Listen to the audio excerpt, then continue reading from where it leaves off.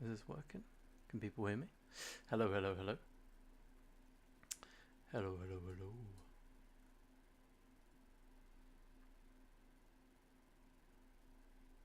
Testing, testing, 1, 2, 3.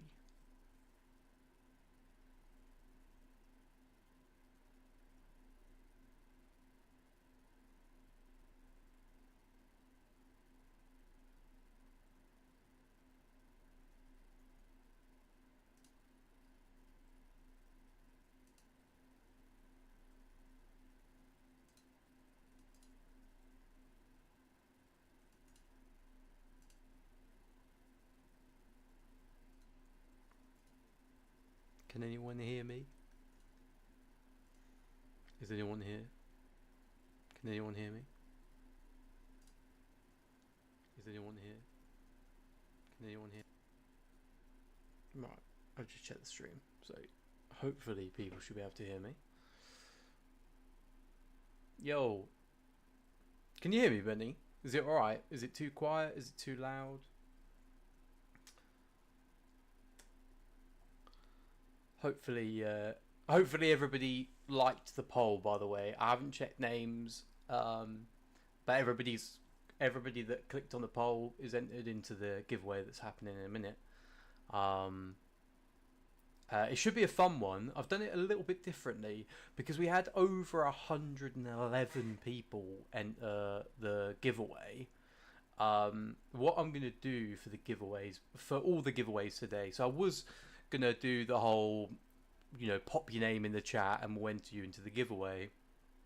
But I think because there could potentially be, let's say half of those people turn up to the stream, that's quite a lot of typing out the names. It would take a long time. So what I'm going to do instead is I've saved all those names to a name pad. So for every single giveaway today, unless someone tells me that, for the other giveaways, hey, I've been missed off, can you add me?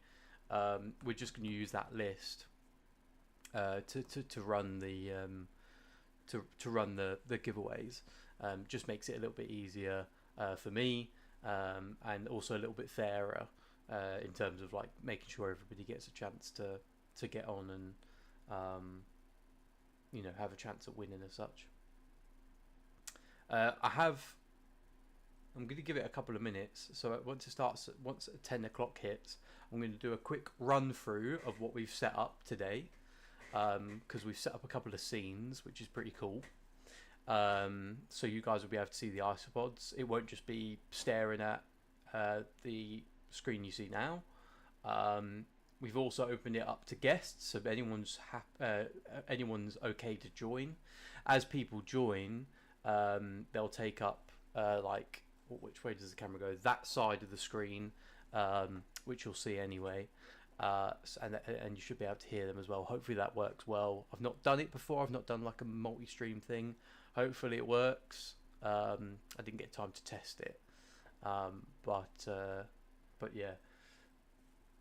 As you can also see, the first auction of the day has technically already started.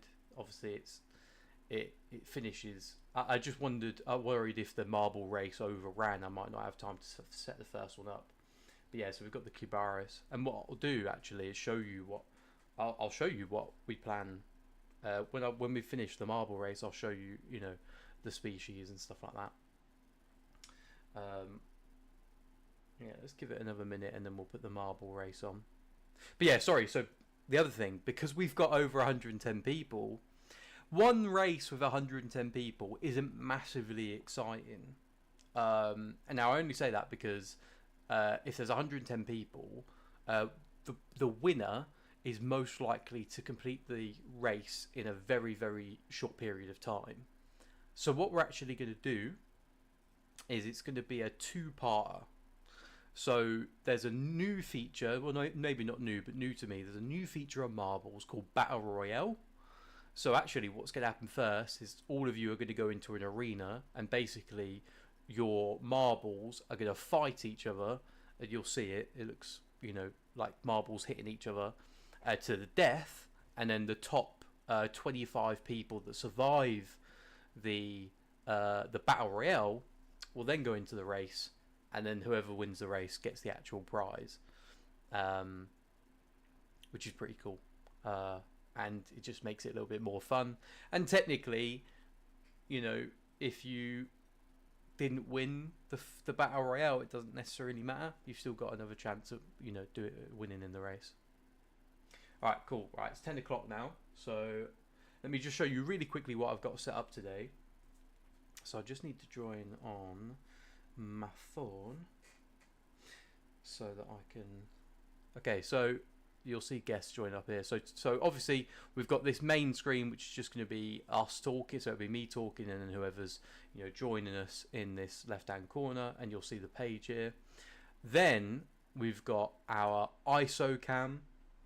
So I've got a camera set up here. We're going to get some setups, and we'll be able to show some bits on here. Unfortunately, the camera's not great for isopod close-ups, but and you also see that it has all the auction details there. But we also have the ISO cam close-up, which I'll attach my microscope to soon, so we'll be able to get some proper close-up video of the isopods. So yeah, that's how today's going to work as such. And let's get into the marble race, because that's what we're all here for. We're here for the Battle Royale.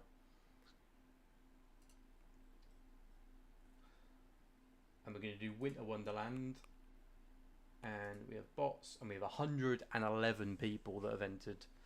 We're going to give it just a few minutes to let everybody kind of, you know, join the stream, and then we'll get into it.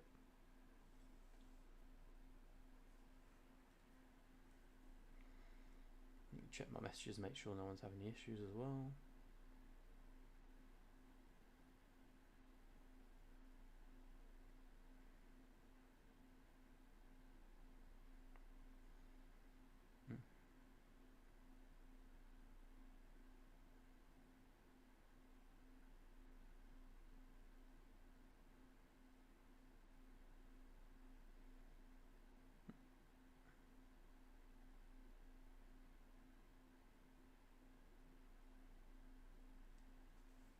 We were going to have DB join the the actual race. He was going to commentate with us, but I think he might still be asleep, which is fair enough. It is 10 o'clock on a Sunday, but I'm sure we'll have just as much fun either way.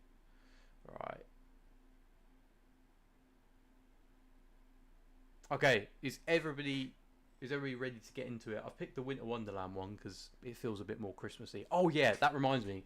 So I was going to wear a Santa Claus outfit, and then I realised I'm going to be sitting here for 12 hours in a fake beard and, you know, a hot kind of cloak as such. So I decided not to do that. So all I've done today is actually just cosplay the fat part of Santa. So I've got that down at least. So you'll just have to imagine Santa as just a normal, overweight IT nerd that hasn't really shaved properly and looks really tired. Post-pods. Post-pods. Right, is everybody ready for the race? Can we get some... Yeah, we're readies in the chat, and then we'll get started with the first part of the race. So for those that have just joined, because I know we've just gone up to a few more viewers now, the race is going to be 2 parts. First part is a battle royale. The top 20. So the battle royale, you will be competing. Your marbles as such will be competing to kill each other. The final 25 survivors will then go into the actual marble race, and that's how we'll get our winner. Right, let's have a look at this, and then let's go.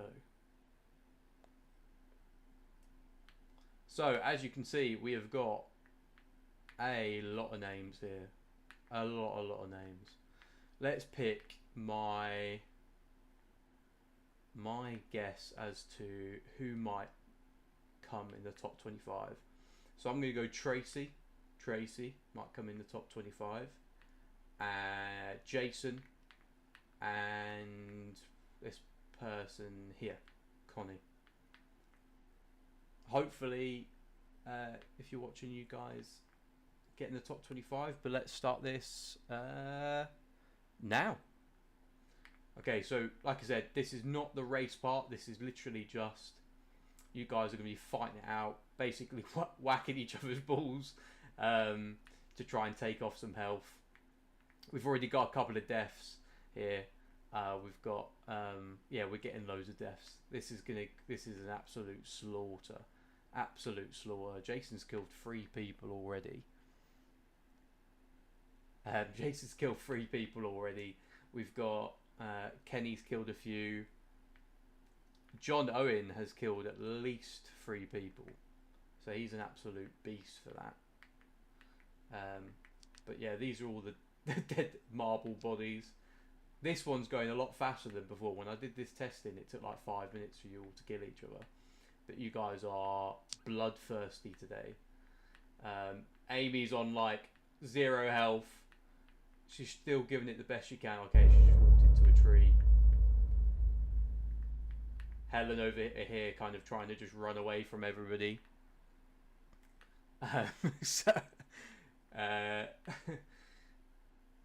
Yeah, David. Battle Dome. Well, okay, I have no idea what this Battle Dome is.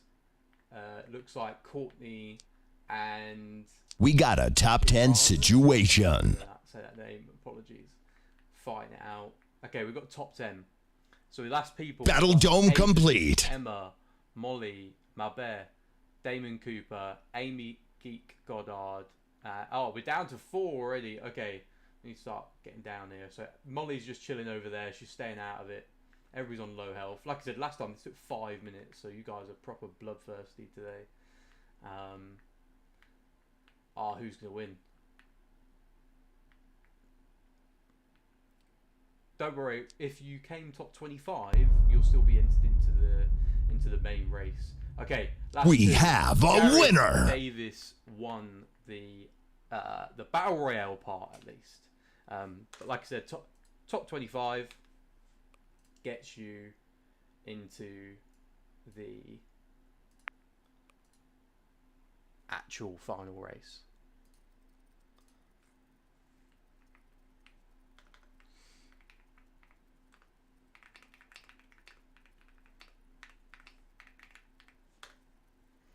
Right, let me just get this all set up. Should only take a moment. While I'm doing that, do you guys want to pick a proper race now? From one of these lot? Oh, there's a Christmas one now. Pixels Holiday. Yeah, if you guys put in chat which race you want out of these lot, I'll select it. There seems to be at least 2 new ones at least.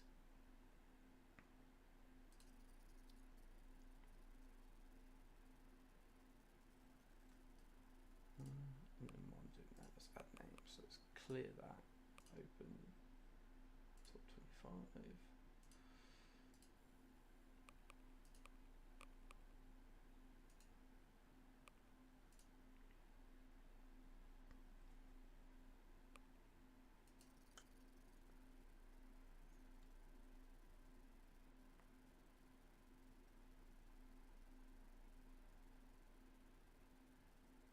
Anyone going to pick a race? Oh, I didn't put the tunes on. What tunes do we want as well? I don't know. Is there not just like a...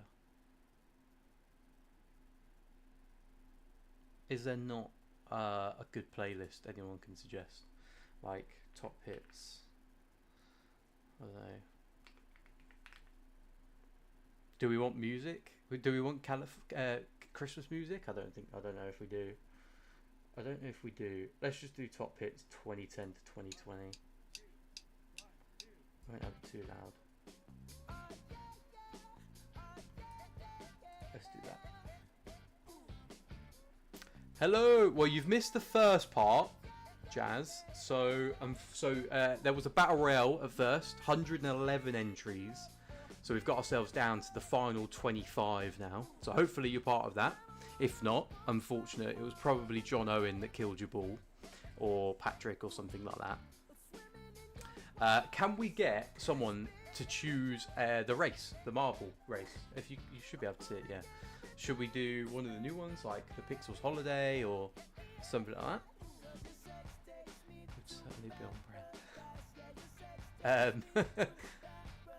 I feel like that's a setup. Is going to be some sort of like really awful track that is going to get the whole stream banned. So I'll give that one a miss. I didn't like the film, so I doubt I'll like the music. Maybe I will. Maybe it's the best tune there is.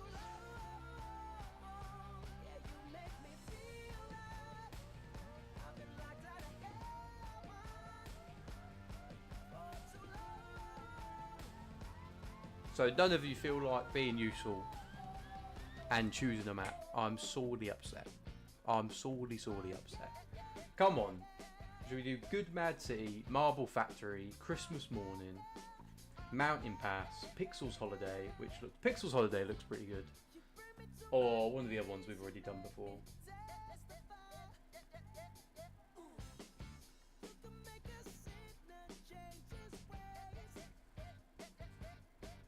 Do Pixels Holiday. There we go. Awesome. Thank you very, very much. Right, let's get Pixels Holiday set up then. So we need bots, and then we need 25. Let's have a look. Let's check this race out, and then give everybody a view of who's left to win the main the prize. So our remaining players are Snowy from Snowy with Creatures, Jared Davis, Helen Dodd, Damon Cooper, Mabe, I'm going to pronounce some of these names really bad, Irana something, apologies, Amy Geek Goddard, Sean Duffin, Courtney, Chris Brown, Emma Cockrell, Kalopsy, Kenny Commode, Emma Kaleski, Eloise, Aidan, Lewis, James, Whitney, Daniela, Georgia Fortune, Molly Wilms, Danny Plummer, and Clarice Chevalier. How do I do this? So, dude, so I put a poll up over the past week. So all you needed to do was vote yes to that. If you didn't vote yes to that, don't worry. If you didn't, the next giveaway. So unfortunately not this one, but the next giveaway, I'll be able to add a few more names. So yeah, but yeah, it was 110 people, 111 people. So as long as you put your name on the poll, I'm sure you probably got added. Unfortunately, you probably just got killed in the battle royale round. Yeah, so we did 2 rounds. The first round was the battle royale, and then now it's onto the race. So you're probably in the first 111 names. Robin, yeah, there was definitely a Robin in there. I can show you the list as well, really quick, just to make sure. Afterwards. Right, cool. Let's do the racing, guys, because we're about to start the proper auctions now. Okay. Oh, there was supposed to be a countdown, but it just ran off straight away. This looks like a fun one. Hopefully, it's not one of the ones where we'll just like boot you out of the race straight away. Okay. Anyone got bets? I know some of you aren't in this. So who are you rooting for? Personally, well, actually, CC's won a load of them, so like CC shouldn't win this one, really, technically. I am betting on Mabbe today. That's my guess. Oh, we've got Dan from Postpods joined as well. You probably just heard him make some weird noises. I certainly did.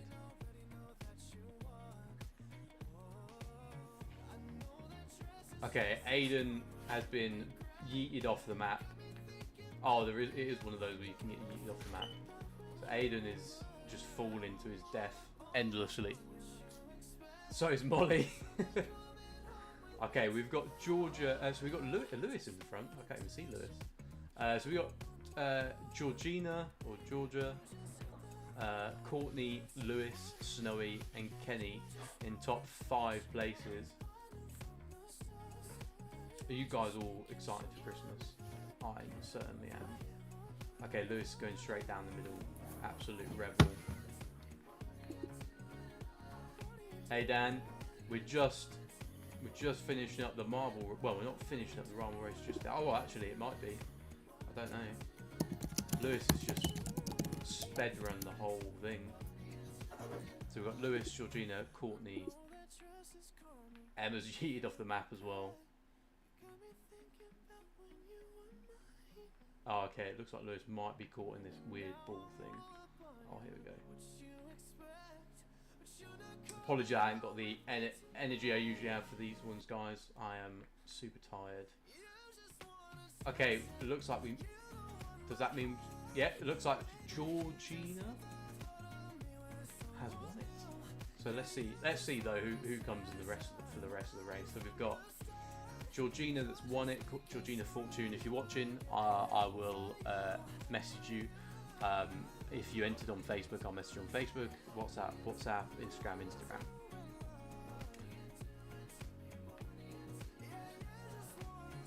CC, I feel like I jinxed you because you're in dead last now. After I said you shouldn't win another one, I feel really, really bad now. Okay. So we've got top 5. Georgina, Fortune, Snowy from Snowy with Creatures, which is Annie, Courtney, I'm sorry, I keep saying your name wrong probably, Irana, Emma Cockrell, Chris Brown, Lewis String, Helen, and that is your lot, guys. Alright, hope you had fun. Like I said, I'll message the winner. And look forward to the next giveaway. Right, I'm also going to show you guys quickly again what we're doing today. And all the different kind of scenes as such. So we've got the main scene here, where we'll have just normal chat. and we'll have some guests joining throughout the day, which will be quite fun. We've got almost all the vendors said they'll probably pop in at some point to say hi, which is really nice. And then we've got two more things. So we've got the ISO cam here, so this is going to be for the wide shots. I'll get some of the enclosures out and kind of show you a few things about that, and we can have a bit of a chat. Unfortunately, it's not great for showing isopods up close, so for that, what we've got set up here is the ISOCAM close up. The ISOCAM close up is going to be able to get right up to the species, so I can show you on here, and we can have a bit of a chat about it, and you guys can ask questions. Dan, you are already let in. You just need to turn on your camera. Everybody could see you earlier when you turned on your camera, just as an FYI.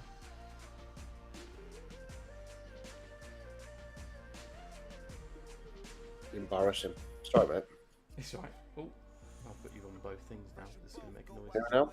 Here he is.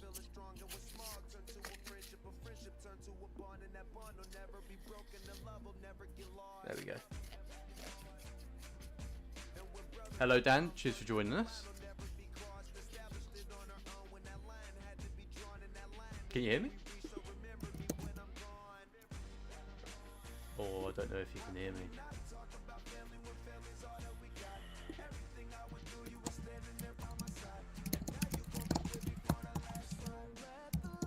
Hey Dan, can you hear me?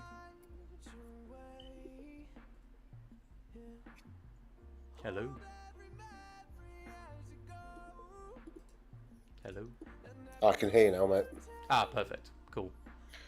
Which can't see you or anything, so I think this here just isn't the same as the YouTube, if you know what I mean. So I can't see the screen, or I can't see you at the moment on this. Ah, the stream, yeah. Yeah, so because I did it through OBS, yeah, because I have to do it for OBS because I had all the scenes set up. I've used this, and I didn't know quite how it worked, but I can see you. Everybody else can see you. Everybody else can hear you, luckily. I don't know if I can't unfortunately turn my camera on though, because my camera is being used by OBS. No, it's fine, mate. I've done is I'll just watch YouTube with the bit of delay. Oh, okay, cool. Well, anyway, guys, for anyone that don't know, this is Dan over at Postpods. He's come to keep me company and keep me sane, and yeah, have a bit of fun. Also, he's a great source of information. He'll be able to answer any questions that you guys have. And I think at the moment have you still got that discount code running up, Dan? Which one? Hey guys. Yes. Yeah. So he's got a discount code at the moment for his website. It's Hey You Guys. No, it's just you guys. No? Oh, just you guys. And it gives you 15% off everything. Awesome. Appreciate that, Josh. No worries, dude. What do you think of the? So you can see the stream now. So yeah. what I've set up, dude, is we've got the auction day here, which obviously we can chat and watch it kind of bid up. But then I've also got this wide cam, which is down here, which I'll get some enclosures out, and then I've got the close up, which we'll be able to see some close up. I saw the ISO cam, yeah. I really do like that. I really do like that. So we'll be able to see the close up footage of the isopods as well. In fact, saying that, I'm going to get our first set of isopods out. So let's use this ISOCAM. Like I said, unfortunately, guys, not the best quality camera. We don't do this often, so unfortunately, I can have the money to invest in the camera just for this. But maybe if we do it more in the future, I'll be able to spend a bit more money on it. But I think the close-up cam should do as well anyway.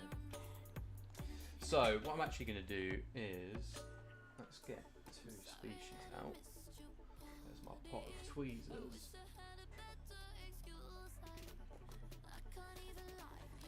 And these guys love to cling to the stuff at the top. Oh, perfect. We've got a male and a female for us right at the top. There's the male.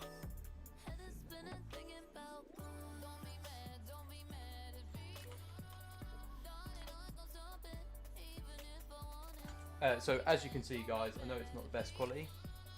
We've got a nice smaller section of moss. It's damp but not wet. And then we've got plenty of leaf litter. This is our Asian leaf litter. And then we've got some cuttle bone and stuff like that. There is a great gradient over this side here, which you can't quite see, is quite dry, and over this side is really moist, because these guys do like a gradient. They're a medium-sized Cubaris, I would say. So they're not large. They're not going to get as large as things like maybe cappuccinos, but still beautiful all the same. Have you ever had Cliff W's, Dan? I've not, mate. No. To be fair, this is as much as me and Josh speak every day without fail. Still, every time I see a list from him, or we go into a show together and I see his table, he's always got stuff that I've never heard of before. I think the last show was the most embarrassing. I think you had about 10 different things on your table I didn't even know existed. Like the fire button, stuff like that. They're amazing looking, but it shows how vast the fire are. Sorry, yeah, shows how vast the hobby is and how much it's still growing, doesn't it? Really. But no, these are really nice. These I saw these on the. You're auctioning these off later today, aren't you? These are quite late on. They're actually on auction right now. So as we show these species off, they're going to be auctioned. And at the moment, the bid is at £43. These usually go for a lot more. Last year I saw them go for quite close to 200, and they seem to be sitting at around the 125 to 150 pound range at the moment. So these are the females. So the females are a lot more colourful than the males, as I think with other inverts. Well, maybe not colourful, maybe that's the word, but it's it's a really nice pattern. So they have this kind of black and kind of translucent pattern here, and then the males are orange, and the male here is just being really, really shy.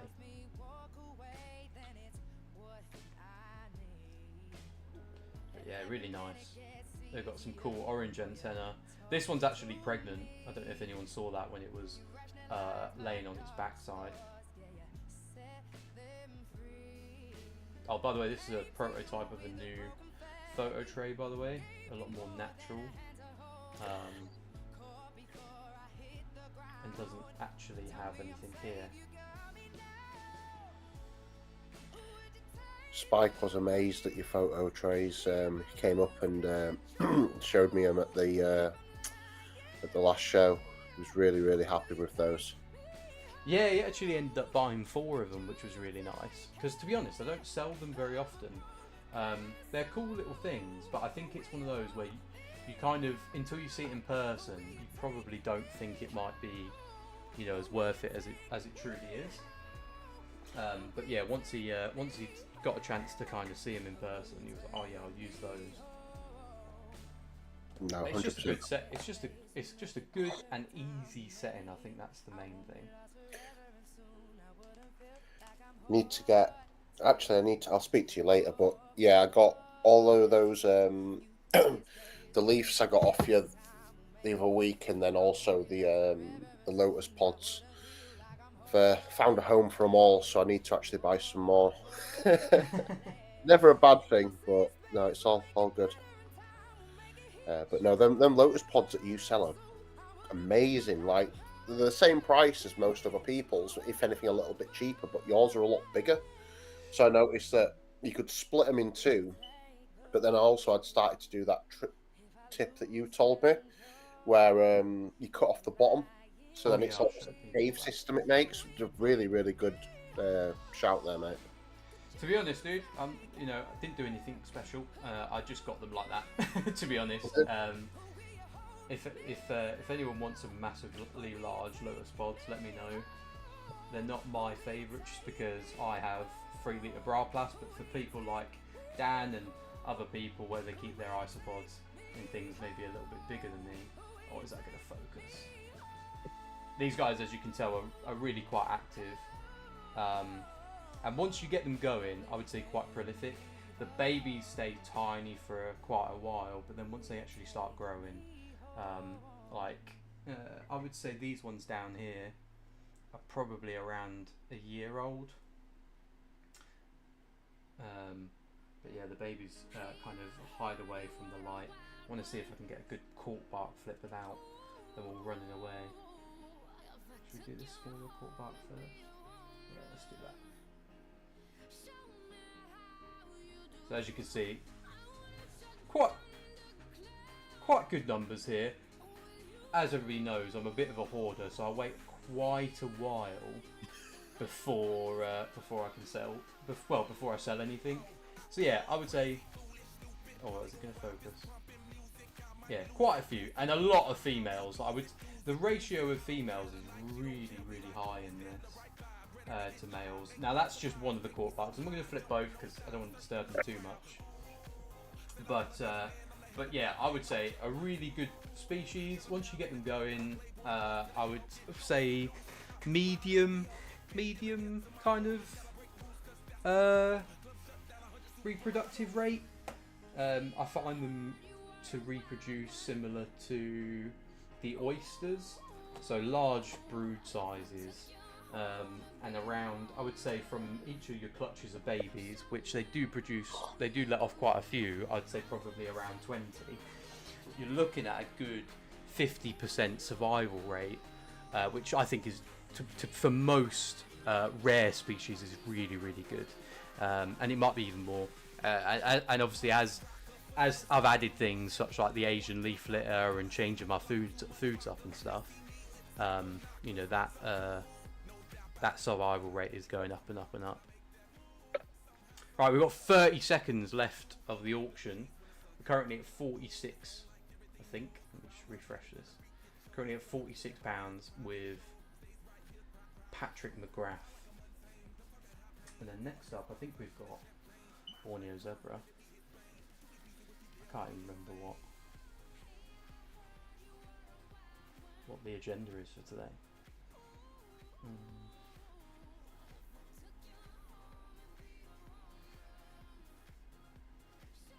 Mr. Chris Hale is live in the building. Hey, hello, Chris. I didn't want to say anything whilst I was interrupting Josh's flow. No worries. How are we all? We're good? Yeah, man. Okay, so sorry. We've That's got a winner for the auction, the first auction of the day. We've got a winner with Patrick McGrath for £48. That's an absolute steal. That's for 7 X Cliff Duckies, which I think, like I said, are currently around £150 for 5. Bargain. Yeah. I feel like today is going to be full of bargains, which is good. Okay, let's get the next auction up. So the next auction will be for 7 red Ember Bees.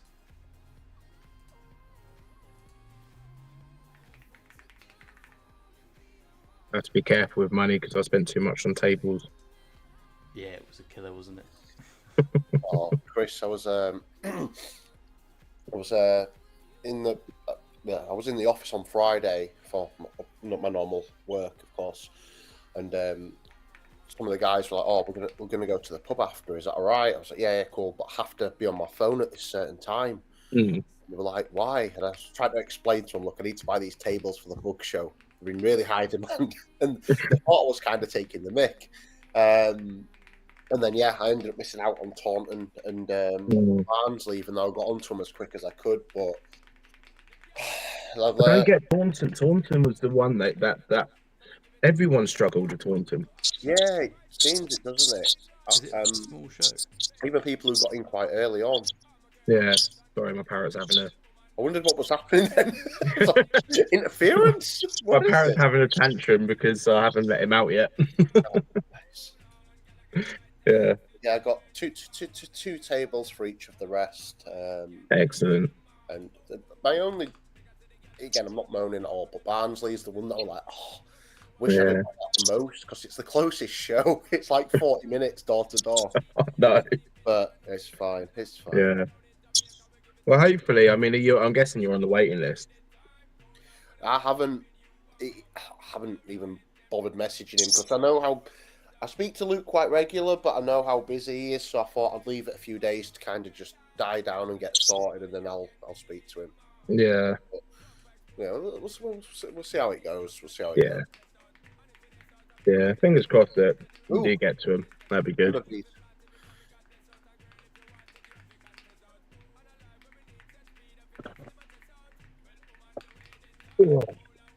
Yeah, I managed to get all of them bar Glasgow because it's too far for me. Nah, makes sense, bud. Yeah. What? Oh, interesting. I put a bid on this quite a bit higher, and it went straight away. It must mean there's 2 bidders already. Someone set their someone must have set their max, which is good, right? Because this is what I was thinking. If when you're in an auction, you get really caught up, right? You're like, oh no, you know, I want to beat this person. I'll beat this person. Whereas this, you can go, look, I'm spending 20 quid. If it goes above that, I believe in it. I'm not, you know. And best part is step away. Don't even look at it towards the end. Don't, you know. Jasmine's got a good bid on these. I feel it. I've bid 3 times now. I'm still not winning. Did he give up against Jasmine? Don't know. To be fair, I think she's got quite a good Ember Bee colony at the moment. I think she's won some from Spike. I can't remember if she got some more from me. There's a day left on the Ember Bee auction. Right, that is a bad thing. Let me just change that now. Luckily, I can change the end time.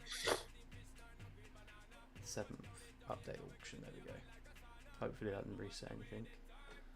Let's have a look. I have to be careful now. Dan and Jasmine, this is gonna be the one. But this is the history, mate. Like every time I put another bid, she's already in front. she's already gone up. That's it.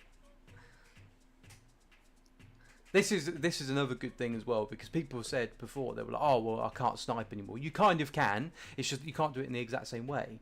So like, let's say for example, you wait until the very last second to, you know, bid 50 quid, let's say. You're not, you know, committed to the whole amount. You might win it for 43. You might win it for 42. You might, you know, and so on and so forth. It's not. So it's not that you don't get to snipe. It's just that you can't necessarily snipe exactly for a penny or a pound.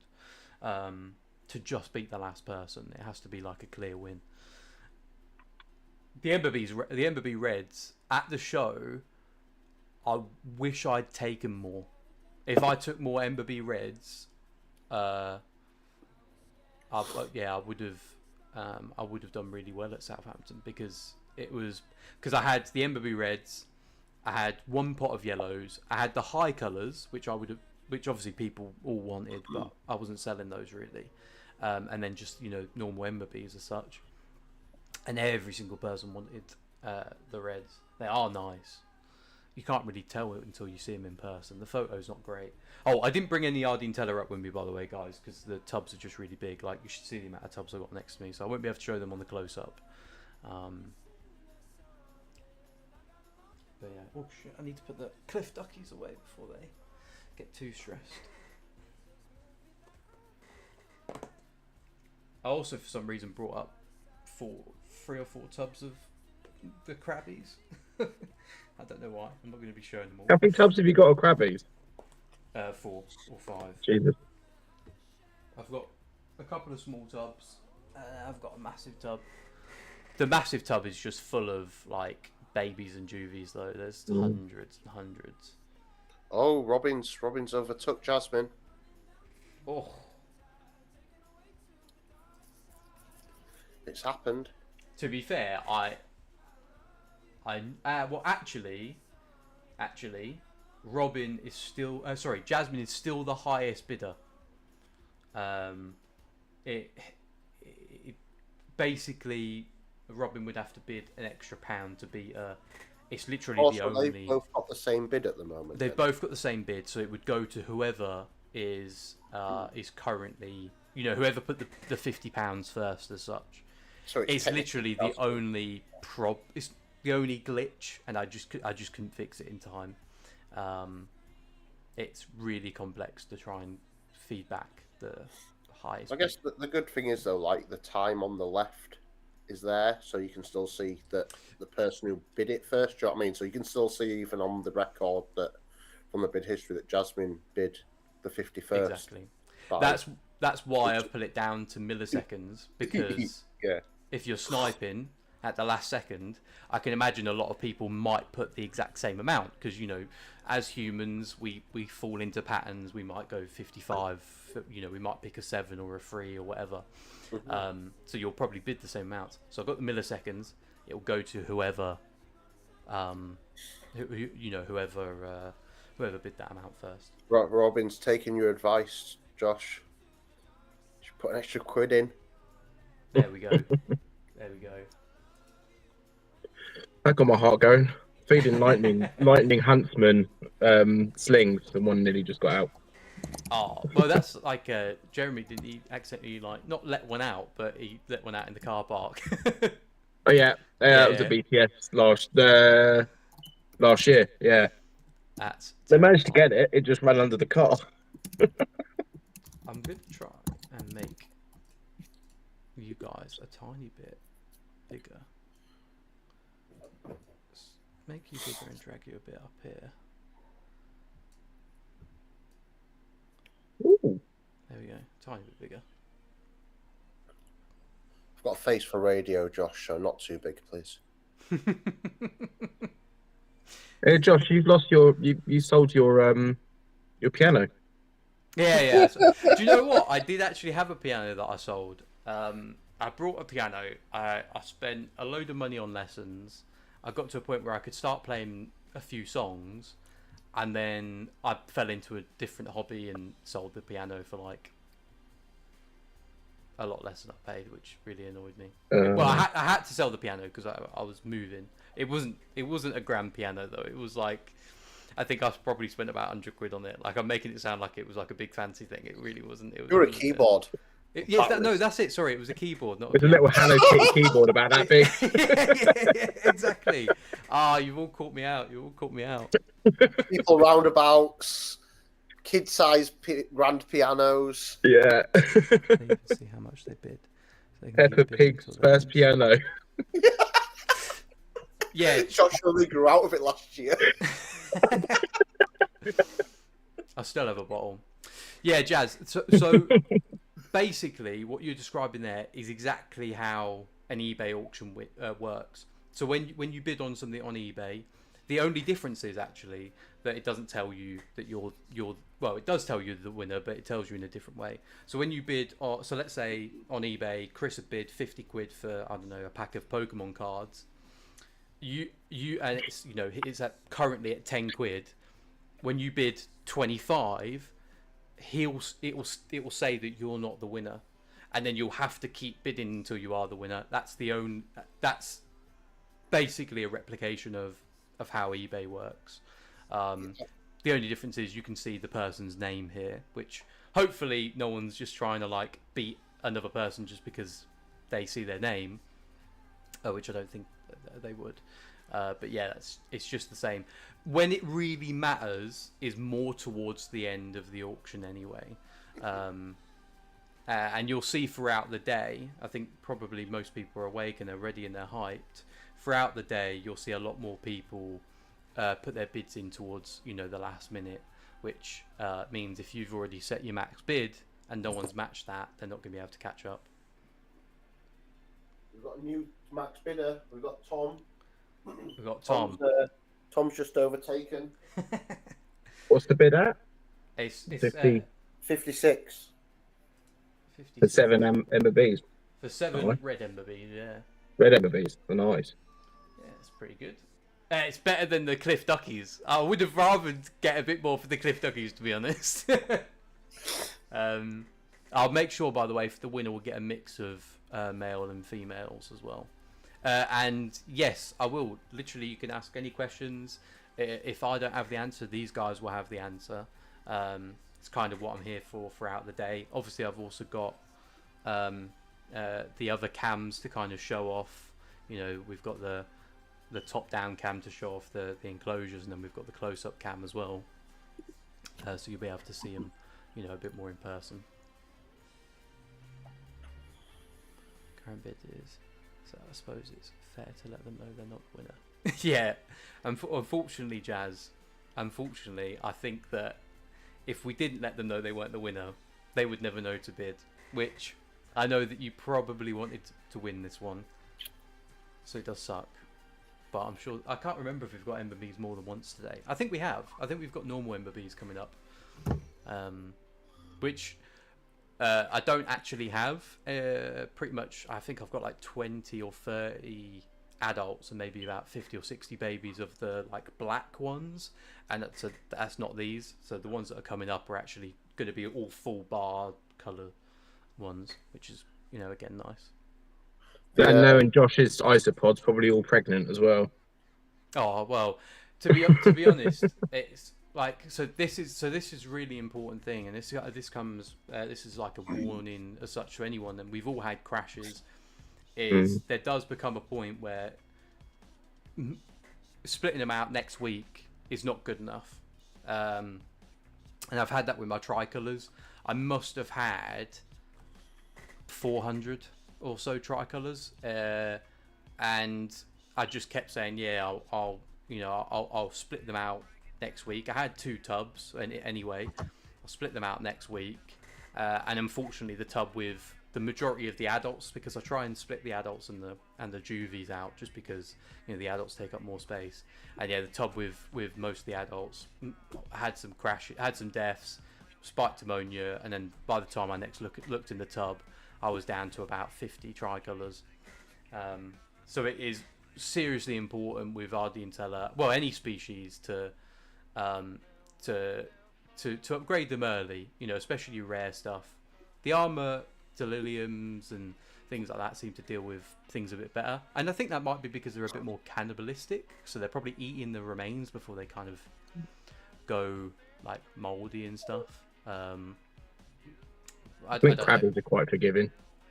The crabbies are quite forgiving. Yeah, the crabbies are really hardy. I would actually suggest them as a beginner high-end species for people to get into, to be honest.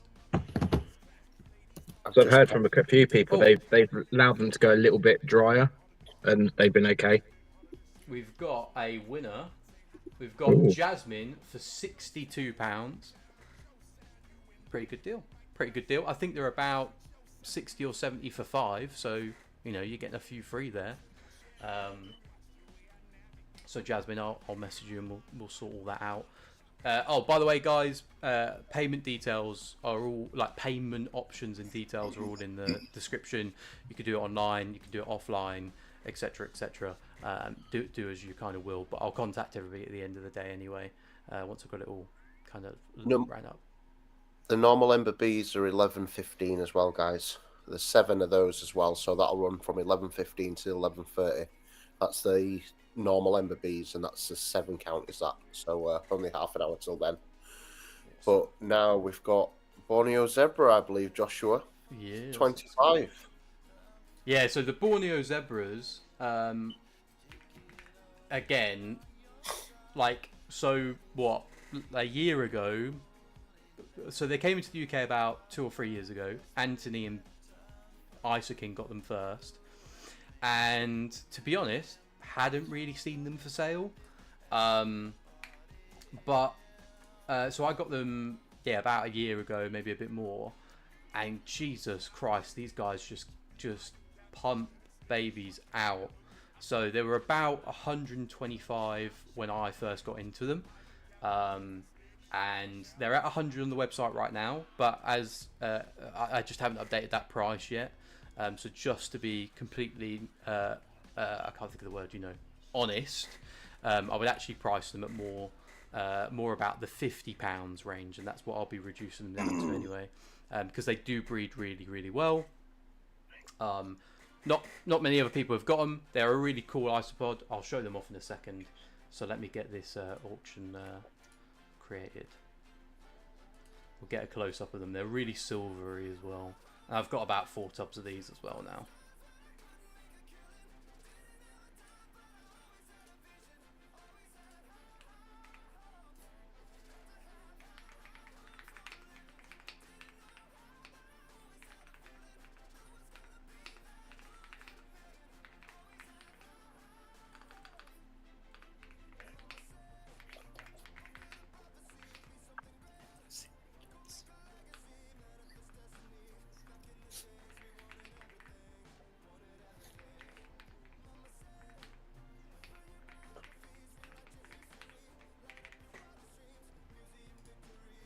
upload an image.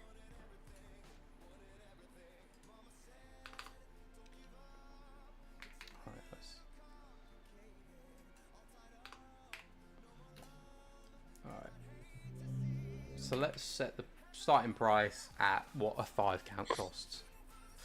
And let's end that at 11. 7th. What's nice about this as well, to be honest, is just like writing these auctions out every 15 minutes on WhatsApp was such an incredible pain in the ass. Oh no, I need to put for 25.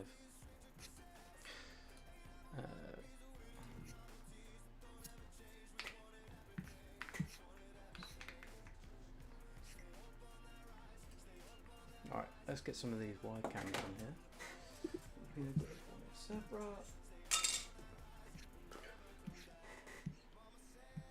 Hopefully we should still be able to see you guys. Yeah, cool.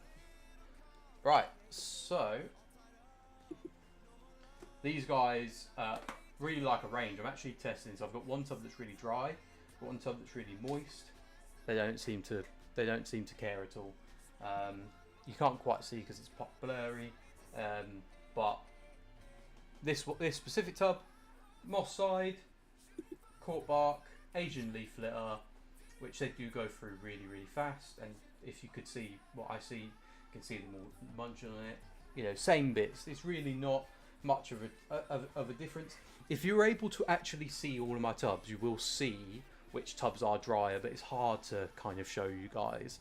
It's one of those, I need to do a video on it, but for any species I ever get, I don't follow a care guide. I don't follow really what other people say, because the easiest thing, dry side, wet side, see where they go. And if they're always at the dry side, let it dry out. If they're always at the wet side, add a bit more water. And if they're 50-50, you've got it spot on straight away. It's not rocket science, but unfortunately it does take a bit of trial and error. So it's always best to ask someone that's kept the species before. But if you're getting something that's new and there's not much research out there, best way to do it. Right, let's get a close-up of these.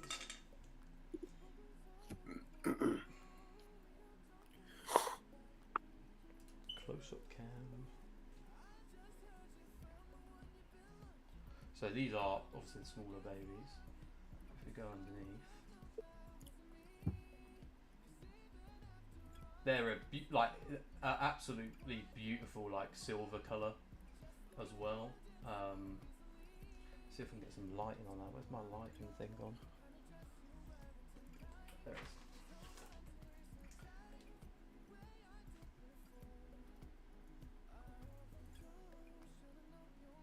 Online, there's a lot better photos than I've taken.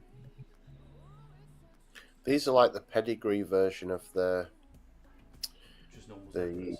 The normal zebras, yeah. Yeah, like yeah, they are. Full solid lines, full solid colour. Amazing. Amazing. And like I say, they've got a bit of a sheen to them as well. I've got 2 albino ones as well, which I've separated out in a small little pot. But yeah, I mean, you can tell by just being on top of the cork bark, like how many there is. I didn't do a count, but I estimate I've probably got a good 500. And I did start from about 50, so obviously that helps.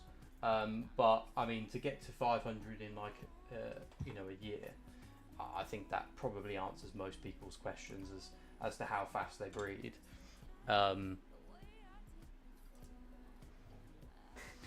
Sorry, I haven't even been really looking in the chat. Just to clarify on these, and so they're £50 for 5 usually. So this is £250 of value to the. Well, yes, yeah. So I mean, look, if 100%, if another seller was selling them for £100, I don't blame them, because that's exactly what I had them priced at for a while. It's just that I've hoarded them to the point where I've now got loads and I'm able to offer them cheaper. If you were first getting in, so what I'm saying is, unfortunately, you can't.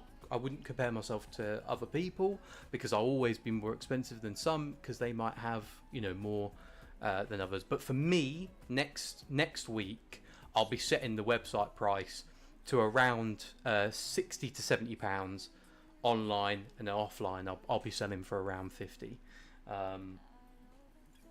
which I'll probably stay at for quite a while, because they are quite nice, and I like to keep them. Yeah, they really are nice. Honestly, in person they're a lot nicer. I'm not just saying that, they're just a lot more silvery. Right, we've got a third person join now. Who's this? Who is that? Oh, it's me. It's the close-up cam. I was like, who is that? Who's that that's joined? It's the close-up cam. Hopefully that'll go away now. Yeah, there we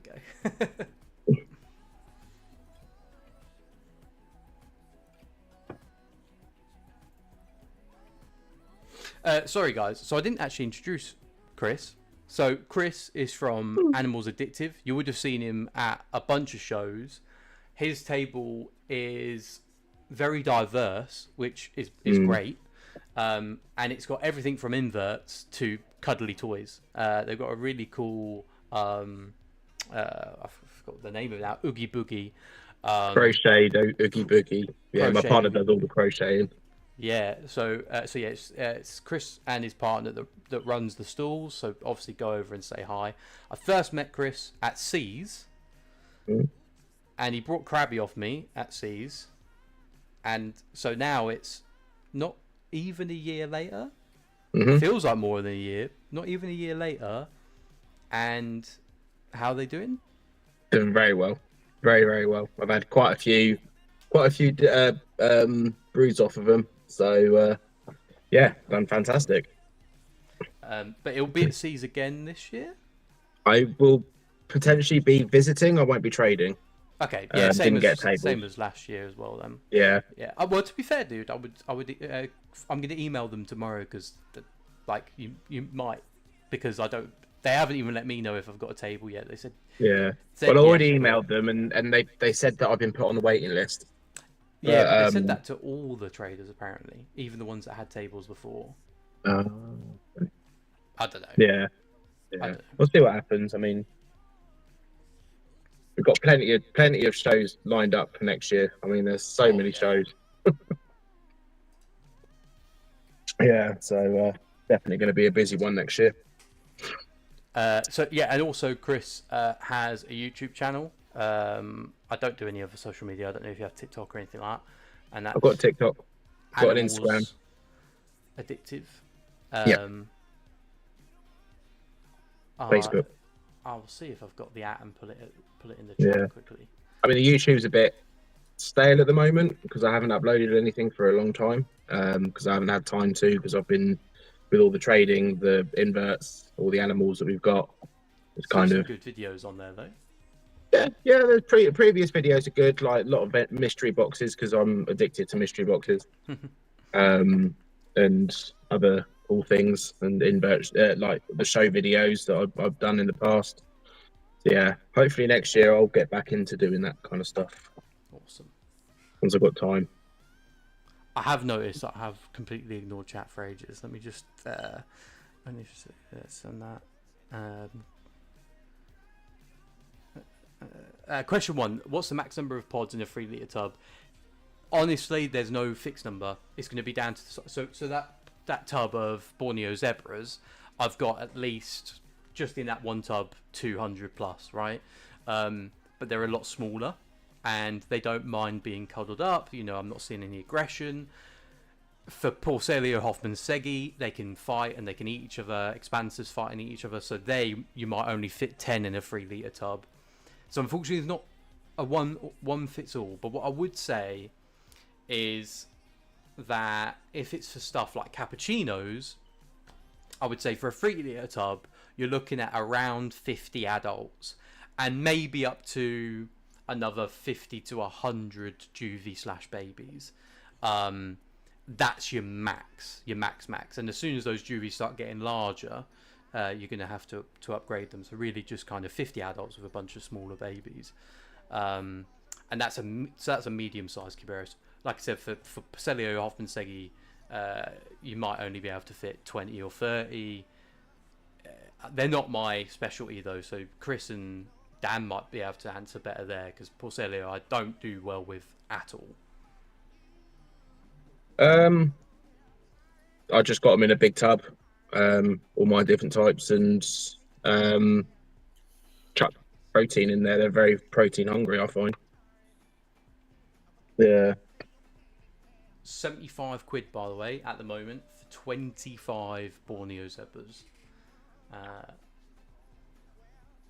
250, about 250 plus worth.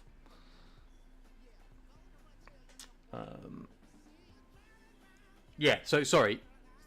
It seems like no one has a direct answer, which is just the same with any other invert, you know, unfortunately. Again, feel free to always ask in chat, post photos. And if you start seeing any deaths, like a lot of deaths, split them out always. Always move them to a new enclosure. Second you see a load of deaths, just do it. It's not worth waiting and seeing. Just do it. I think the other thing is that you think where they come from in the wild, they live under very tight enclosed spaces. Mm-hmm. Some of them do in the wild. Like if you go outside and you pick up a slab or something, you see all of the wood lice that are underneath, or isopods that are underneath the slab. So yeah, I think,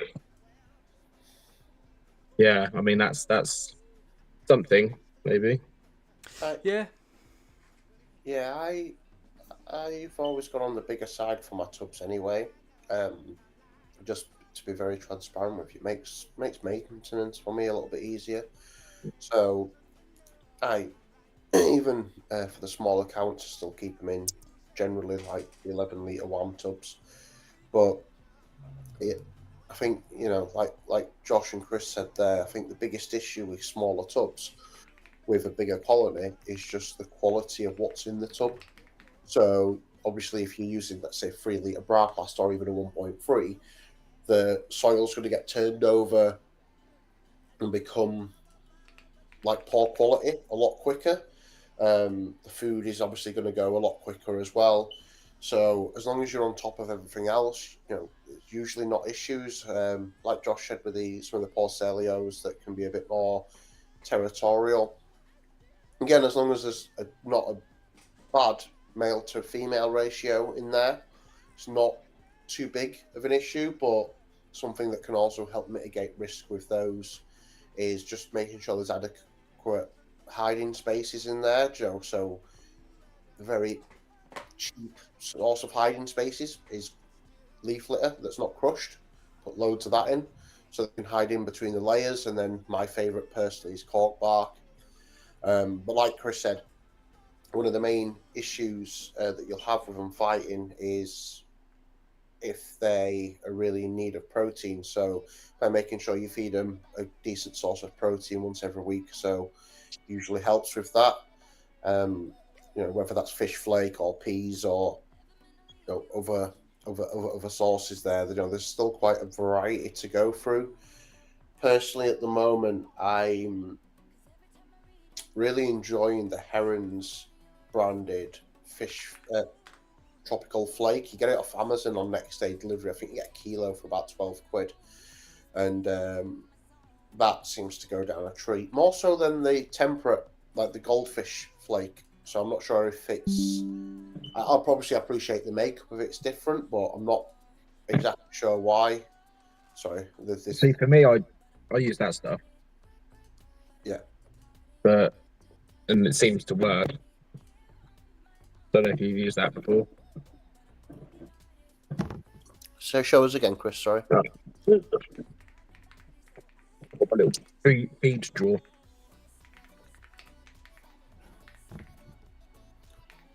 It seems to work a treat for me, and No, I've not tried that actually. yeah.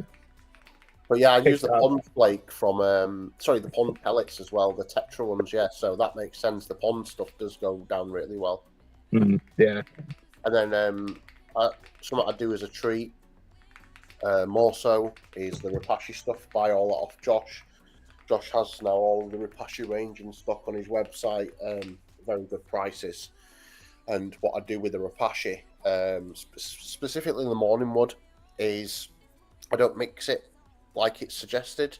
So I don't add water to it, mix it, and then put it in the fridge or whatever, then serve it up in like little jelly cubes. I just put it in as is the powder. I found that when I was doing the jelly cubes, it was it'd go off a little bit quicker, whereas the powder doesn't, and obviously it also saves you a lot of time, especially when going through a few hundred tubs. But even found that the springtails demolish the morning wood as well, which is really good. But yeah, the 340 gram tub, I think it doesn't look like a massive amount, but because you're only feeding it really more as a supplement, you know, half a teaspoon a tide or a full teaspoon in some of our bigger enclosures, it does go quite a long way. I got a tub off Josh probably 2 months ago, and we're only having to just order another tub. Actually, yesterday I ordered another tub off him, and I've got 180 some types of isopods now, so, and 7 or 8 things of springtails. So yeah, it goes a massive way that as well. And like I said, you don't have to just feed them it on their own. Once every month or so is still very beneficial for them on that. And we got the next one up, Joshy. Yeah, so this is a really rare species. In fact, whoever wins this will be the first person to have got this pretty much anywhere. So the species itself, Midnight Purple Albino, extremely rare, Thailand species. This is a selectively bred morph from the Midnight Purple. So not only have you're getting a rare species just in general, you're getting an even rarer morph. So I would suggest that probably less than maybe 20 or so people, maybe let's just say, to be on the safe side, less than 50 people in the world actually have this species, which is pretty astounding. So we're going to have a little look at them up close. So they are a pink pod. They look a little bit like maybe the papaya colour. So they're unfortunately not, cherry blossom colour. But hopefully you can see they've got a nice peachy colour with a kind of white skirt going all the way around. You can see the red eyes. And in terms of breeding, so I would say medium. We're not talking like marina level. In fact, I would say, so I started this off with 10. And again, a year later, I'm now able to start selling some. So you'll be able to see a couple of the albinos don't always fully produce albinos. It all comes down to genetics. And as you can see, there's a couple of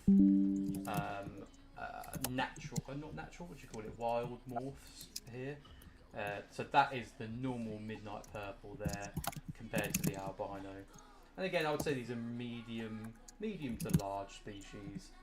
I don't do anything special with these. Again, it's all about your kind of gradients. We want a nice moss side, we want a nice dry side. Oh, also, this was what Dan was talking about with the lotus pods. So what I do with my lotus pods is I actually cut off the top here. And what you'll notice is when they have babies, the babies crawl inside here, and they basically live in there for a long, long time. It's really nice and safe inside, and it's really nice and humid, especially if you've got a few of these in. So definitely do that. It's a great little way. Also, they'll eat the lotus pod itself over time, so they don't even have to leave their room as such to eat, which we can all kind of relate to. Or maybe it's just me, maybe I'm just a lazy one. But that is the Midnight Purple Albinos.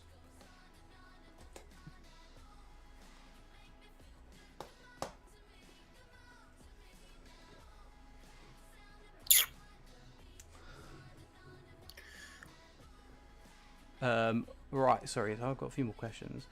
Run out of spare boxes of Jorma Supernals. I was doing okay. Yes, yeah, the Ember Bees are definitely more arboreal. I think we talked about it. Hopefully, I can't think of the word. Now you know about the arboreal stuff and you've got it all set up. they're a lot happier, you know, given the space. But yeah, definitely an arboreal species, definitely not one to keep in something like a 3 litre. It's not to say that it won't work. There's definitely people that keep them in 3 litres. I need to change this auction really quick because it says tomorrow again. But I've not had a good experience in 3 litres, and 99% of the time when someone says they have had issues, the first thing when I ask for a video, because as you guys know, if anyone has any issues, I'm happy to jump on a call with you. You can send me a video, whatever. And the first thing is 3 litre tub. So like I said, it's not that I'm saying it categorically won't work. It's just that it doesn't work for most. And as such, I would stick to what the majority do, which is an arboreal setup. And if you can do a terrarium, even better, you know. But we have got, you know, a video on the YouTube anyway. And Kit Kat, if you didn't, I think Patrick actually won the Borneo Zebras for a fucking steal, less than 50%, more than 50% off. They, like I said, they will be on the website probably in the new year at the lower price. So if you want to message me and you want to just buy 5 or 10, let me know and we'll do a good deal today. It's also any purchases online or via me today, everything comes with free postage no matter the price, even if you buy 5 Panda Kings.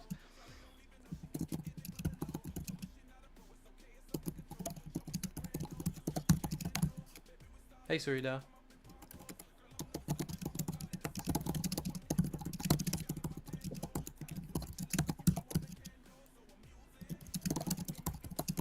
Oh, if anyone's seen the koi Cubaris, that's a species I'd love. You're looking at like $1,500 to $3,000 for like 10 though. It's a bit too much.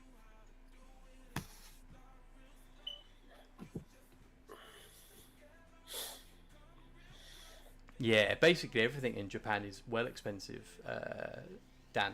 I was talking to a guy in Malaysia that sells cockroaches. He was asking if I was interested. It wasn't really something for me, but it was like these flower cockroaches, and he says that he was selling them to people in Japan for like $150 to $300 a piece, and they looked all right. You know, they didn't look, but I wouldn't say they look like, you know, amazing or anything. They were just kind of red and velvety. It's interesting. It's very interesting, very vast as a hobby. Really cool though. Really cool.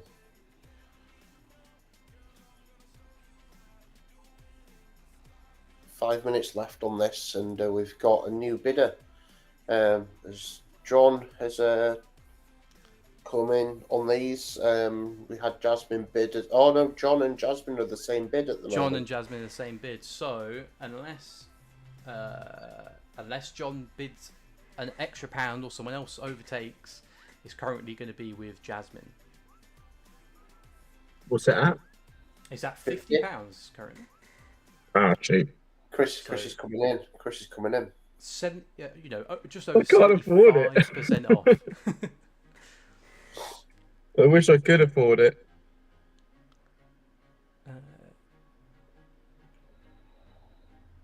Do you know what, Jasmine? I completely forgot to do the code. Actually, I think the code's in the description, but I don't think I actually set it up on the website. Just choose collection. Just choose collection, and I'll sort it out. I'll know if anyone's here. Just choose collection. Don't worry about putting the code in. I'll sort it out, and I'll get your addresses off you. In terms of the leaflet, I'll have to check. Luckily, we sold out really quickly. I was expecting to sell out over a couple of months, and I think we sold out really in kind of the space of like 2 weeks, 2 or 3 weeks. It was only a week or two that you had it. Yeah. Which is really good, because it means that we can get a wholesale order in. It's actually a little bit harder to import a wholesale order, as I'm finding out. The thing is, because it's it's bioactive, it's really hard to get any sort of plant material, depending on what you're doing, you need like a plant license, and you know you're not going to be paying for a plant license for a bloody leaf. So it's really quite difficult. But once I've got that down, it now means we've got enough people that are buying it to make it worth getting in wholesale, which means we can hopefully bring down the price a little bit. Which luckily we're already like a third of the cost of America. And it actually grows freely in America, so like they can just go and pick it, whereas we have to import it. We've got less than 2 minutes left on the Midnight Purple Albino. Whoever wins this is going to be the second in the UK to have it. You know, like I said, probably less than 30 people or 50 people or so worldwide have it. It is a nice species. Don't get me wrong, I would have loved it to be a bit more pink, of course. That would have made it, you know, a bit cooler. But weird and wonderful, right?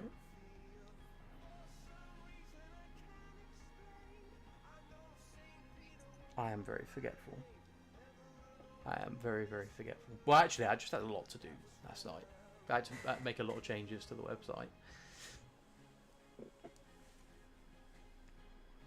How does everybody... So we've got... I'll ask the question after this finishes, actually.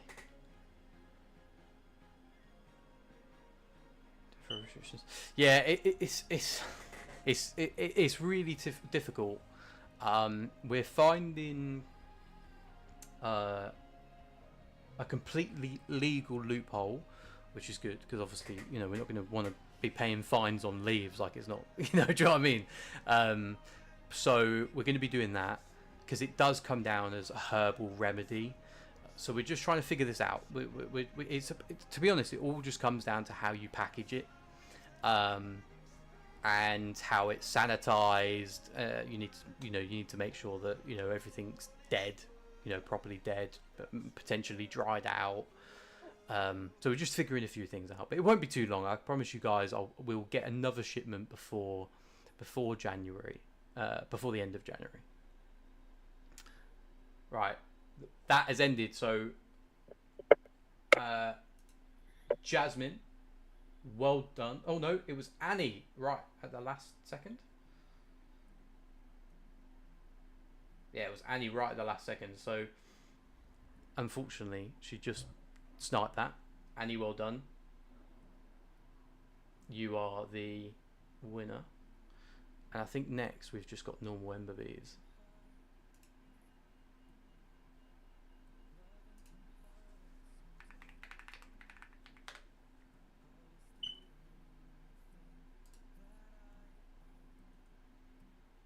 Dan, do you mind if I use your picture? Use whatever you want, Joshua. Thank you very much. Save me taking one. Of all the time it took you to update the website, all the time when you were like, I'm too busy, I'm doing pictures, and he's still not sorted all the pictures. This guy. He had one job to do. I know, mate. I know. That's why we can't have nice things. Yeah, it's Josh's fault. To be honest, I really hate taking photos in general. I just don't. Not only do I not have the time for it, but I just fucking hate it. So I've got a little trick. Well, not a trick as such, but I've got a lazy way of doing my pictures now. So now I've got the camera settings exactly right, because I'll only take pictures if in the photo booth I got, which is a Temu one, to be fair. But now I've got like the aperture, and the other things like all set perfect on the camera, as long as the camera's the same range and stuff. Instead of like trying to like get the isopods to stay still and waiting for them, I just go through the tubs as I'm feeding them, and if something stays still, then it gets a picture. If it doesn't, then it doesn't. Which, believe it or not, 3 feeds in a row, I've managed to get the powder blues to stay still. Okay. So now I've got some good pictures of powder blues on the website. The most unlikely things to stay still. Oh, no, I saw those on your Instagram yesterday. I was like, what are they? They looked so much cooler in the photo than they do in real life. Mate, it's weird. The bums at the back, like the last three segments go in. I was like, I didn't actually realise that really. But yeah, it's so I'm just flicking through tubs doing that. So yeah, that to me seems like a good little trick at the moment. So flip the cork, see if they stay still. If they don't, go again next time you feed them.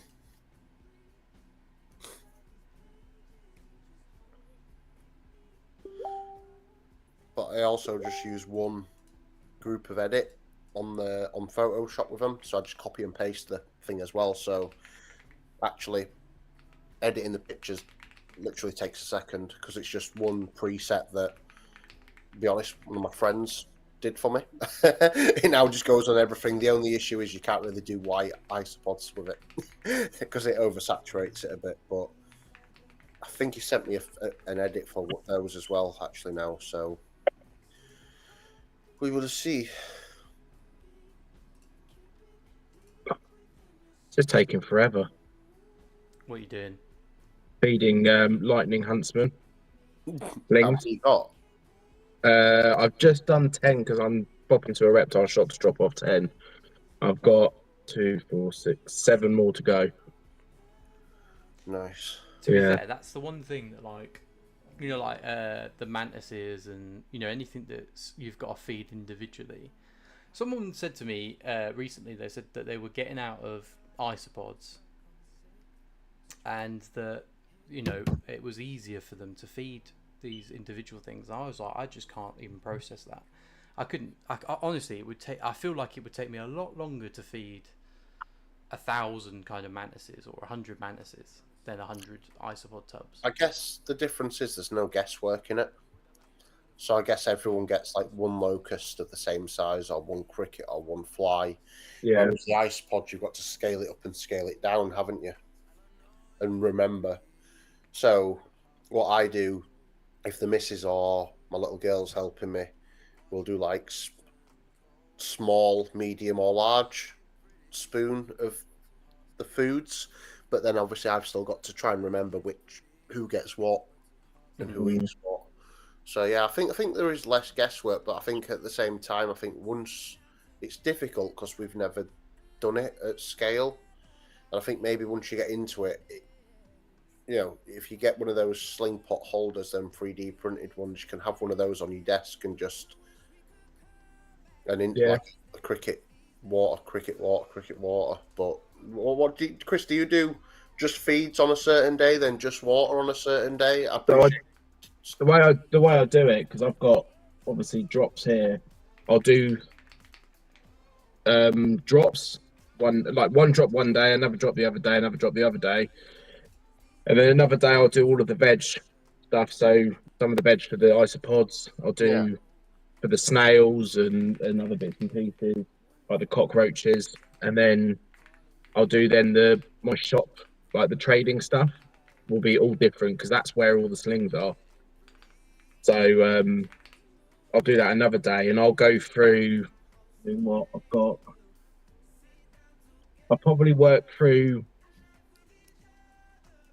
I'll do about 100 slings in about 15 to 20 minutes. Shit. Oh, sorry, guys. Sorry. Wow. It's basically you have a tub with your. That's just feeding, so it's not including like the spraying of the water, depending on the species. But I literally have a pot of whatever I'm feeding. Sometimes it's cockroaches, sometimes it's crickets, locusts, whatever. And I literally just open, pop in, done. Open, pop in, done. Open, pop in, done. And as long as you're quick, and it depends on the species. So tarantulas really quickly because they normally are burrowed, especially if it's like the discalus or Chilobrachus discalus or the OBTs. They burrow, so they're normally in their burrow. They you just open the lid, you don't have to worry about them running out. But something like the huntsman, like these little tiny huntsman slings, they are arboreal, they're up there, they're spinning around the pot, and you kind of have to open a little bit of it and slide the the fruit fly in. Otherwise, it's going to get out, and if it gets out, that's gone. You've lost that in your house, and you've got a huntsman that is loose in your house. Luckily, the house spiders will probably end up getting it, so it's not too much of an issue. But yeah, it depends on the spider that you're doing. Mantis, I can do mantis ridiculously quickly because it's just opening up, flies in, spray water on the top, and that's it, done. That's cool. So it's pretty. Mantis are easy. Tarantulas are easy. True spiders are a lot harder because they look at an opening and they're like, "Oh, look, opening," and they'll run for the opening. So it's an absolute nightmare. I've had wolf spiders. Wolf spiders have got out so many times when I've had wolf spider slings. But yeah, the ones that aren't too bad are the ochre face netcasters. So those ones are not too bad because they're kind of like a orb weaver, but they're not.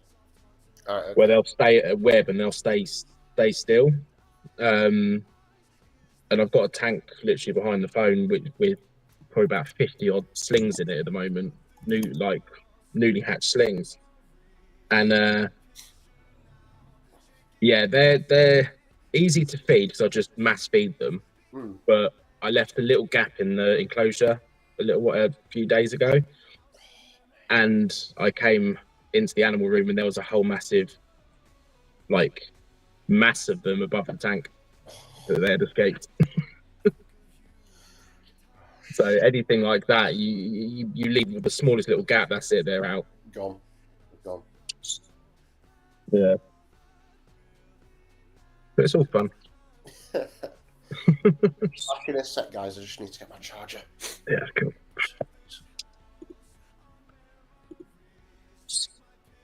Josh, you haven't got tarantulas, have you?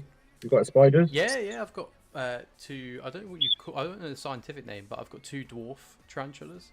So I've got the one with the love heart on its bum, and the same thing, but I've got the black version as well. Both females, mature. Okay. Nice. I don't plan on breeding them. I literally never see them. I've seen them twice. I think if I was to get another one, it would have to be something that's out more because I really do like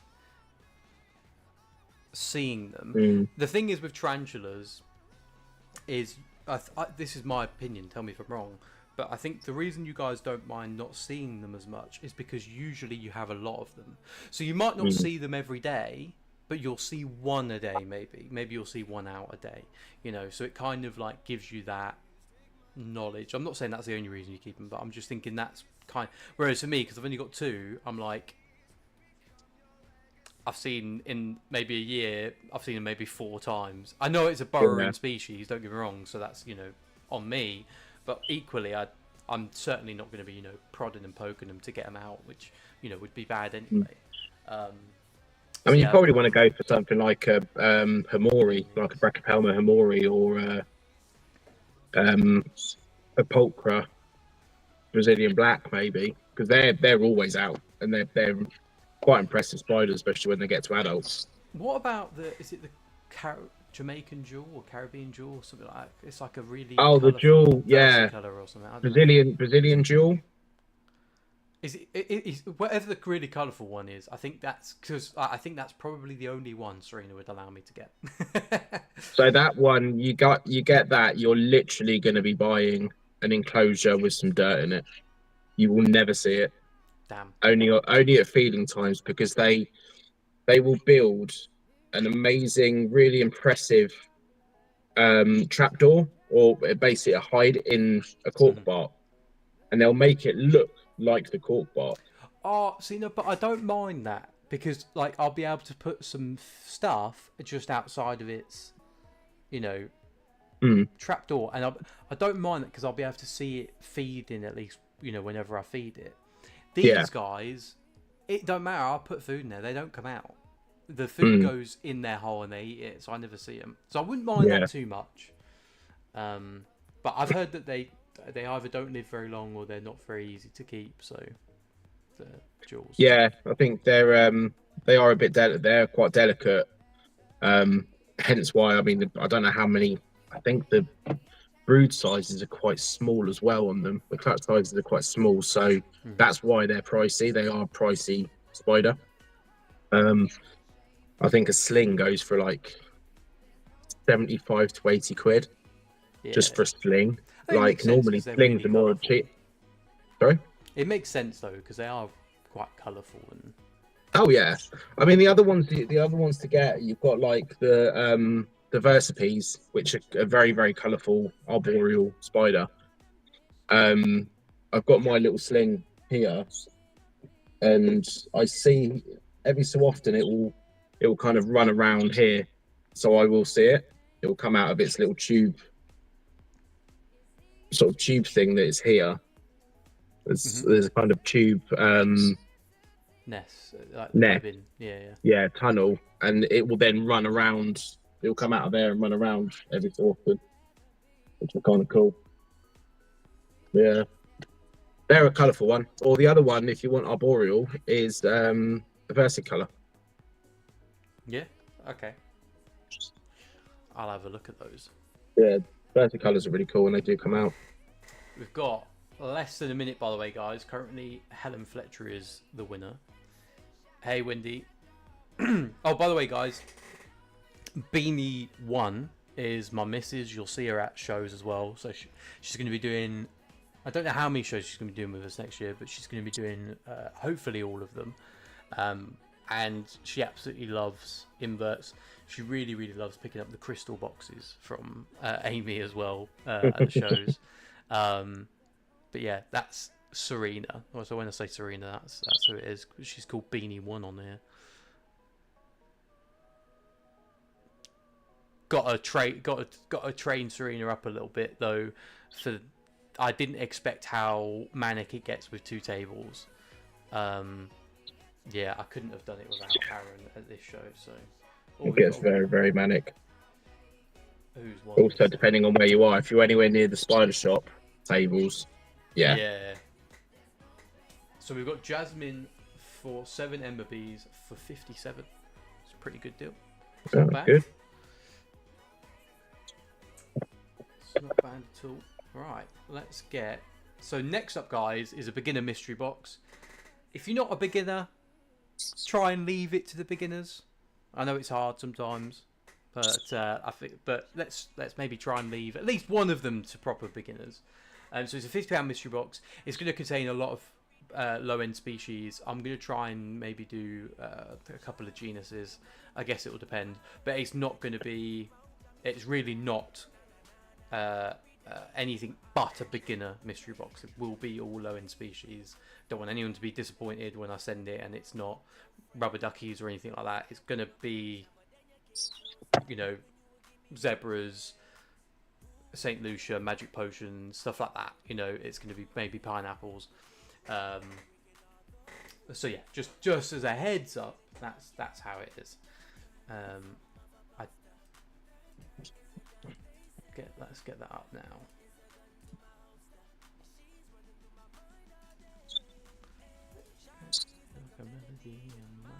Right.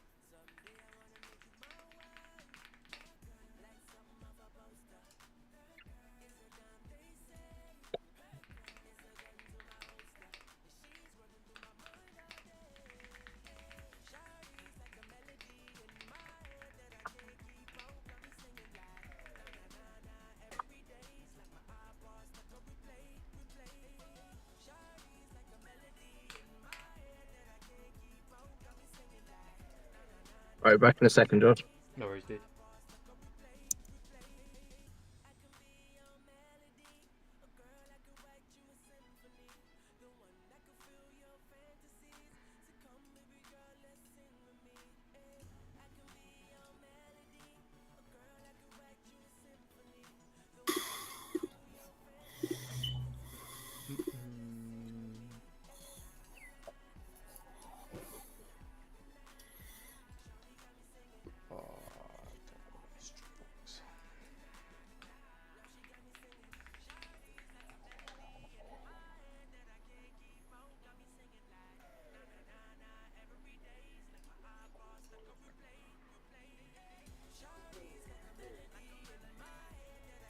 Come on, Josh, you're behind now, mate. It's up. I was struggling with the image. Oh, hopefully I've done it the right order. It was the mystery box next, wasn't it? It is mystery box, mate. Yeah. Yeah, sick. Is the music alright, everybody? By the way, we don't have to have it on, but you won't be able to hear it. I don't think. Yeah, I thought then that. Yeah. Yeah. But for everybody else in chat, is the music alright? Do you want it on? Do you want it changed? Do you want it off? I just thought it'd be better than like complete silence. I know it's not very loud anyway, but yeah, let me know about that. What do you think of the auction website though, in general, Dan?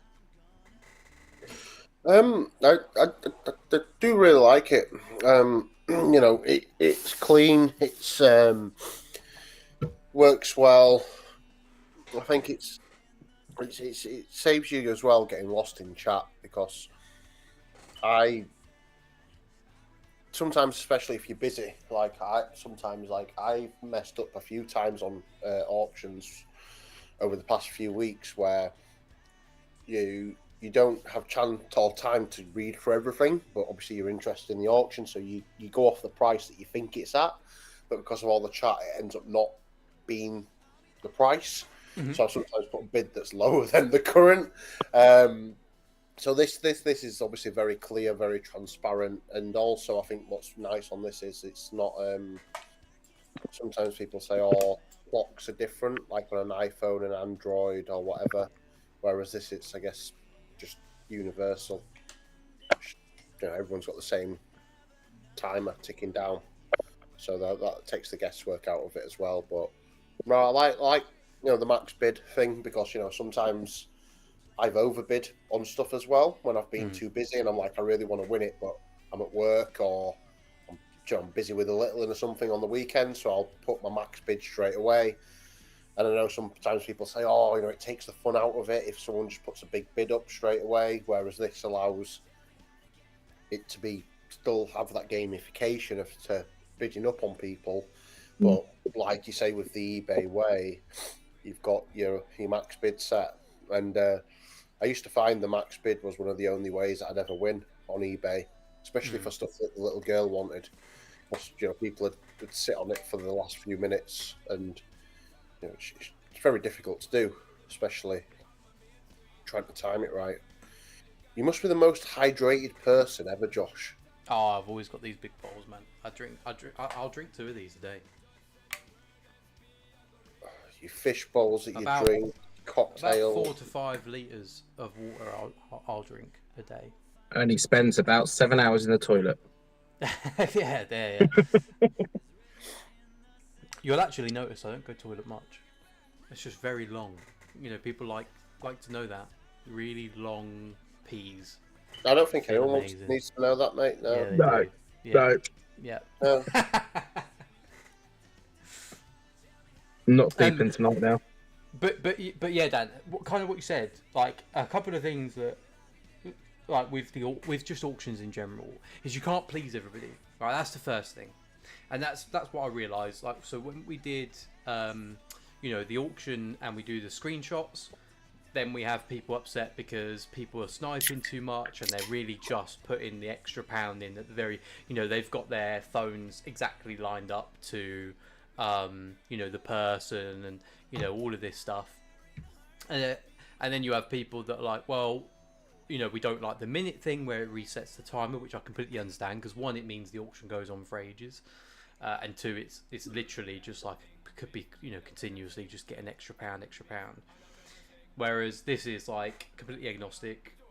You put your bid in, and it's not impossible to snipe, but it's harder to snipe. And it's completely fair because so someone showed me about 2 months ago that you could change your settings on your phone so that it shows the bids coming through on the WhatsApp later. So let's say on a screenshot you bid 51 and then Chris bids 52. Usually on my screenshot it would show that you won because you bid first and it was at 1 o'clock, let's say. Well, you can actually change it so that the messages come through at a different time, so that basically you can set yourself like about 30 seconds behind, meaning basically you will always get the highest bid, which is just like more manipulation that people can do. There's no manipulation. People can see exactly when other people are bidding. There's logs that are built, and people can, you know, if they want to, they can have access to that. Not that there's anything in the logs anyway, because it's in your face. And yeah, so it kind of hopefully solves just a lot of these issues. And then, you know, of course, we all get busy, and we all get upset when we miss something by 20 or 30 seconds. If you know you're going to be busy and it's something you want, you can set a max bid. And if you've won, you've won, and if you haven't, you haven't. You know, because a lot of, like, this whole day, it's a long, you know, it's 12 hours, and you know, people got lives, they got kids, they got food to cook, they got dogs to take out, and so on and so forth. So yeah, there's a lot of changes that I will make though. Like, this is just the first draft. It's obviously going to be, you know, theme coloured to how we have it on the website. It's going to be integrated into the website, so it's going to be smooth to kind of transition over. And I'm also going to add, you know, a bunch of other features, you know, such as, obviously I'm going to get rid of the small bug at the moment where 2 people can be the highest bidder, and then also I'm going to put like a, you know, just like on eBay, it will say like, you are not the highest bidder, or you are the highest bidder, so you know 100% without having to like refresh or anything. That's, you know, Yeah. It's going to be a copy of eBay. That's basically it. That's all I guess I'm rambling on and saying. So is this your own? Is this your own work? Yeah. So I've built all this. Oh wow! This is what I've been doing for the past week. I didn't do the whole week on it, which is why, you know, it's maybe not as good as it could be. But to be honest, it's the first time that I've deployed anything kind of standalone that links up to a Shopify website. Obviously, I code things every day that are already on a platform. This is the first thing where it's like everything's hosted. You know, I've got email verification set up. I haven't set up the phone verification, but you know, that's something we can do in the future. Really cool. Yeah, I appreciate that, dude.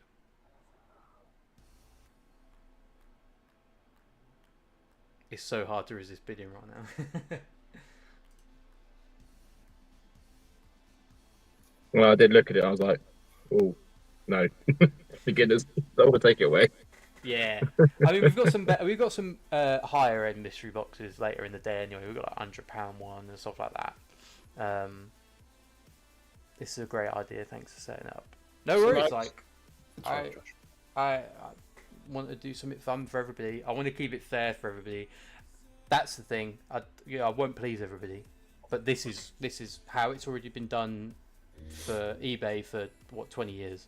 So you can't be upset with me. That's my main goal. Is you can't be upset, because that's just how it works. It's not a new way of doing things. It's not it's nothing. It is industry standard, and it allows people to just have fun and just, you know, kind of concentrate on that rather than getting stressed about who's outbidding and who's doing what. Sorry, Dan, I interrupted you there.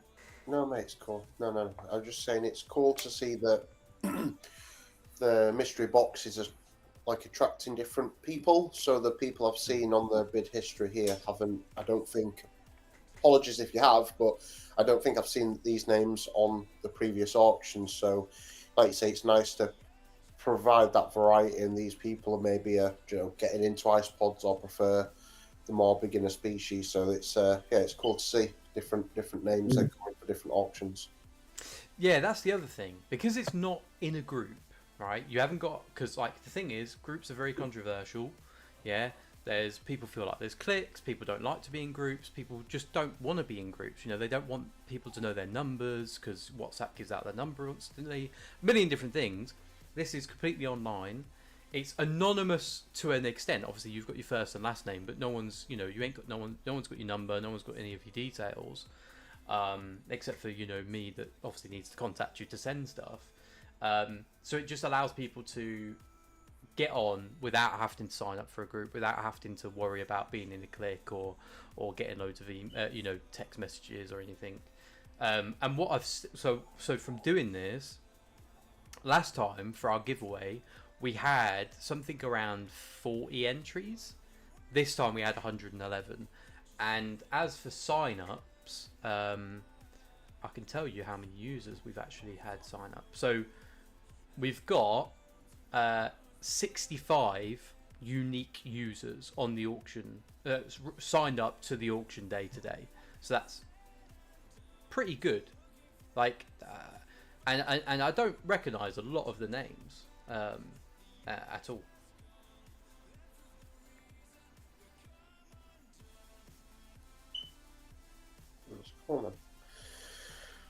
Variety. But yeah, hopefully I'll get it all nice and packaged, and it can be, a staple going forward, and then I don't have to worry about, upsetting anyone for doing things one way or another. It's just going to be on the auction page once every 3 months. We get on and we have some fun and kind of do these things.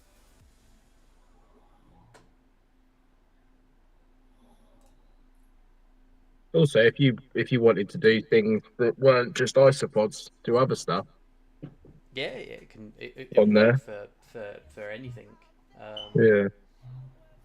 All right, that is an amazing deal. So someone's just won a £50 mystery box for a tenner. I don't think you can get better than that, to be honest. I really don't think you can get better than that. And that is going to Beth Youngs. So well done, Beth Youngs. Well done, Beth. I think percentage discount wise, you've definitely done the best today. And I thought it was going to be the Cliff Ducky. So well done for that. So let's end that one. And then next. Oh God, what was next? Batman. Batman. Sorry, Josh. I'll be a PA today.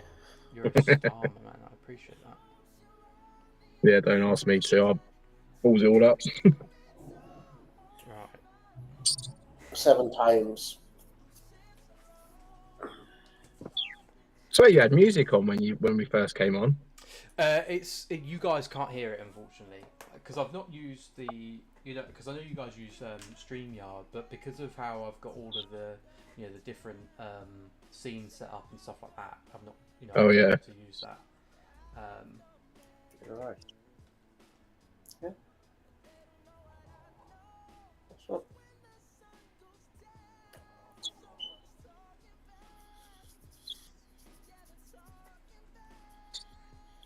Does the parrot come out every day then, Chris? It does, yeah. Yeah, I will have him out in a bit. I just I don't want to have him out whilst I'm feeding tarantulas, because things could get a bit. Bit spicy meatball. Well, he'll be he's a very inquisitive naughty one. So yeah, he will want to play with the tarantula.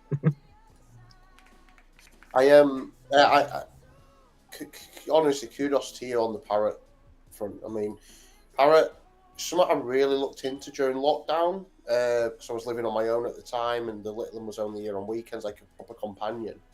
But that's why I asked about you getting them out every day, because I didn't realise until I really, really researched them that I can get depressed very easy. Mm-hmm. And like, I think even quite a few of the YouTubers that I watch, like I think Tyler Nolan's, I think it was Tyler's, he's got really depressed and started like plucking at himself. Yeah.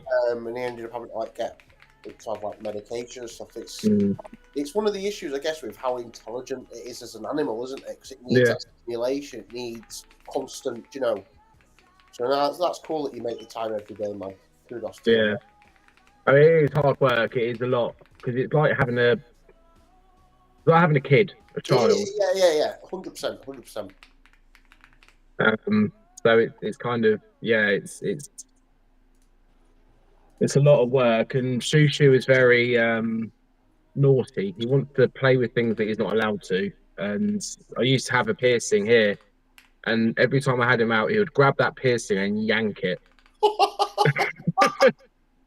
And he would make his, like, I'd have him on my hand and he would make his way up my arm just so he can get to that piercing because he knows it's there to then grab it. Yeah, he's a little rascal, bless him, but yeah. That's why Chris doesn't have the piercing anymore. He also doesn't like people apart from me and Alice. He's bitten Jeremy. And he's also bitten Amy. I think Phil, he was all right with Phil, actually. But yeah, he bit... That looks like you.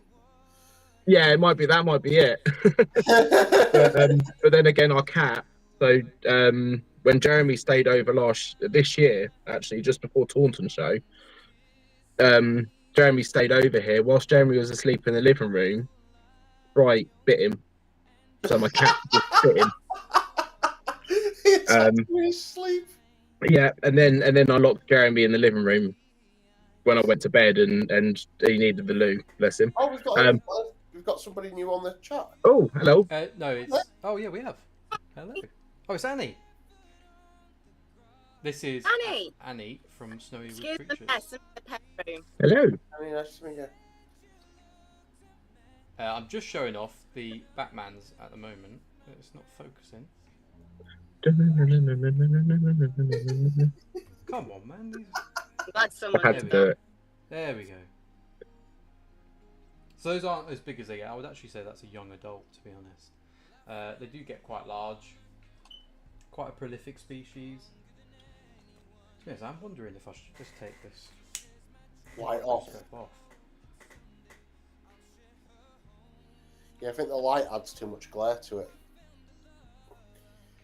There we are. Yeah, pretty prolific species. I've got 2 tubs of these.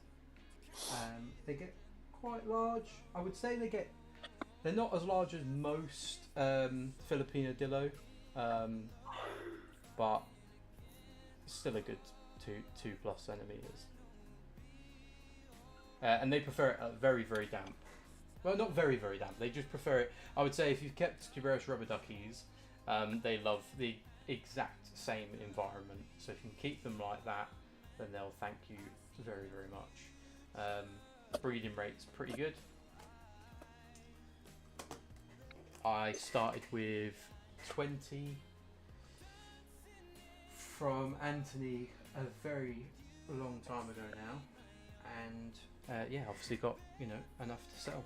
I think that there's probably 70 plus in one tub, which is juvies and adults, and then we've got probably about 70 or so babies in another tub, but they are baby babies.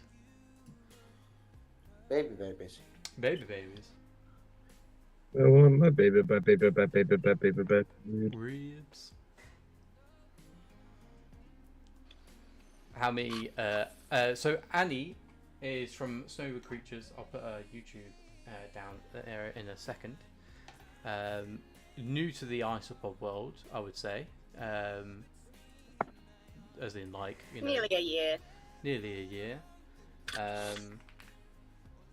But building up quite a collection, to say the least. Yeah, I'm surrounded by tubs at the moment. Know the feeling. Don't ask me to count them. It is Snowy Wood Creatures, isn't it? Snowy Woods Creatures. Oh, it's Woods. Woods, plural. Woods. I think I subscribed to you the other day. I think. Yes.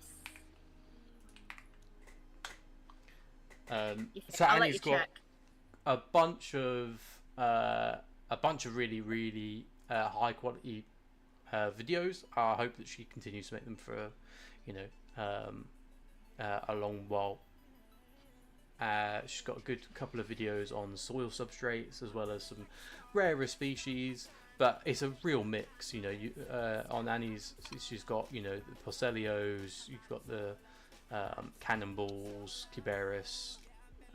I don't know if you've got any Dryadillo videos up yet, but your collection certainly is growing. You've got some, I think it's ducky millipedes on there as well, and then a bunch of Yeah. reptiles and insects. Yeah, I'm currently trying to do one of my bearded dragon at the moment. Different vids at the moment. Jazz, if you feel free to post your in the chat. Oh, I need to change this auction again. I keep accidentally setting things for tomorrow.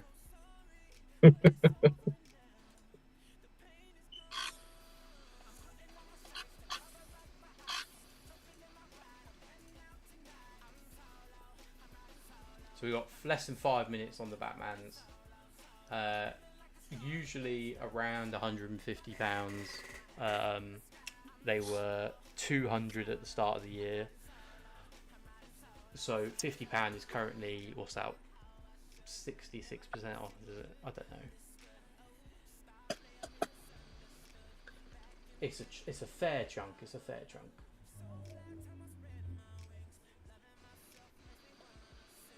I think the problem is with there being so many species on offer. It's like, what do you choose from? Everybody's only got a certain amount of money at Christmas. I certainly feel that. Got my eyes on a few bits. All I can say is thank God for PayPal in 3. Pay in 3. Oh yeah. That saved me so much yesterday. Or the other day. Yeah, the tables. I did the same, mate. It wasn't working for a moment. I texted the missus. I was like, don't know what to do. It's like, what, did it come up with a warning sign saying contact Lee? Yeah. Double check. Quid, and I was just like, at this new job, I don't get paid till the 31st of December. Mm. And I only found that out on Friday. I Oh, thought, you usually get paid before, don't you? So then I got that news and then saw this. I couldn't do paying for it. I was like, what do I do? Then it worked. Yeah. Double check, because I think, because my one, I did it because I bought 2 Wigan tables yesterday, and I tried about five times, and the 5th time it worked. But 4 times it had taken my money out for 4 other lots. No. So I've got 4 on my PayPal that are pending at the moment. But the money is held. My money is held there, and I contacted Lee, and Lee said, "I'll just wait until see if it cancels them." So just double check that it hasn't taken your money as well. I don't want to check, mate. Yeah, it's just yeah, thank you. That's all right, man. The PayPal thing. You get your money back, but it just takes time. That's my issue. Yeah. Whenever you pay too much on PayPal, it takes about a week to get the money back. We've touch wood, been quite lucky with the shows. Like, this was the first full year where we did every show, and the car weathered really well. I think we had because to be fair, before the shows, we'd never really used the car much, and I think the car's done more miles in its life this year than it has ever done in probably 2-3 years put together. But just had a few bits that needed doing for each of the last shows, like bearings and stuff. So going to give it some good TLC, which will be another few £100, I think, in January, just to make sure it's ship shape for the season ahead, really. But because I think the thing is with the shows, as I said, I think I've said to Josh a few times, just getting together and seeing people, it's it's like a weekend away from me. It's like me and Josh, we stayed at the same hotel last show, Southampton, and even though, like I say, we speak every day, the chats that we had in real life just different than what you'd have on the phone or whatever. So no matter how much you see people, it's still always, I think, beneficial to see people in person. Oh yeah, 100%.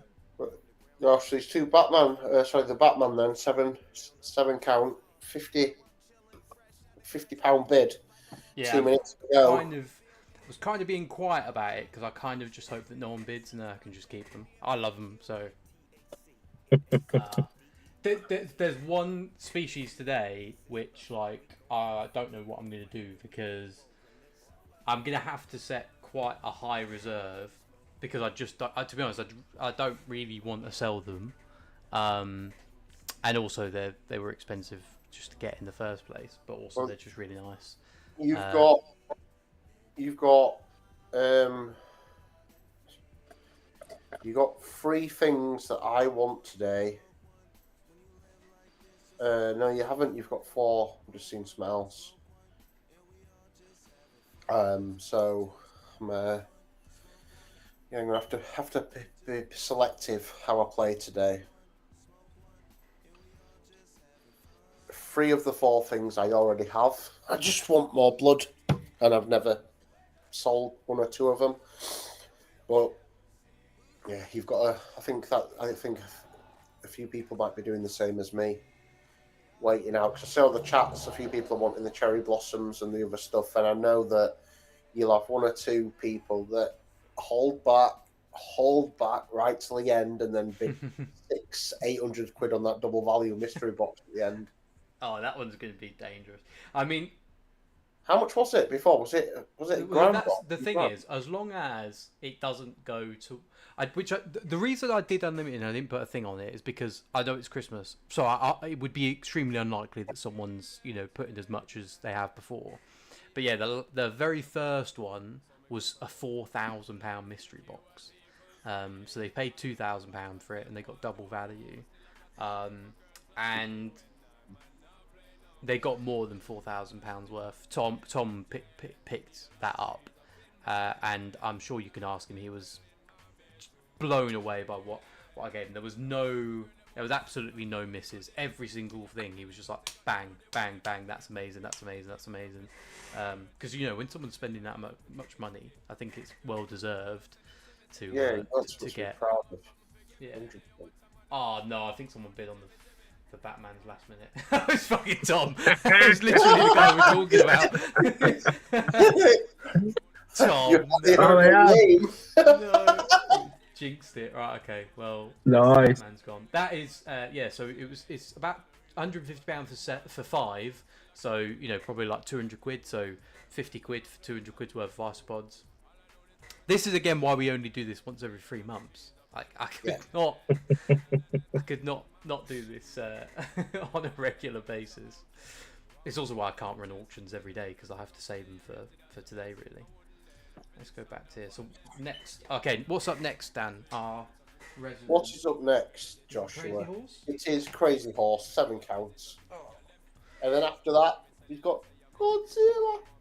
This one, I know Fran has been wanting, so I wouldn't be surprised if she bids on this. I've had a few people asking me when I'll release these. Yeah, this is I guess technically going to be kind of my first release. It won't be, but it's my first like public release because the only other people that have brought them off me so far are other traders. They're really cool because there's so many different patterns on them. Like, don't get me wrong, they are very close to Panda Kings. Obviously, a completely different species. But no, I don't. Yeah. I just mean that you can get ones that look like Panda Kings, but it's like yes, one. You can get some that come out nearly fully black, which I've got 1 or 2 of those as well. Yeah, exactly. And I've got one now that's pink. Hopefully I get another. But yeah, the patterning on them. I mean, I'm just about to put the photo up. Like you can see, just in like the selection of 5 that I put on here. There's just so many different patterns. Cubaris Crazy.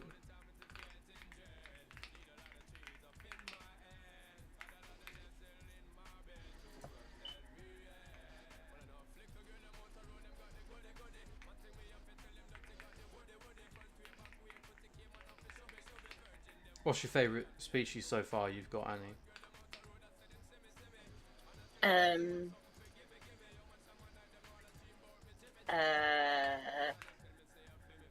Am I meant to have one? No? I do like my angry monks. Oh yeah, angry monks are good. The Vex.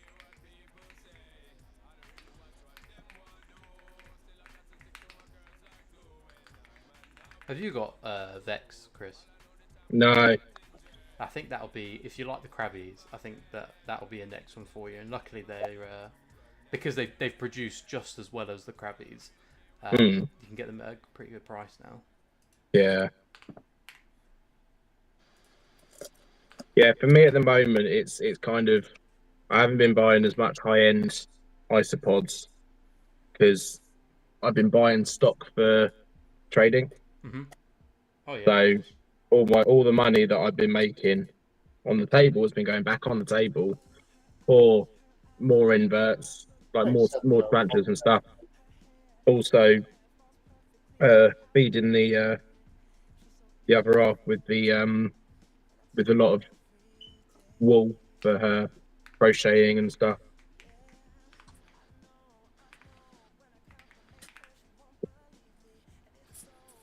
Yeah, that makes sense. I mean, obviously we talk a lot, so you know every penny that I make goes back into the isopods as well. Yeah. And I'm sure it's the same for a lot of other people. It's really not at different scales. It's just not.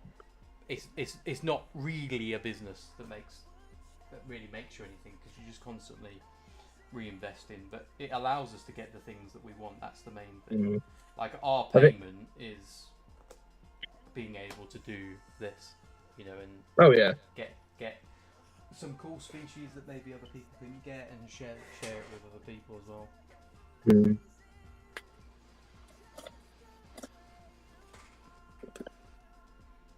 I mean, these feather leg baboons slings are beautiful.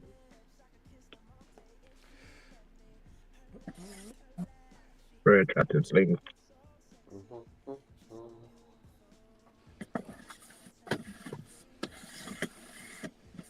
It's not showing anything. Where's it gone?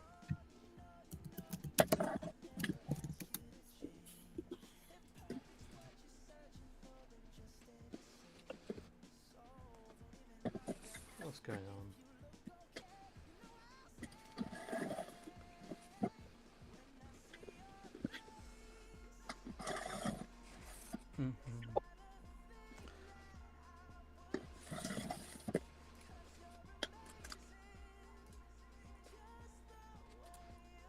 Ah, there we go. So here is one of the crazy horses. So that's probably the closest you'll get to a Panda King. But there is just loads of different patterns. Let me see if I can show you a few more.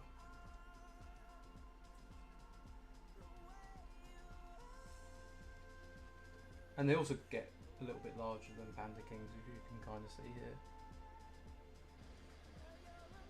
But again, just showing, like, I always cut the top off here, and the bigger the colony gets, the more you'll find. In fact, if you was to shape this, I can guarantee you there'll be babies that come out.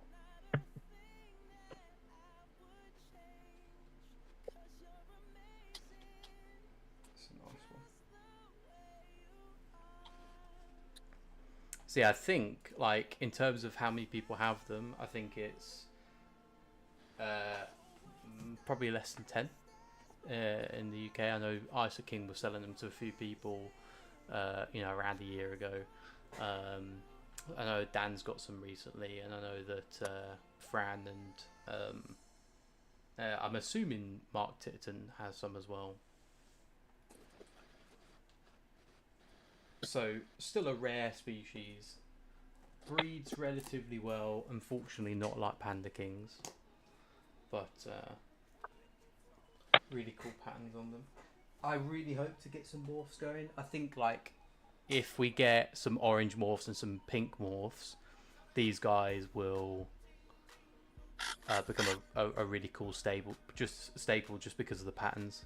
Because, like, at the moment you get the Panda Kings and they're a flat colour as such, you know, you've got your banding, whereas these guys will be all sorts of different patterns, which is really cool.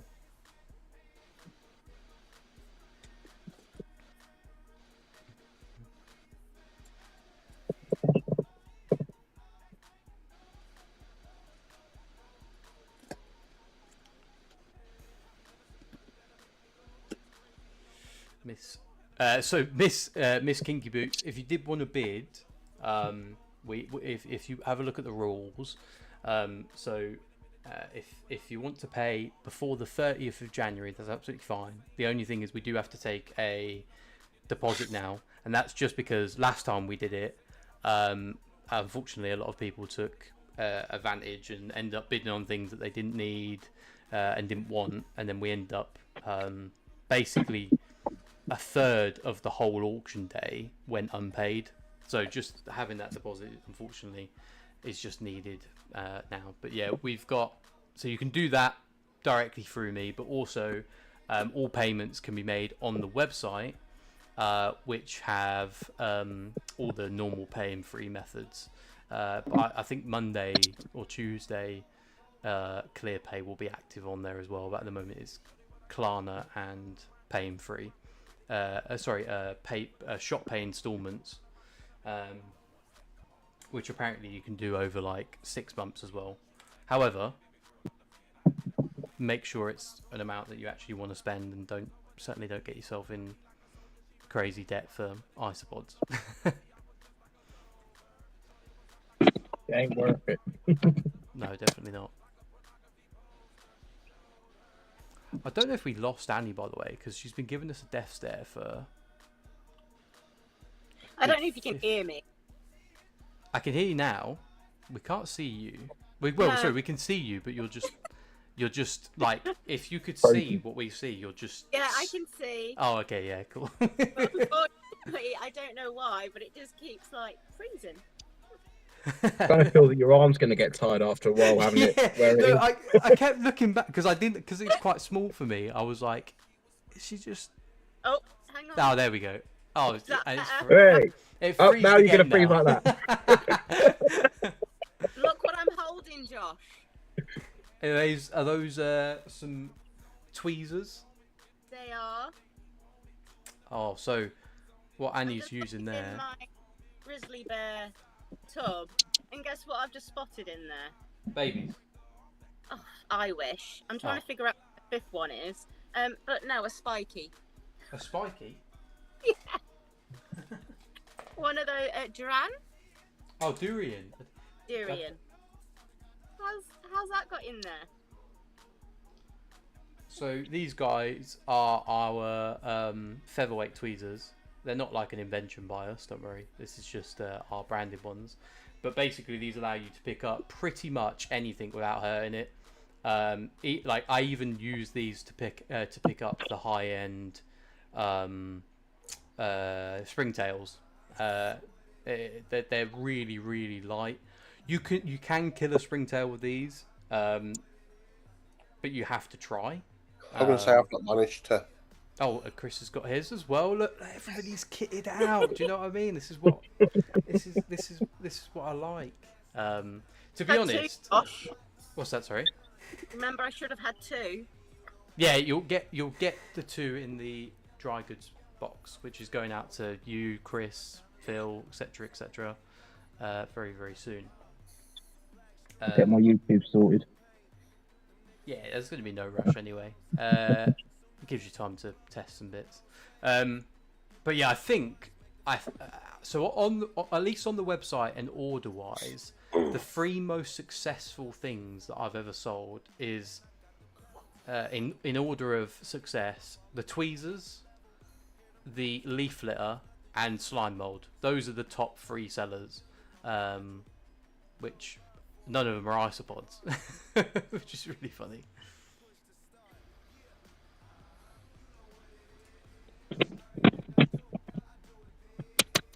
Now, these crazy horse, honestly, these are one of my favourites that I've got. I've had them in a while now, but I've never sold any. Just hoarding them at the moment. This is the thing. It's nice to get over 100 before you start selling them. You won't be disappointed if you get these. They like, you know, I think Josh downplayed it a bit when he said the light, you know, fancier Panda Kings. These in person, they look so much better. Like the white is popping, and they're just very nice looking. I'd say they're a bit bigger as well than Panda Kings. Not by much, but a little bit. Same kind of disposition, like a lot. You get a mix of some of them running away, some of them just chilling out there, and yeah, they're such a nice species to own. Something, yeah, a little bit different, at A bit least. different, yeah.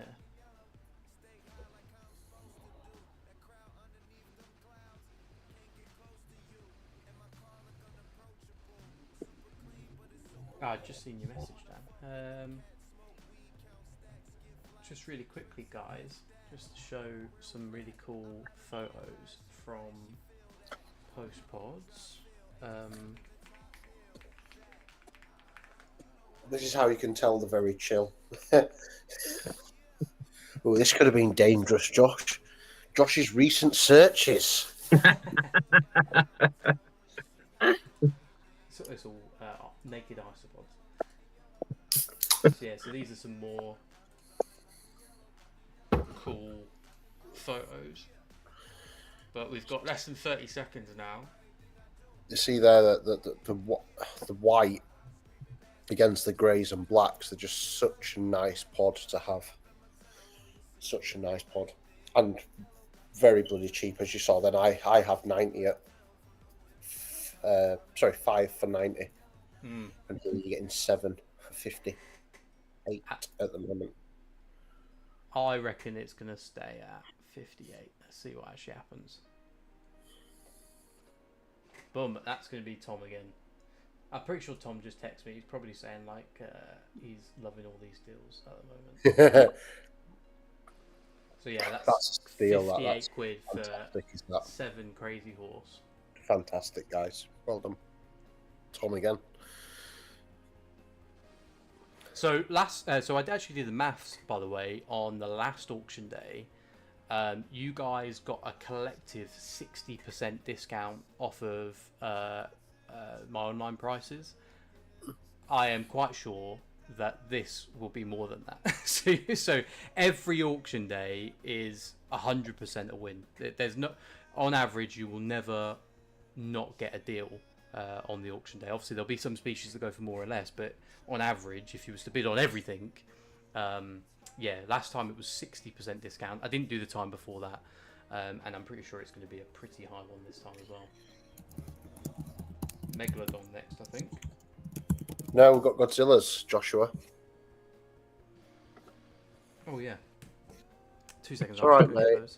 It's all right. I'll keep you on track, mate. What would you do if Dan wasn't here? I need to go at 12:30. I need to go play Roblox for an hour, so he's screwed then. I thought they were further away than they were.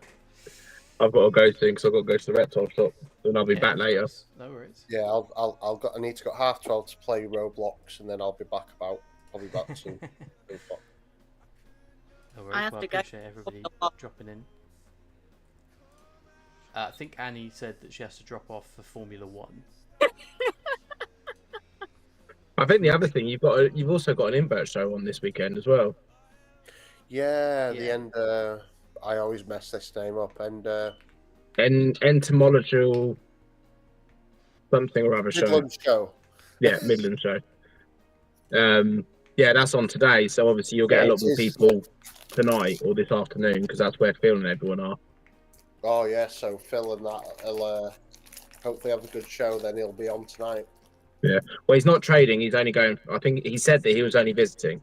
Oh, okay. Because it's not too far from him. I did look, but it's about 2.5 hours journey, and I'm not driving that just to go to a show. So, Not fair, mate. well, if I'm like to not trade. Yeah.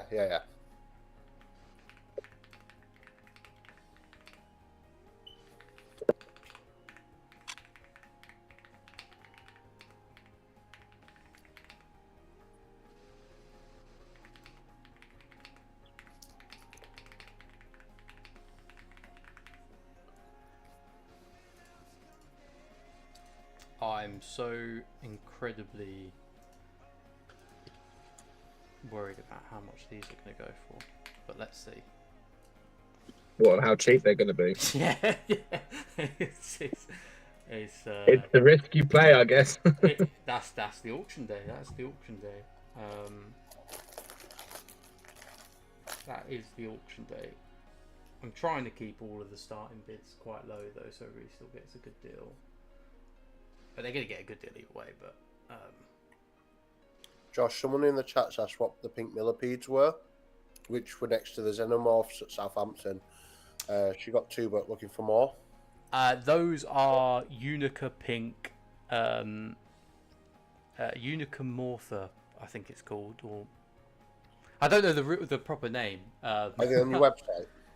They're not on my website. I was expecting to sell out of them at the show, so I didn't put them on the website. But I do still have some left. I don't know how many I've got left, but certainly enough to sell. However, and this is why you guys know that I'm kind of terrible at being a salesman. Venomous Visions currently have got captive bred 25 unicorn pink millipedes, and they're £8. So you'll save yourself a couple of quid if you buy from them. Don't get me wrong, you can still buy from me if you message me. But what the worst sales pitch ever. Well, it's like, oh, by the way, you can buy cheaper over there. Yeah, well, the thing is, like, I really like them, so I don't mind keeping them. And if someone gets a good deal, I don't mind. But I think the main thing is that they're actually selling captive bred ones, and they're captive bred 25, which is, massive. That's a long time. I mean, that means they've been keeping them for around 20 years, or at least they've brought off someone that's kept them for 20 years. So that's really good in my opinion. And like I said, they're £8. So you save yourself a couple of quid off of me. It's been 2005, not 25. No, so from what I understand, you do captive bred, and then after that you put which generation it is. Isn't that right? Okay, because with the geckos and stuff, you just put the year after CB. Oh, so it's not like F1, F2, F3. No, it's the year they were born, mate. I'm certain. Oh, in that case, apologies. They're not 20 plus years. And in that case, mine have been captive bred for longer than that. So, yeah, it's up to you. You can save yourself £8. Yeah, you can message me. Mate, won't be 25 generations. Fair enough. It's like my netcasters will be captive bred 25. Okay, I get it now. I thought it was like the F1, F2. 26. Sorry. But if they were born next month, they would be 26. Yeah, exactly. Like the other, well, I've got an egg sac which I'll open, but that egg sac was laid this year, so it would be 25. But yeah, when she lays next month, yeah. Josh. Yeah. You've got a day on your time remaining, by the way. We haven't changed it again.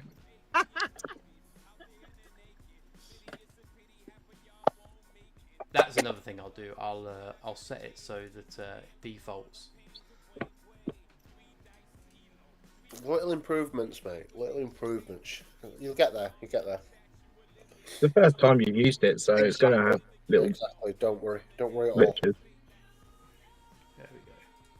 Oh, Like changing the PayPal on it onto mine and Dan's PayPal. That's little things like that you need to do. Today, like now, we can change it this afternoon or something. Little improvements, yeah. Well, Yeah. at the moment, it's not integrated to payments, but I will do that so that it integrates to the Shopify website, so they can just go and pay for their auction payments straight away afterwards. Obviously, guys, if you can pay me directly, please do. I mean, so if you pay by Klarna, it takes 10% off of the gross total as fees. And if it's paying by card, it's 3%. I know it doesn't sound like a lot, but it does add up over time. So yeah. Thanks, Tom. Thanks, Amy, for letting me know about the time.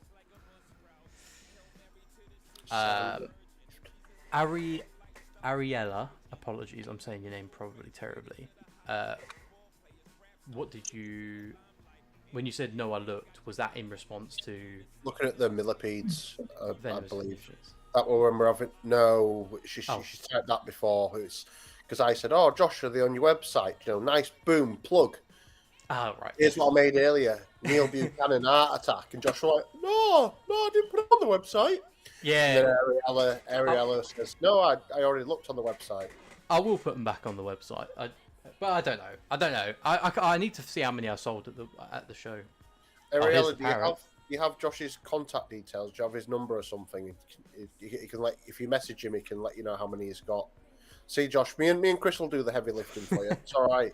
You can just be the face of it. Me and Chris will sort it out.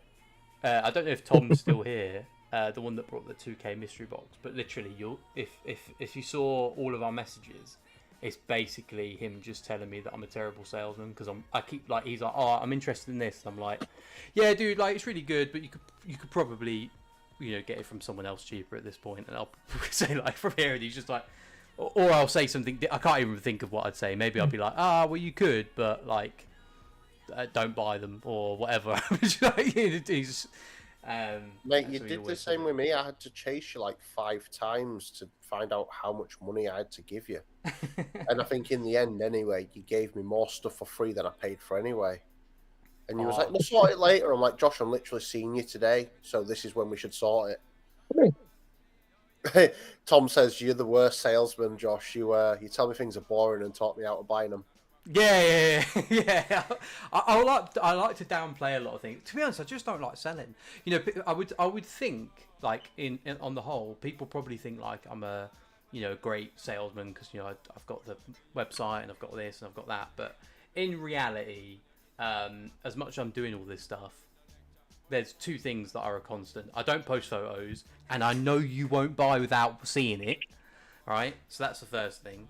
And the second thing is I'll downplay everything and tell you to get it from someone else if I can, because I'd rather keep them all, to be honest. I was looking at I'm looking at the pods next to me, and what we're putting up today, I'm quite sad that I'm gonna lose 7 of them. Like 7 is just like so much, and it's not really because like there's like maybe 100 in each tub, but it's just like, oh my god, I don't want to let them go. It's the hardest thing if you get attached to your animals when you're an invert seller, or when you're an animal seller. Like you don't want to. I guess in a way as well, art as well. Someone makes a really nice piece of art, they love it, they don't want to give it away. Yeah. Speaking of which, Chris UK, 10% off. Buy now. I haven't done one of those pieces of art in ages, months and months. Oh, I didn't know you made art. Haven't you looked at my YouTube channel at all? Or his name, Chris Hale Art. I don't need to read stuff. Have a look at Chris Hale Art. That's my other YouTube channel. I do like galaxy spray art. Oh, awesome.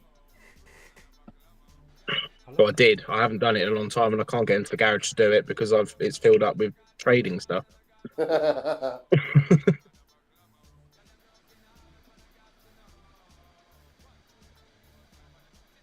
gonna come up and say hello? Come here. Come here. Yeah. So look at the Godzillas. Nah, I think we definitely need the microscope thingy.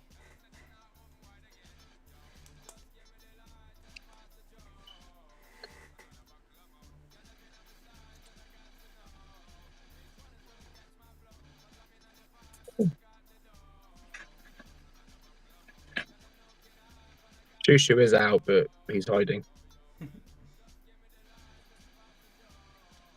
Tom's got a complaint, Josh. He wants some shiny gators on the auction. Do you know what they actually were on the list? No, I removed them. I like them way too much. Yeah, they were on the list, but I was just like, nah, actually, I'll keep them. I'm These quite are the surprised Godzillas, though. how fast they breed. What's that? Sorry. I was quite surprised how fast they breed. I've got a ton in mine. Well, not a I ton. think it seems to be different for everybody. I mean, don't get me wrong. I think that just based on the amount that I've brought, there must be, you know, well over 100 in there. But I don't know. It never seems enough for the shiny gators. No, I wouldn't part with them. Mm. But I'm not going to part with any of mine. I just get bigger tubs. The good thing with the Godzillas specifically is their baby survival rate is really, really good. But they have a low brood count, so probably up to maybe around 10, around 10 babies on average they give birth to. But their survival rate is extremely high. I wouldn't know the percentage. I haven't really worked it out, but I can tell you from experience at least that it's pretty high, which is really good.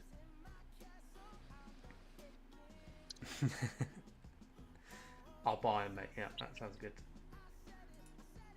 Alright, at the moment we're at £46 for 7 Godzillas.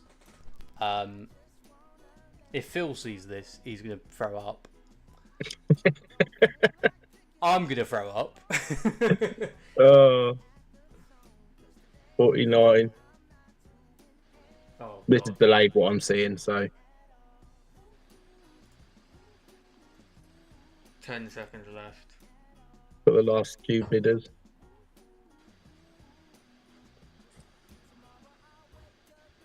This is insane. How much does the 5 count go for?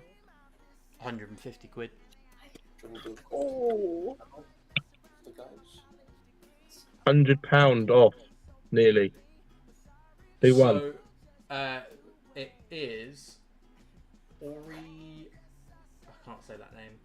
It is this person. Tom, unfortunately, you bid the exact same amount as this person, so you did not win that one. Apologies for the person here. I can't say your name. If you're in chat. Who actually won then? Yeah, I know. Didn't have time. Didn't have time? Whatever. That's insane. You little buddy. That is certainly insane. Come on, step up. Step up. Right. Next up is the Megladon. I'm running a tiny bit behind, so I'm going to quickly put up. Yeah. The photo I'm going to put up is not going to be mine, but I will certainly show them.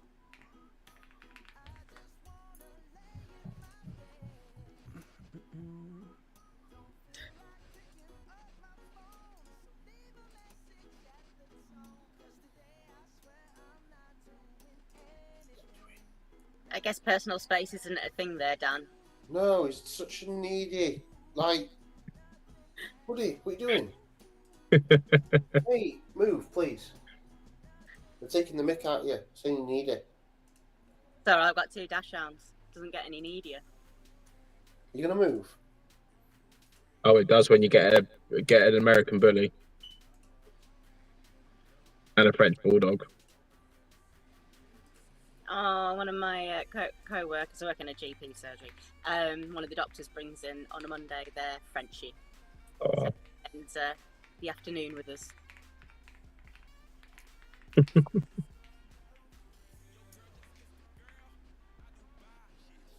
Right, trying to get down. I would bring our French bulldog in here, but she doesn't like other animals. So Oh, that's a slight issue at Chris's house. yeah. Got an animal in every single room, apart from the hallway. Oh no, we don't have any in Little Un's bedroom or the bathroom. Oh yeah, and the bathroom I haven't got any. Yeah. The only 2 places we don't. So that's changing. The hallway, I've got to move the rats out into the hallway, Yeah. and I've got to move the chameleon that's in the living room into the animal room to then be able to put the Christmas tree up. Musical Not chairs. bother.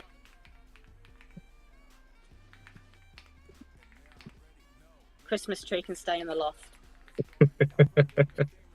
Oh no, I'm a sucker for Christmas. I love Christmas. If you love Christmas, does that mean you'll buy Was lots of I could buy you a cricket. connection problems, I think, here, Josh. I think Chris is trying to say he wants to give us stuff, but we can't understand what he's saying. Oh, it's called I give you all my love. Ugh, ew. Fine, then I understand. Like affection. Right, what do we think? What do we think the Megalodons are going to go for? So it's £200 for 5. It's Godzilla's next. These other Godzillas. We just did Godzilla's, mate. You're doing them again. What? You're doing them again, Josh. You got double Godzillas. Did I? Yeah. Ian. Just like it, he doesn't know. It's the Megalodons, Josh. I was like, oh, God. I was like, I cannot. I was thinking, I cannot let another 7 go for that price. That was the best. That was fantastic. Oh my God. Well done. Josh is bidding himself. Oh, that's brilliant. Guys, these are crap. They're awful sizes. Don't bid. Sorry, Josh. My heart, I was. Oh, do you know what I've done? I don't have anything to give. I've got nothing left.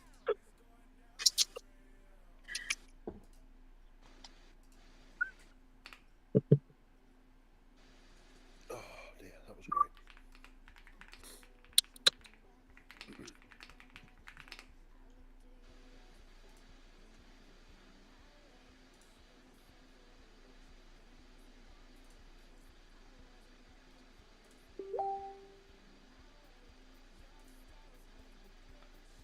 Alright, let's show these crocs off.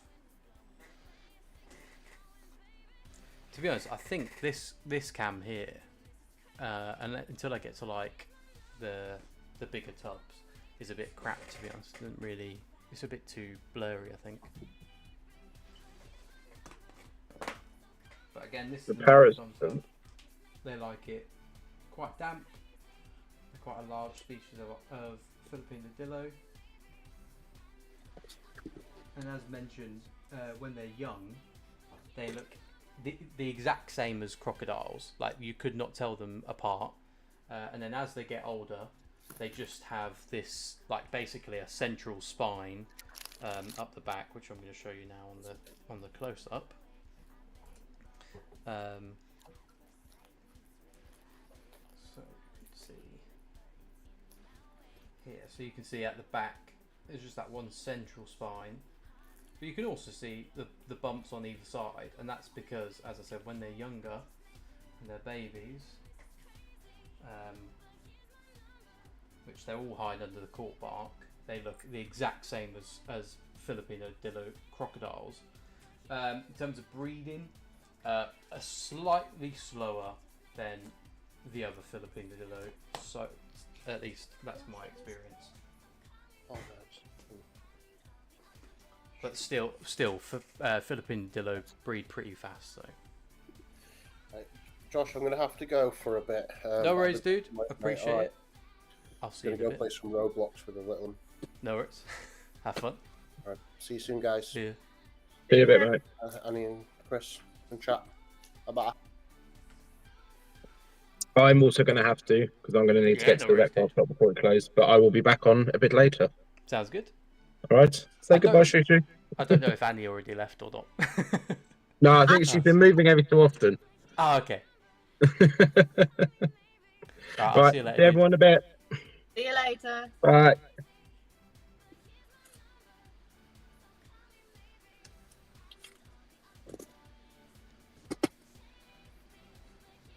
And then it was just me.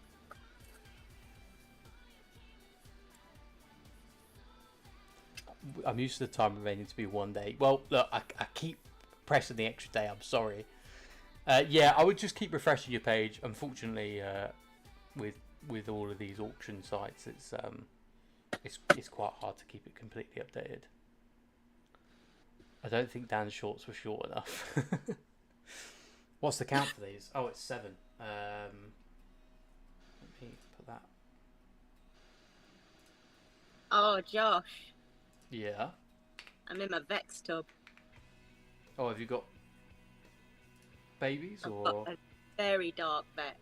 Oh, yeah. I've got some. I selected one out earlier. It's basically just purple now. Yeah.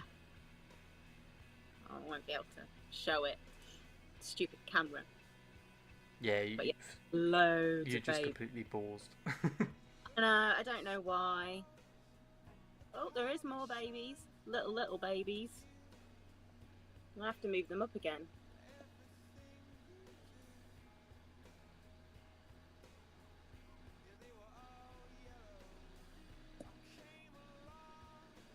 Yo, what's going on, Kirsten?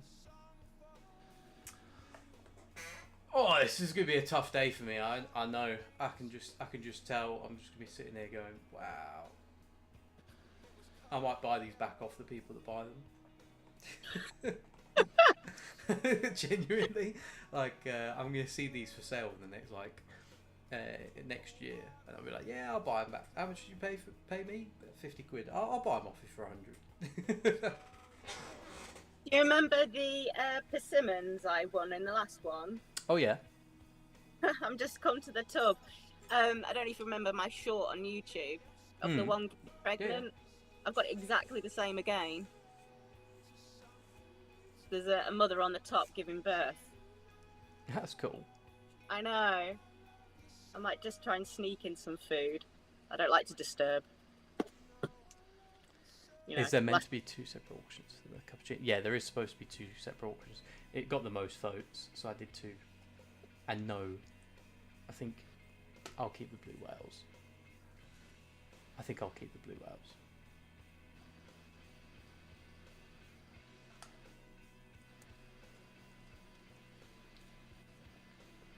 Oh, I'm sorry, Mama. The blue whales are way too nice. I mean, a lot of these are too nice.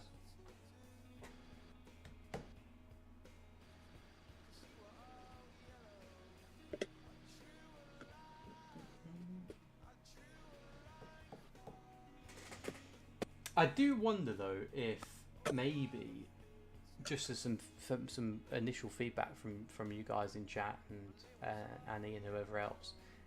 Do you think that this close to Christmas, maybe the 15-minute auctions are just a bit too many auctions in one day? It's hard because I want to balance like a lot of different species, so you guys see new things, but equally it might be, especially near Christmas, just a bit too much of a just it's too much at once. So I'm just trying to catch some pods. I think obviously with December everybody's a little bit tight, and then it doesn't help you got people like Rachel Reeves just taking all your wages. Yeah, that's true. You know me, I'm blunt to the point. It's very true. So we've got 3 minutes left. And we're currently at 61 squids. 61 squids.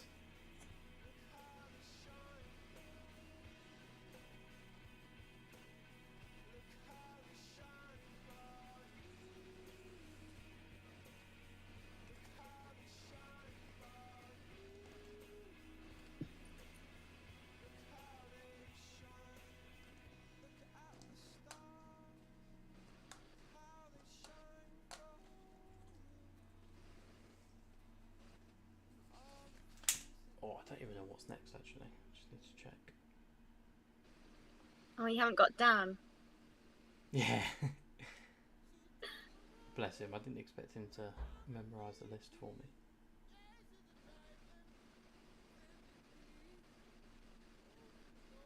me. Oh, it's my favourite. Oh, it's your Nilipat, yeah. Oh, any spikies up today?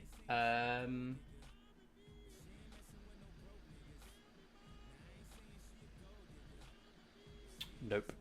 Unfortunately, there was no spikies voted for, except for lemon spikies, which they just sell up. They sell out every single time. If they're in stock on the website at the moment, that's a mistake. Literally off outside of the website, they just sell. I can't keep them in stock, unfortunately.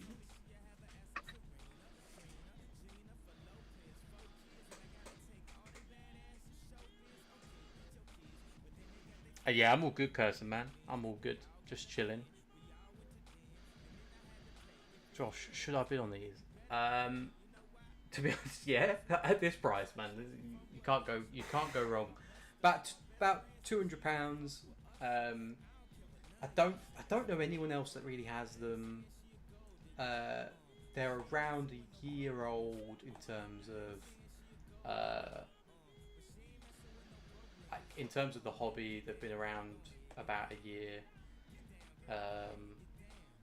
So yeah, really rare. Great species. The ones you'll be getting are mixed sizes, 7+. I mean, you can't go wrong, dude. You can't go wrong. And they look like crocodiles when they're younger. So like you kind of get two species in one. And the crocodiles are more expensive. Well, they were. At least they were. 29, 27. However, talking you into bidding, it might upset Jasmine and now potentially Annie. 15 seconds.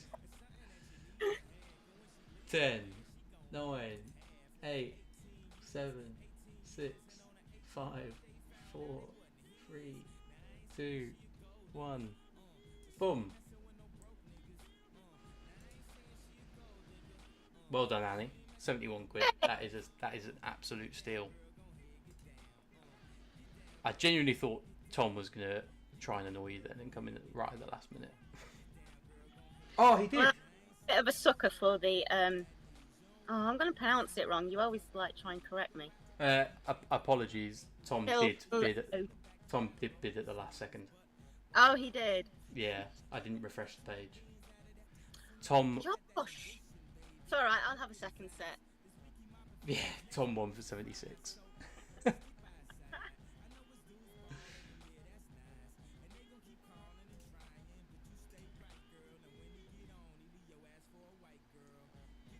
Annie, I'm sorry, it was Josh's marketing. He's been too good of a seller here. This is not Josh. That's it. To be honest, like at this price, anything is just a buy. I'm quite sure you like. I'm not. Please don't do this, anyone that's watching. But I'm pretty sure you could buy most of these species and then sell them like next week for more money than you're paying at the moment. Don't let my secret out. That's it. Okay. You know me, as I said, it's like I know a lot of people do the collection and selling, but I do the collection and growing and just get a bigger tub.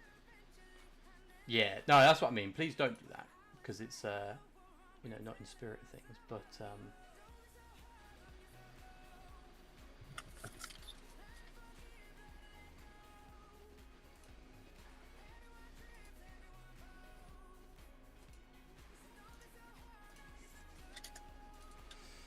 okay, crate auction.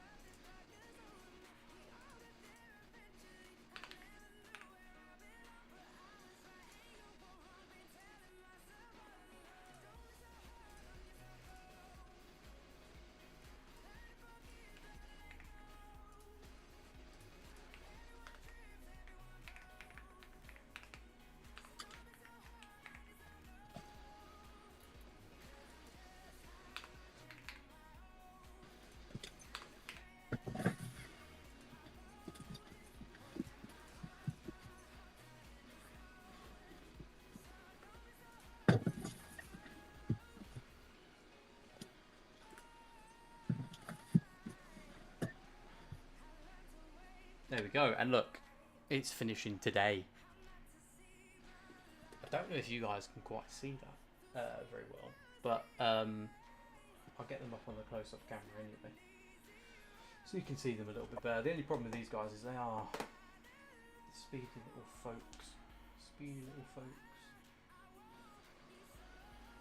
And I think at the moment, Annie, it's only yourself that has them, except for me. Oh. I was going to say, you could have used my photo. Ah, well. I didn't think of that. But that would have been good. Right, let's get this shown.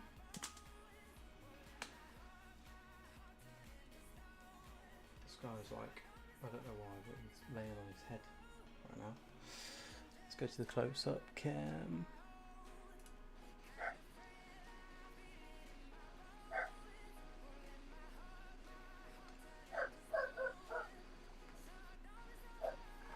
So as you guys can kind of see, a lot nicer than the photo kind of gives it credit for. They are a fast species, although this one's pregnant, so I'm assuming won't speed I'll have around that one. too much. Yeah. So they do breed pretty well. There's another species that's coming up later called the Maculatus, which is even nicer in my opinion. Don't get me wrong, this is a beautiful species, but that Dryadillo is a bit nicer, and that one breeds a little bit faster as well. This one's a bit rarer though. Yeah, this is the little dude. These guys are always, at least for me, they're always out, always running about. They're not scared. So they'd work really well in like a display terrarium. It might depend on how many numbers you have. So I guess Annie can maybe speak to this. I don't know if you see yours very often. Do you feel like maybe you need to wait until the number is a bit higher, or? Personally, I've only just started to see them a little bit more if I lift the cork up. Mm-hmm. But how long have I had? About 2 months? Yep. So they're probably just settling in. Yeah, fair enough. That's the same with the shiny darks as well. A lot of these they just need to get up in numbers, and then once they're up in numbers, they're, you know, they're ready. Mm. 7X.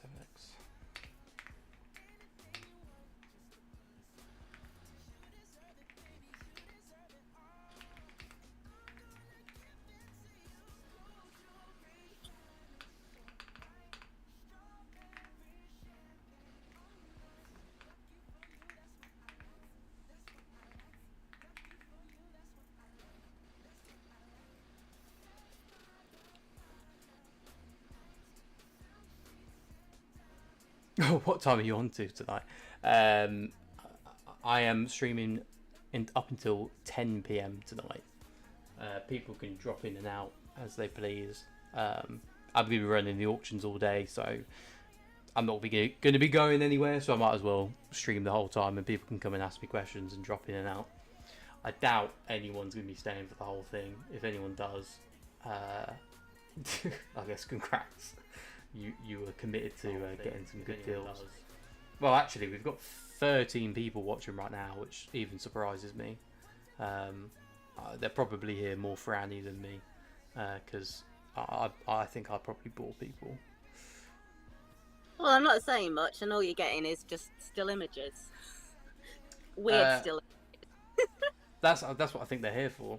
Well, because I just said that, and we've now bumped up to 16 people watching. So I think they must love the weird still images.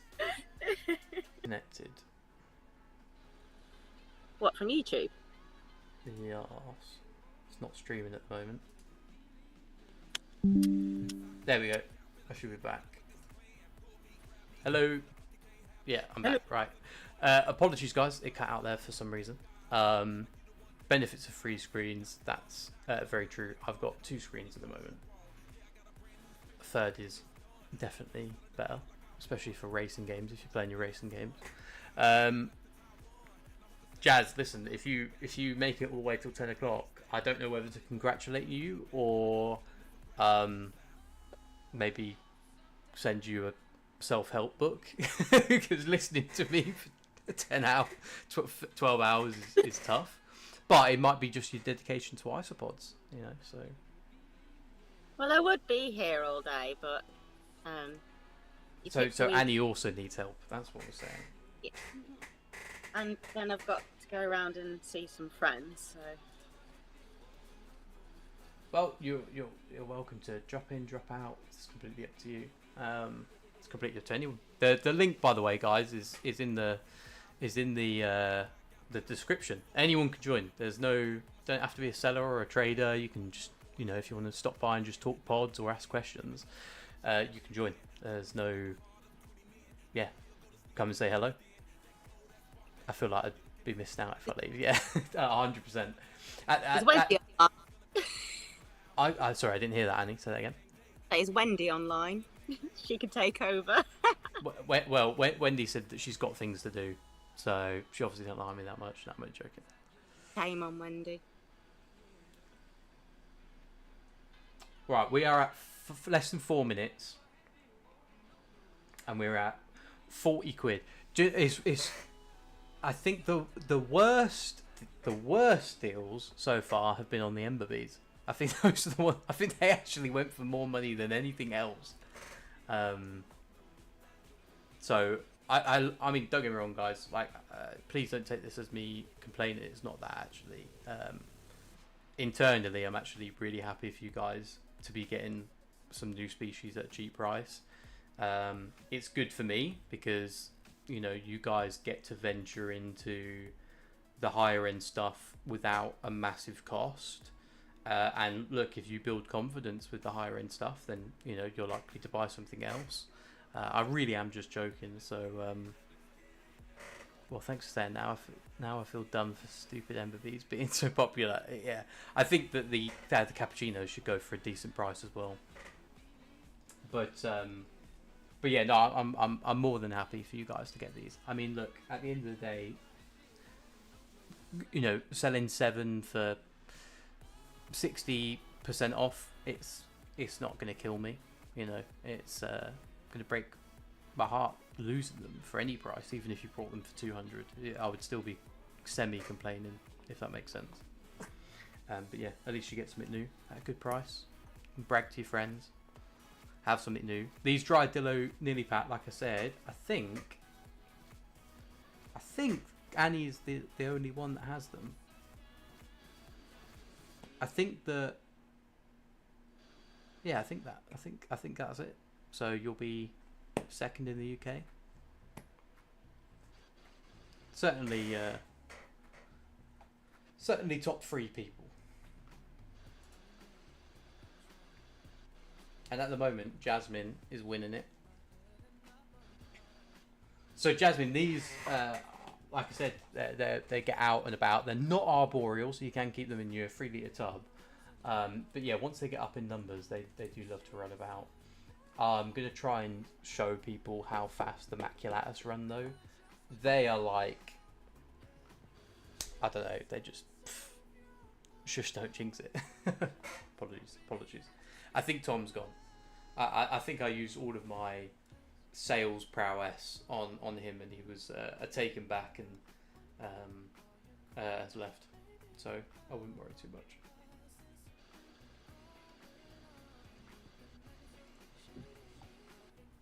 So we've got 2 minutes left until the end of the auction at £41, over £140 in value, so well under half price. And we're also unfortunately losing Annie in 1 minute and 33 seconds to Formula 1 of all things.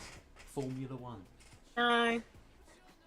Who's your team? Who's your Force India? I can't think of any others. Well, I don't like Ferrari, but I do like Lewis Hamilton, so... I was quite lucky to meet Lewis Hamilton. He wasn't a very nice person, to be honest. He wasn't back in the day. I mean, this was... Yeah, it was probably about 10 years ago that I met him. Yeah, he's changed quite a bit since, we've noticed. But out of the top 3 that are contenders for the championship, it has to be Oscar Piastri. Ooh. Yeah, I've only ever been to one event. I went to Silverstone. I was really lucky. My uncle did like some accounting for Formula One, so he got some VIP tickets, and it made me realise that no matter how much money you have, someone would always have it better. Now, at the time, I was earning about 10 grand a year anyway, so like, you know, I wasn't well off, but my uncle was, and he's always been well off. And yeah, we went and we had these VIP tickets. They were 2.5 grand a pop, right? But you got them for free. Mm-hmm. It's 4 of us. It's 10 grand for these tickets, and we go in and we are the poorest VIP. So there's different levels of VIP, and we were the lowest, basically the lowest level of VIP, or maybe just one above. And there was these kids walking around with these black VIP cards, and they cost like 10, 20 grand. And yeah, they were just like 5, 6 years old, but their dads paid for them to come. It was it was so insane to see how The other half live. Just level. I mean, I felt amazing because it was, you know, it was VIP. It was cool. It was, you know, I got to meet all of the drivers. I got to go on the track. I got to, you know, see some cars. I got to sit in one of the cars that wasn't obviously going on to the race. I got to be on TV. I shouted, "It's coming home." You know, it was a cool experience, but like, You'll probably have appreciated it more. oh yeah. They didn't care. The kids were like I said, they were like 5. Some of them were probably like 4 or 5 years old. And they've got, you know, these 10 grand passes. Yeah. But you know what time it is? You still there? Yeah, sorry, I paused. It's Formula One time. Well, thank you very much, Annie. And I won the Nilipat. Who's won the Nilipats? Annie has won the Nilipats for £51. Well done again. For £51. Hi, Jess. Well done again. Right, we're losing one. We're gaining another. Hiya. Oh, I can hear myself through your thing, Jess. I've just had to Jazz, not Jess. Mute you for a second. I'll catch you later, Josh. I'll let Okie dokie. Jasmine take See ya. over. See ya.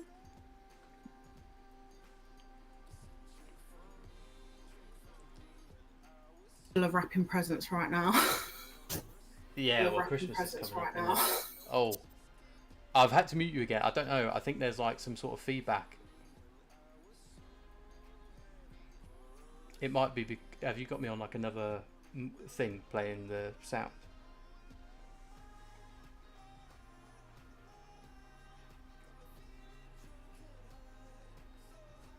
Danny Blue. I would have bid on the Embers because I know what they are. Many of the others are unknown. Yeah, to be honest, dude, that's mostly what I deal with, is the kind of unknown stuff. Not for any other reason than, unfortunately, the unknown stuff looks the coolest to me.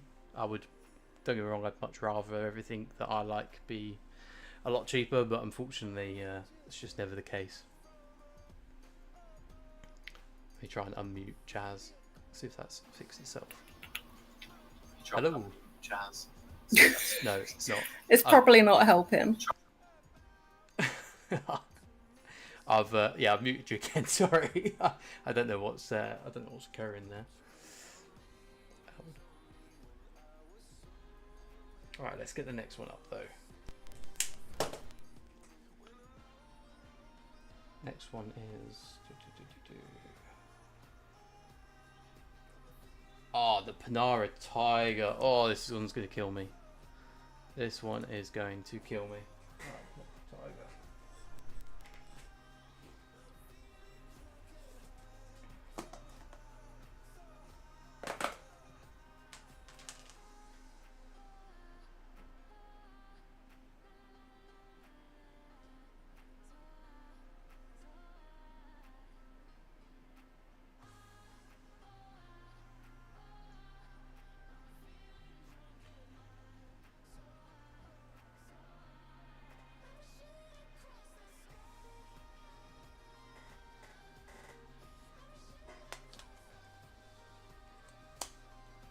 sorry, Jess. I'm just.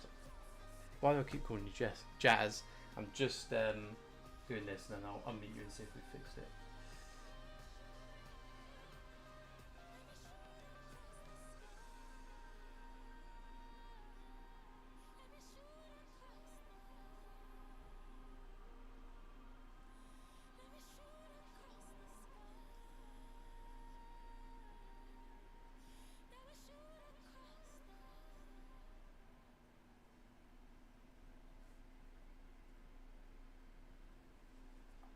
Oh, come on, Josh, you need to get a photo quickly.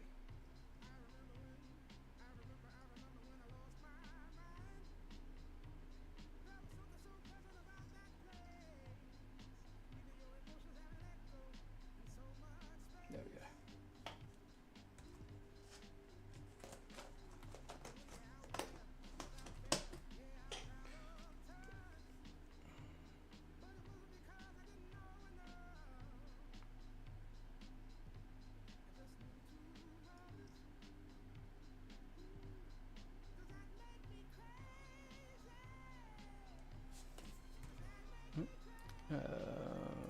All right.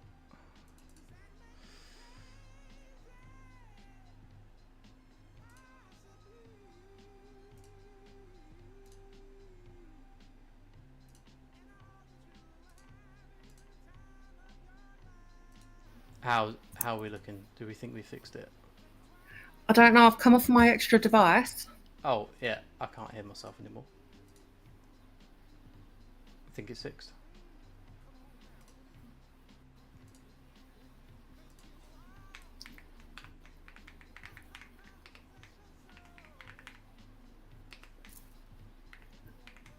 It's still echoing, and I don't know why. Oh, it's not echoing for me anymore.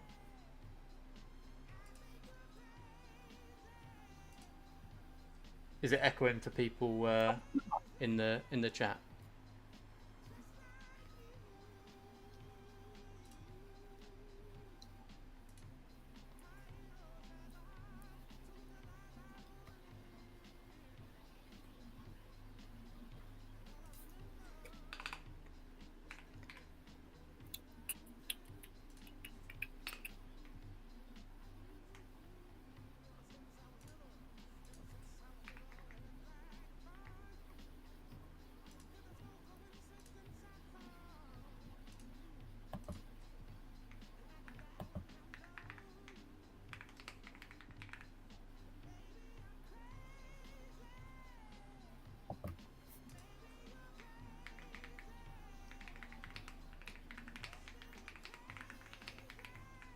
Interesting. So it's only doing it for me.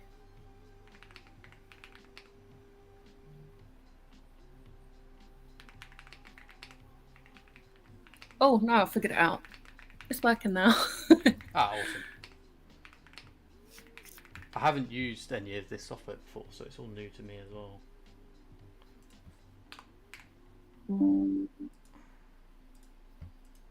I didn't want to talk in case it echoed. Nah. Well, what I did was I just muted you real quick, and then we've just tested now, so I think it's fixed now. Oh, you were replying to Fran. Sorry, I said that. Yeah, I'll reply to your message in a second, Fran. I haven't seen it yet, but Yeah. I'm just right. That's up now. All right, let me check these messages and then I'll.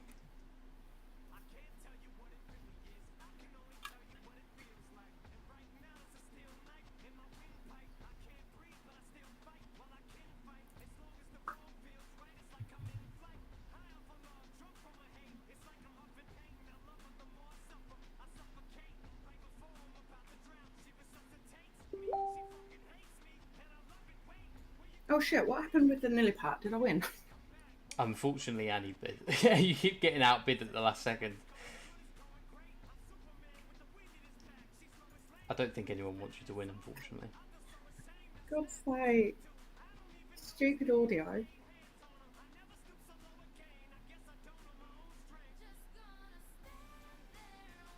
I think, yeah, I think this is going to be a good day for people to get some good deals.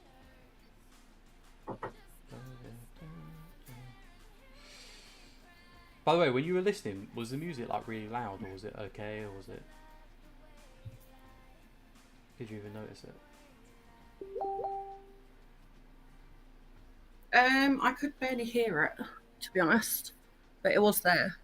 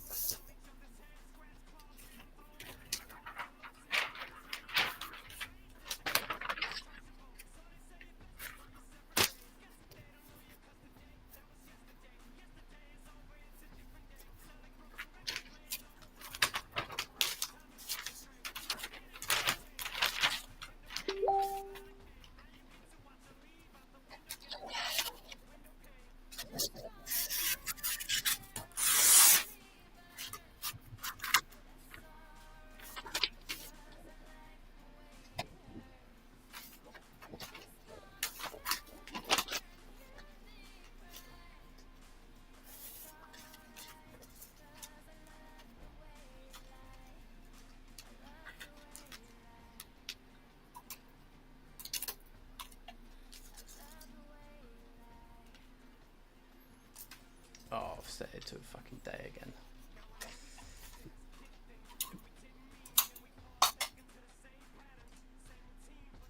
So yeah, as someone, because obviously you mentioned before that you hadn't really used eBay much, how have you found, as kind of like being completely new to this, how did you find the auction website? Did you find it easier than the chats, or?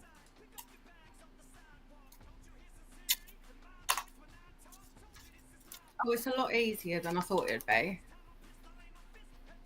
I get really overwhelmed very quickly, but it's been easy to figure out.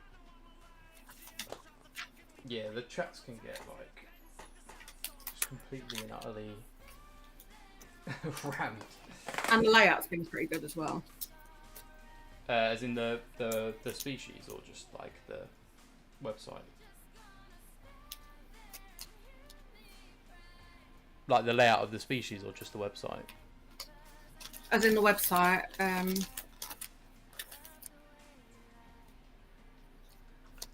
get some of these guys on camera.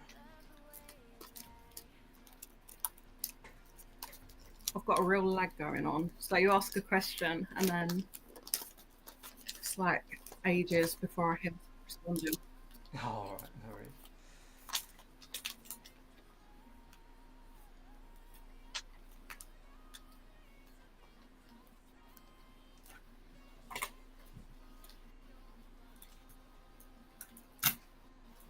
I'm assuming you'll be on the hunt for some more cherry blossoms, or how are you all doing? Have you got plenty?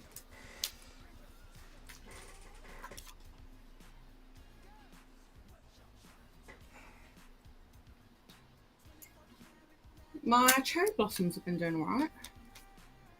I need to feed them all actually.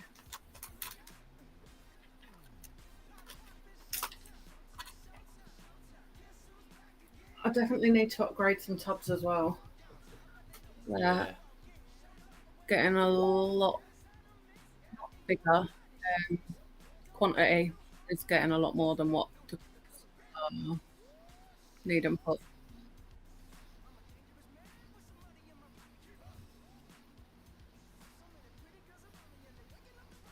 This lag is really getting on my nerves because I keep losing my train of thought because I can hear myself speaking as I'm trying to speak myself.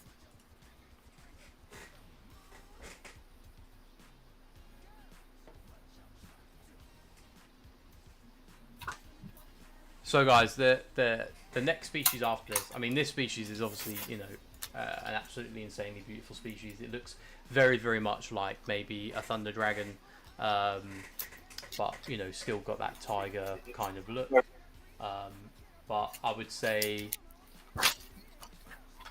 the next species, just as an FYI, it will have a high reserve. That's just because it's one of my favourites at the moment, and I will not be upset if it doesn't sell. So yeah, apologies if it's one that you're after, but it is one that I really do just want to keep. But this one, over £200 in value. It's currently at 76 with one bidder, which is Patrick. We will see. We'll see who else wants it.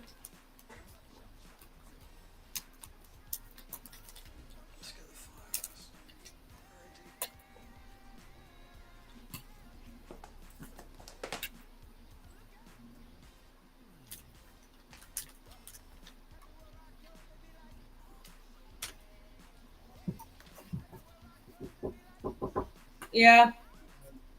Who is it? Oh, yeah, you can come in. How do you not recognize my own voice? Oh, wait. Let me mute this.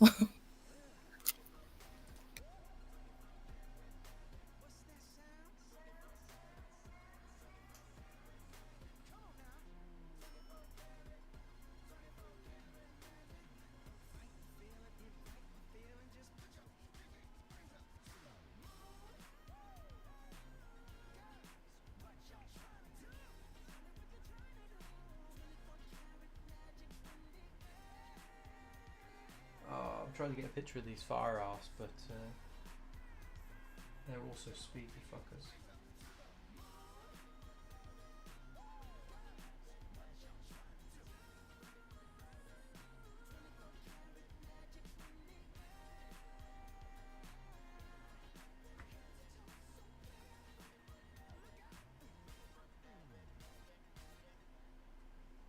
Oh, let's see if any of those are any good.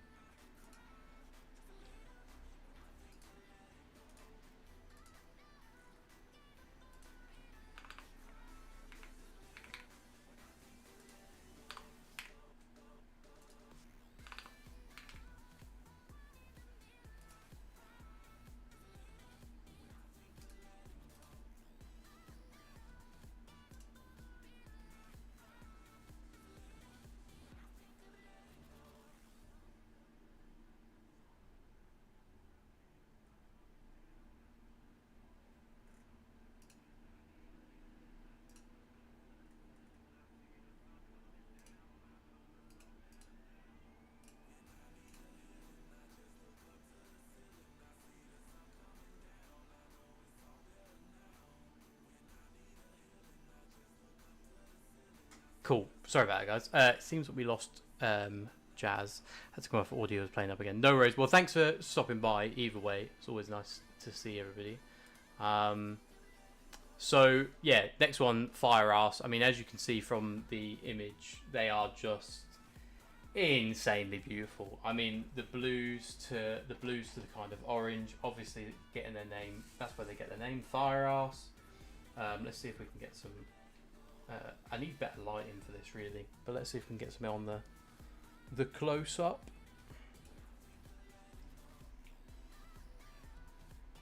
They love hiding out in these. Yeah, come on. Let us do that. Well, I've got a spider to kill before it kills my isopod. That's one thing, but come on, focus.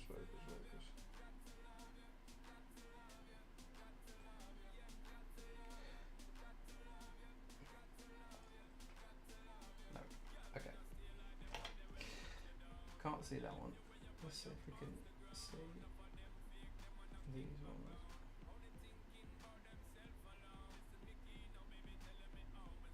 Either way, like I said, guys, one that I am quite happy to. Oh, I need to kill that spider.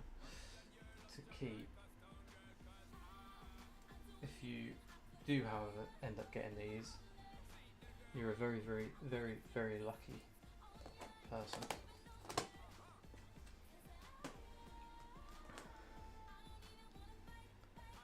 Might want to get. Yes, thank you for reminding me. Yeah, I almost forgot that.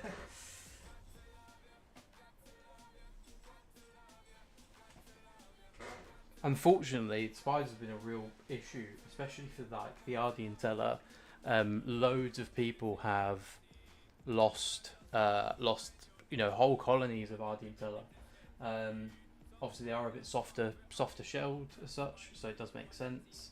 But also, people have lost their green laser colonies, all sorts. Like spiders are a really big issue, especially the false widows. They're coming off of the cork bark and yeah, just wiping out entire colonies, killing all the babies. It's really sad.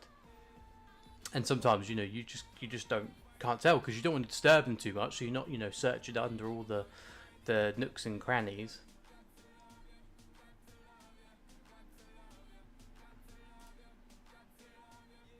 I'm actually refreshing this like a lot because I just hope no one bids.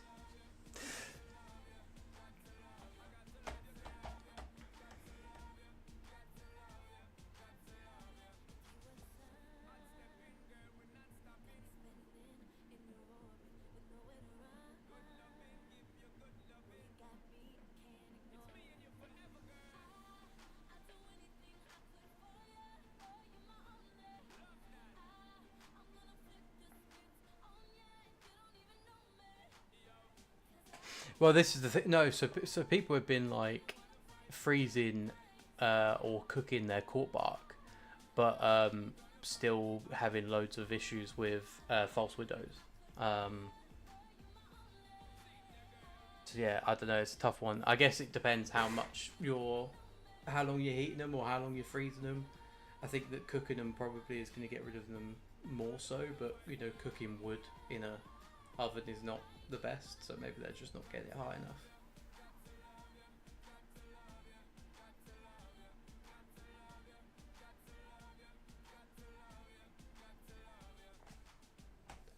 Absolutely no idea. I mean, it's all anecdotal, obviously. People said that they've come from their cork bark that they've treated, or so on and so forth. Pass.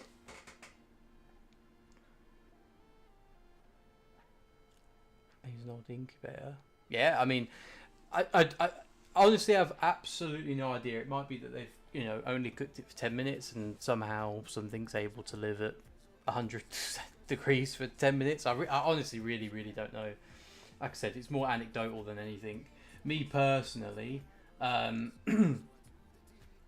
don't treat a lot of things. I don't have a lot of issues. So it's not been a massive problem for me so far anyway.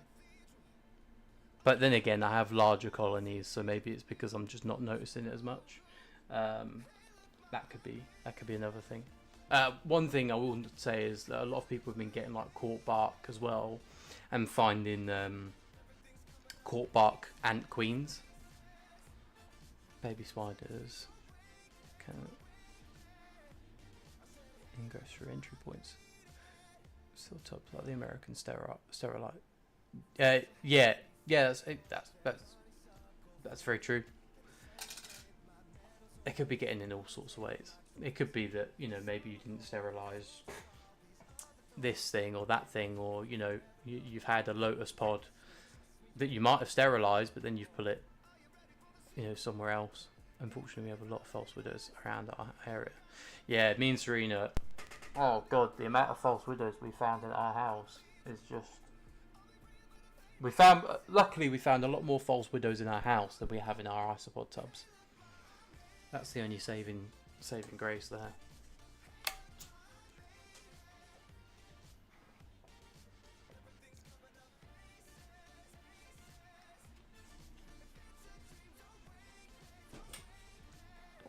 Alright. What's next?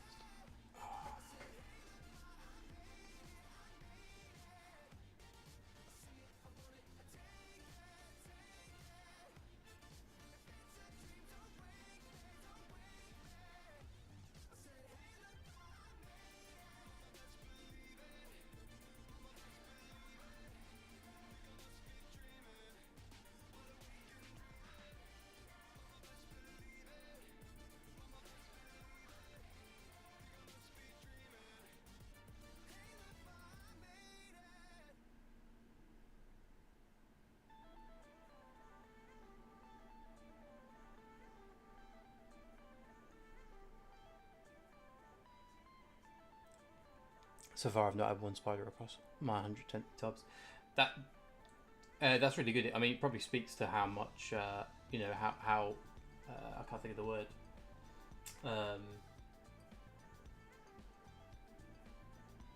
It just speaks to how much work you're doing to ensure that they're kept completely and utterly, you know, sterile and not having any issues. And it'll do you well in the long run. The thing is about sterilizing stuff. If you sterilize everything, your soils and so on and so forth, it just means you do have to add back in some good bacteria, and it also means that the tubs take a lot longer to acclimatize and develop, you know, good biofilms and so on and so forth. But if you are sterilizing everything, you should always add unsterilized soil, or you know that you know is good soil still, to propagate that whole tub, and it just means that if you sterilize everything, you've got to leave it for, you know, a good six plus weeks, I would say. Whereas, you know, if nothing's sterile, then you can kind of go straight away. I would still not recommend that, obviously. I keep a load of tubs done, so sometimes, you know, it's 2 months before I get to a tub, so it's kind of, you know, fully propagated, if that's even the right word. Sorry, I'm trying to look at what's next in terms of the auctions. I can't even find my own.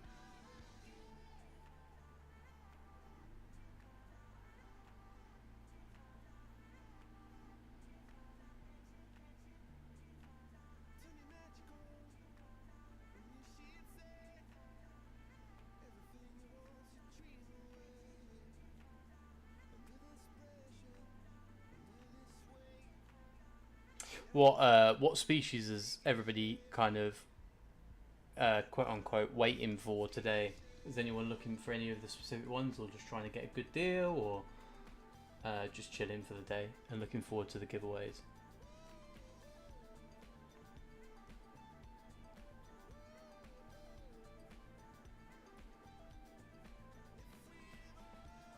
Planting dalmation.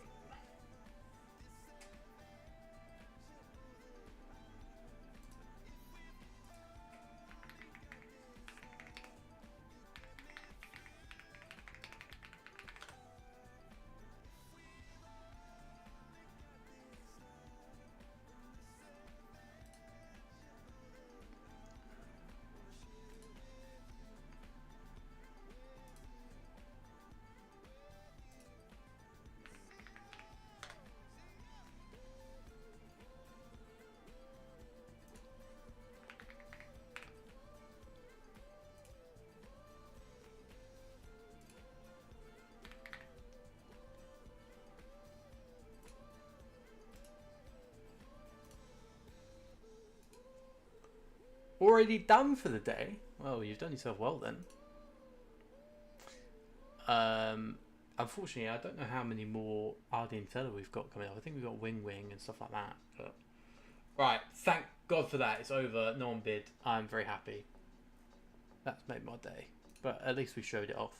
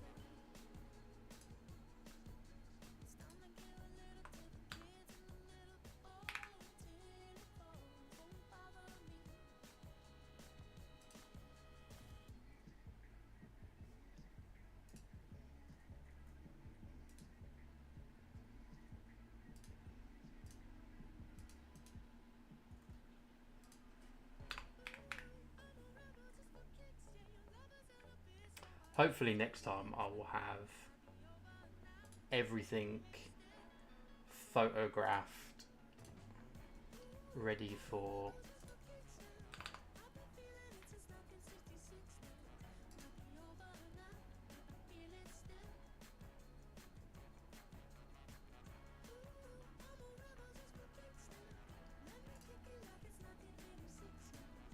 for these days. I'm just terrible at taking photographs. Right, that's that done. Oh, so we're looking for just here to chill mainly, too poor at the minute to get much. Adding many more pods to my wish list though. This might not be the best day for my future bank balance. Yeah. Honestly, it's going to be one of those where I think a bunch of people add, a bunch of their stuff to their list, and then be like, oh crap, like I wish it was that price now. I think that next year, because we're going to have a bit of a hiatus over Christmas, I think once we start getting towards June, so on and so forth, I think things are going to start to get a little bit better in the isopod world anyway. We have a bit more diversity. Hopefully some prices come down. Unfortunately, a lot of prices I think will kind of rise, because I think that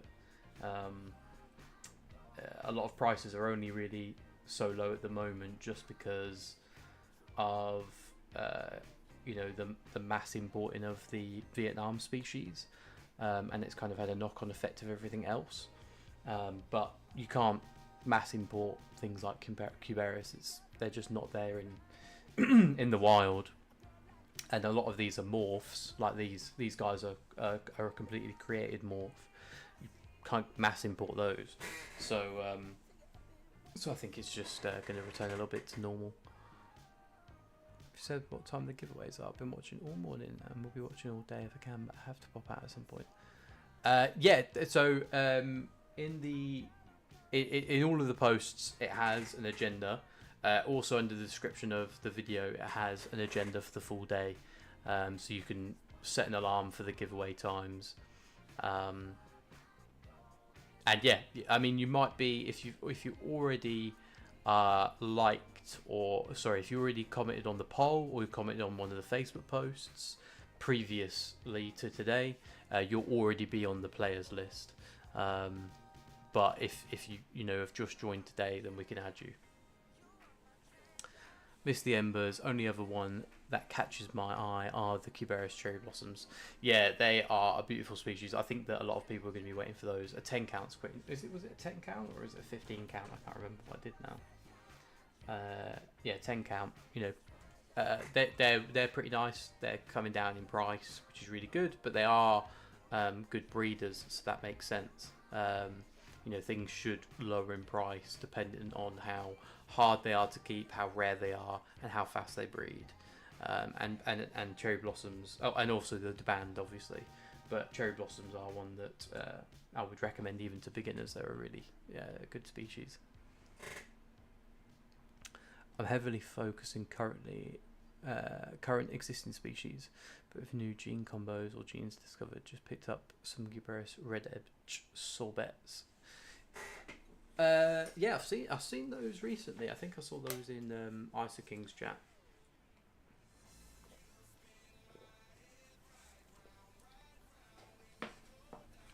That's the other good thing with the isopods. You know, like if you got normal pandas, technically give it 30 years and you can have like maybe 30 different, you know, morphs of panda. You know, so when you're buying one species of isopod, you're also, you know, potentially buying a couple of morphs at the same time. You've just got to select them out yourself. I hadn't seen the full theory. What a great lineup. No worries, no worries. I'm glad that everybody's happy with the lineup.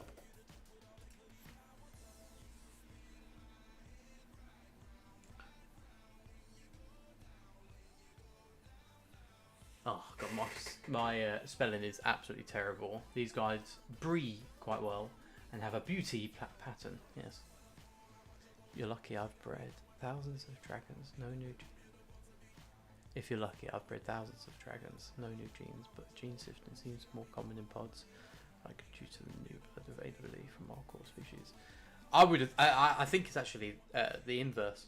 So it seems that the longer isopods are captive bred, the more morphs you'll see. Not just because of the you know, the time, but just being inbred, because they're inbreeding a lot. It just creates a lot of it seems to at least create a lot of morphs. Because yeah, unfortunately in the wild, like, you don't see almost any of these.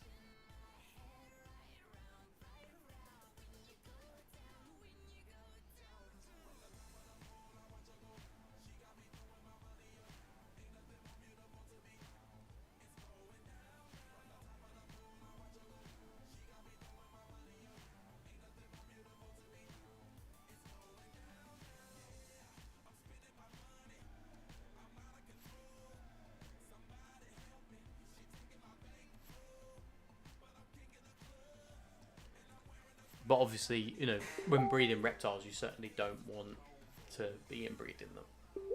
And it might, we might find out, you know, in 10 years' time that, you know, we've created monsters as such, and they're really unhealthy.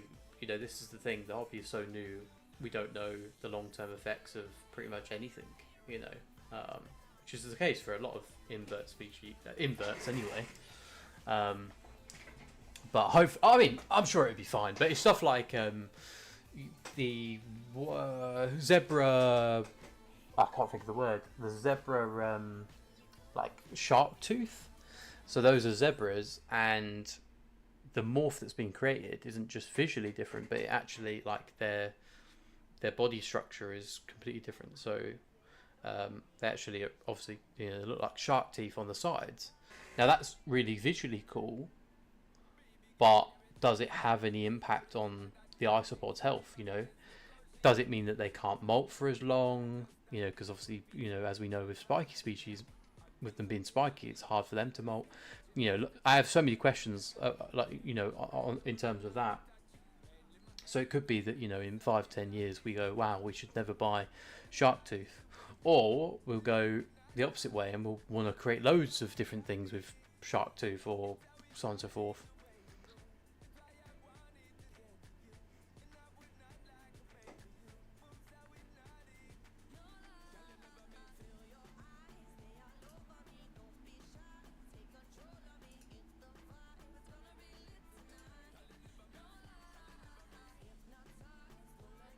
£20 for these planting dalmatians is absolutely insane, by the way. Definitely one to check out. They're a captive bred, obviously, morph of Plantington Tung Song. Extremely rare. You won't see anyone else with these. We have sold some in the group, so like you will see like a couple of people have got them from myself, but they're certainly not commonly available. They're not something that most people would know about, and like I said, really nice patterns on all of them. Blue Whale Flame Mechanic. I never know how to say that, you know. Awesome, dude. That's fucking great. I've got a couple of broods from them so far. I've got one, I think I've got maybe like 5 or 10 that have grown, you know, to a good size where they've kind of got their colours and stuff. But very, very blue, at least in my opinion. Platinum Tung Songs are doing very well. Yeah, Platinum Tung Song breed really, really good. For whatever reason, this morph, I would say breeds a little bit less.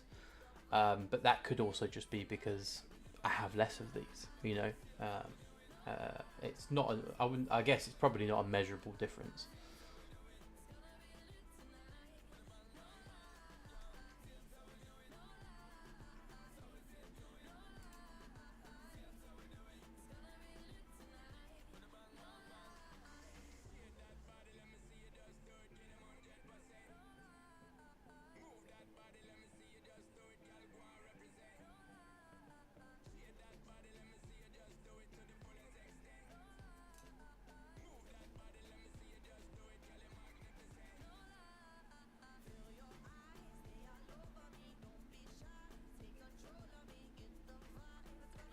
I've had a couple of people ask for the agenda on chat. Thing is, I don't want to just keep posting it in groups because people will just get annoyed.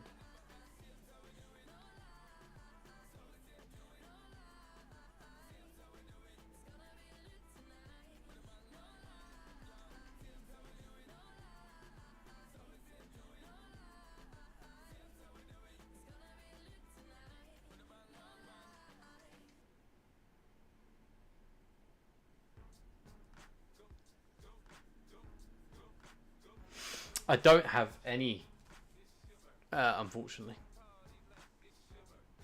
If I get a chance to, I certainly would. It's quite mad because I think the lowest quote I've been given to buy some, again, it's coming from like Hong Kong, so I guess it makes sense. But yeah, the lowest like price I've been given was $1,500 for 10.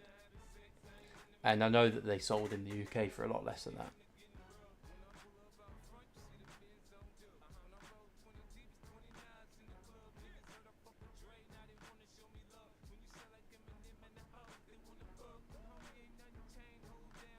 Yeah, that would be a good idea.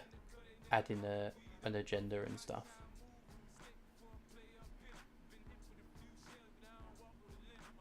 At the moment, unfortunately, it only allows one auction at a time. I'm going to try and build it so that I can schedule auctions. But obviously this is, like I said, just a first go. I think around 800 for 10. Yeah, it wouldn't surprise me. It's a lot of money, but they are extremely rare. Extremely rare.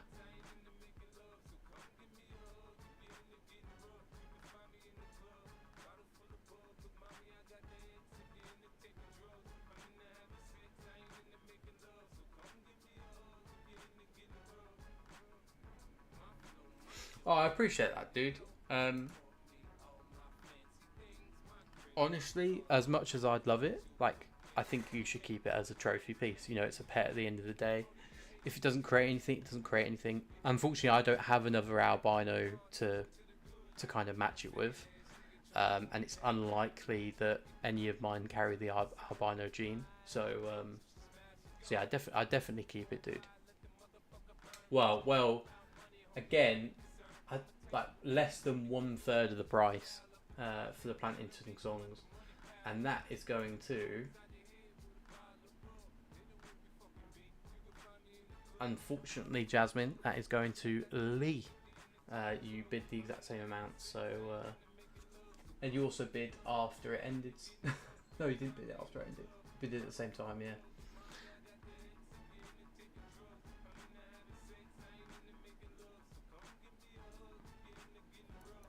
So that's going to Lee.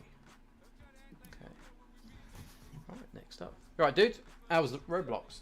It was good, mate. We got to day 34. Lasted over an hour and 99 nights. It was epic. It was an epic little battle, mate. But all good things must come to an end. So we're gonna have a bit of a break, and then I think we're gonna play some Fortnite, aren't we? Oh, yeah. Nice. Do my presentation. Oh, she's gonna do a work. She's doing a. Do you send it to my teacher?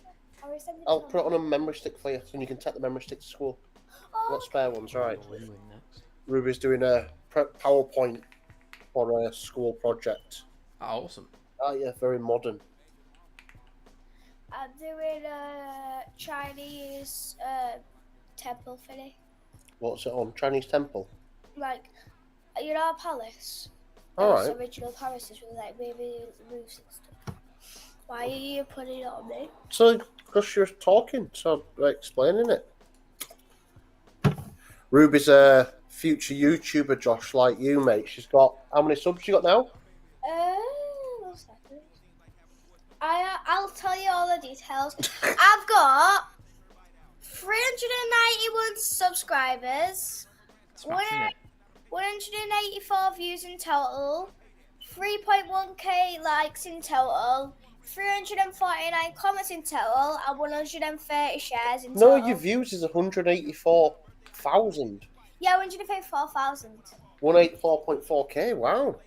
That's fat. That's amazing. Yeah, you're smashing it. Definitely doing better than me. Yeah, right. You've been no, serious? No, yeah, I think I've got like 100 subscribers or something. He's got, look there, 243. There we go. Right, Josh, I'm back to give you some law and order. So we've just done the platinum. There went no bids. There was one. Oh wow, they went for the reserve. What's that, sorry? The platinums. They're planting Dalmation. Plantin, sorry, Dalmatians. Yeah, they went for. Went for 40, mate. Went for 40, wow. So over 150 quid for 7. I'll be right back. Okay. So less than a third of the price. Wow. It's certainly a good day for people to get some stuff. Yes, sir. Luckily, no one bid on the fire ass, so I get to keep them all. So now we got the wings. Wing. Hello.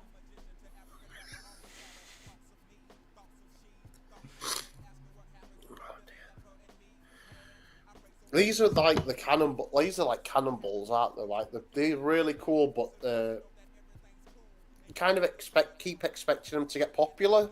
but they don't. What, the wings? Very underrated. The wings, really cool. They were really popular. So like a year ago, they sold better than Scarlets, but only in groups. Okay. Fran was so upset that because I think I was the first person to get them, and I got them off of Isa King, and she was very upset at the time.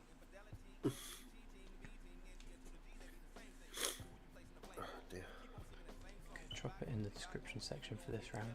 Yeah, dude. Sorry, so I did drop it. It is in the description. I think anyway. I think I did it right. Let me just double check. Yeah, it is. Yeah, it's in the description.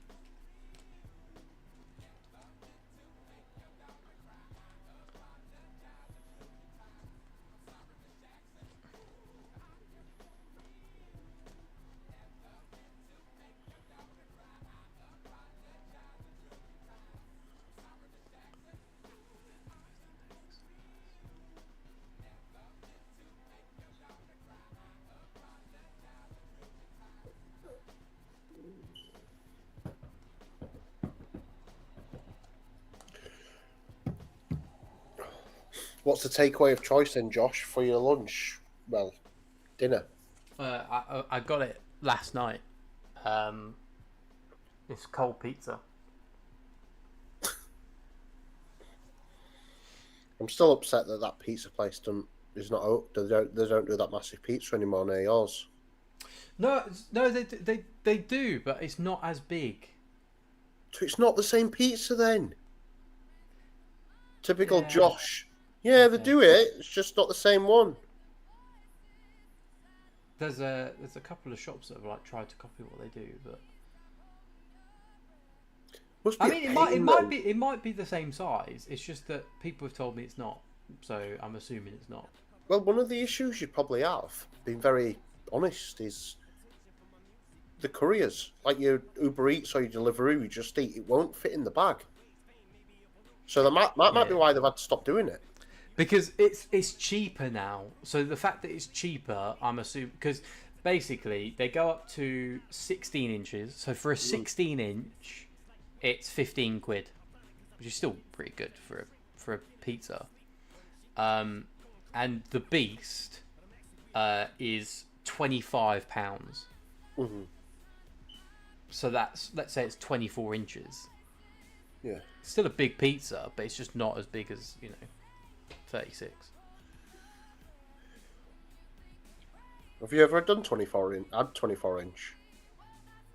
No, because when I wanted to get the Beast, that's what they didn't have this. I'm assuming it's 24 inches, by the way. It could be slightly bigger. I really don't know. It could be slightly smaller, I guess. I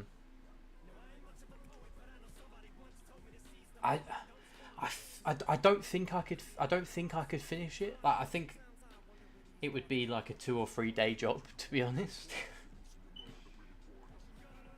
Because it's square as well, remember? So it literally takes up every inch of the box. There is no wasted space, which is another reason why I liked it. Oh, Jasmine's really going for the Ardentiella today.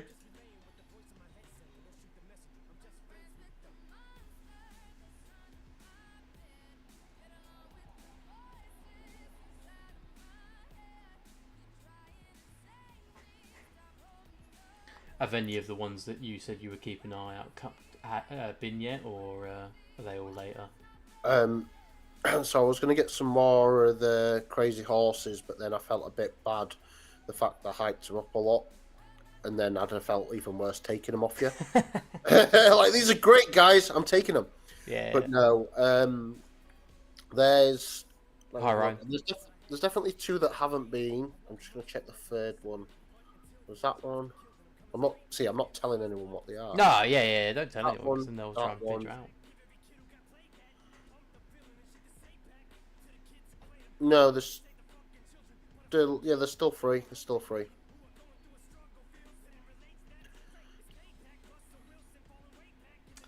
I think the busiest ones are going to be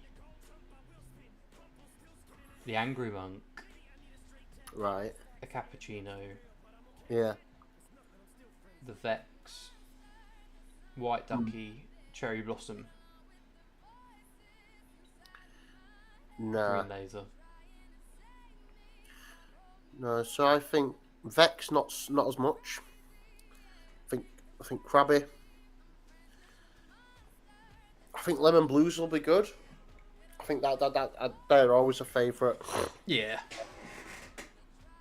And then the Cherry Blossoms, and then the caps. I think those are the 4 that people will be doing. But I see you doing the caps twice.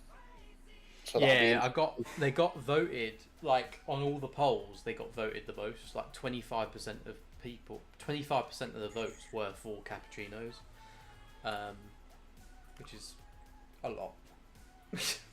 a lot. So after this one, we've got another mystery box, another beginner one. I'm just looking at the list. It's mad to see how much we've got left.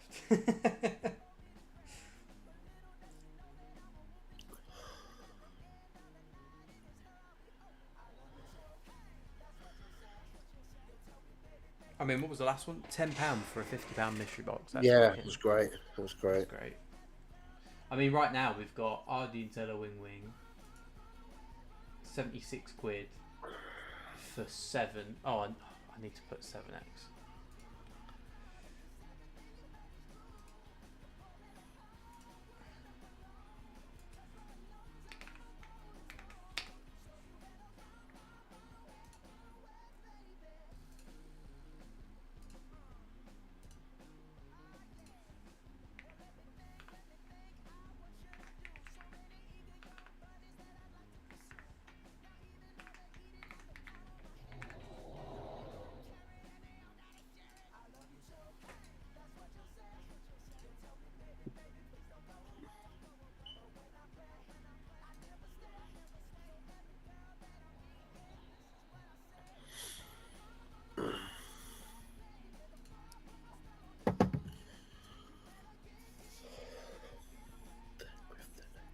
I've actually had like 4 people message me asking if I'm going to be selling the website.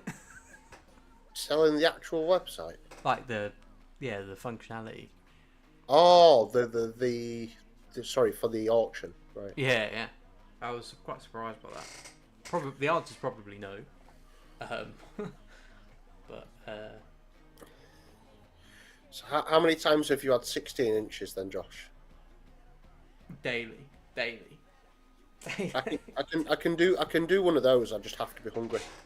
Sometimes leave a slice or 2. Oh, sorry, you talk about pizza. Yeah. I could probably. I could probably. Sorry, I thought you were talking about Terrence next door. Yeah, I could probably do a 16-inch. I could definitely do a 16-inch. I still feel sick, I think, afterwards. But only a margarita though. If it was meat feast, no chance could I do 16. I got pepperoni all the time. Oh no, I love just cheese, man. I have got a meat feast down there, but I love just cheese pizza.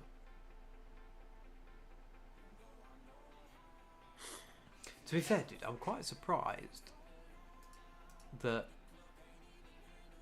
it stayed pretty consistent at like 13 to 16 viewers.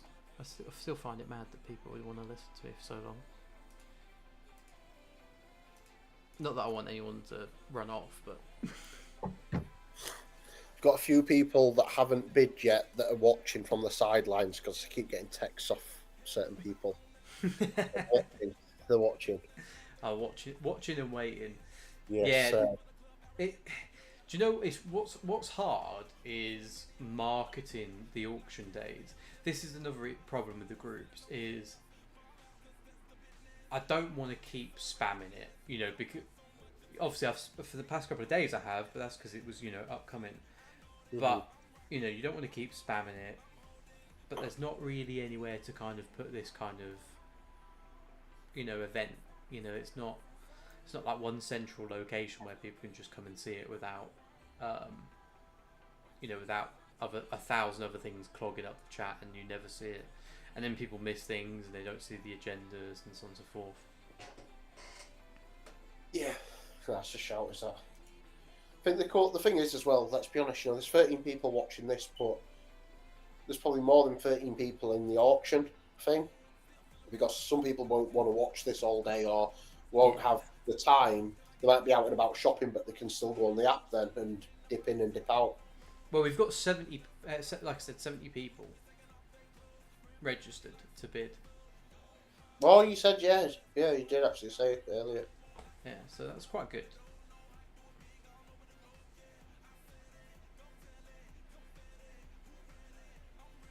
Eight, 7, 6. Is Jasmine going to win it? 4, 3, 2, 1. Let's refresh the page. Yes, Bath. Pretty sure she's won it. Pretty sure she's won it.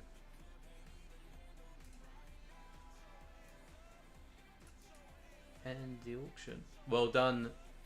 Well done, Jasmine.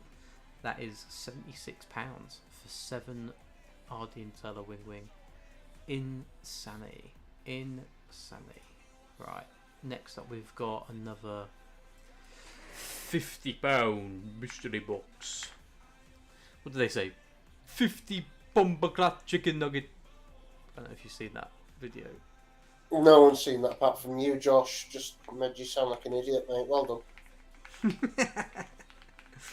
It's no different to the usual then. No, probably not now.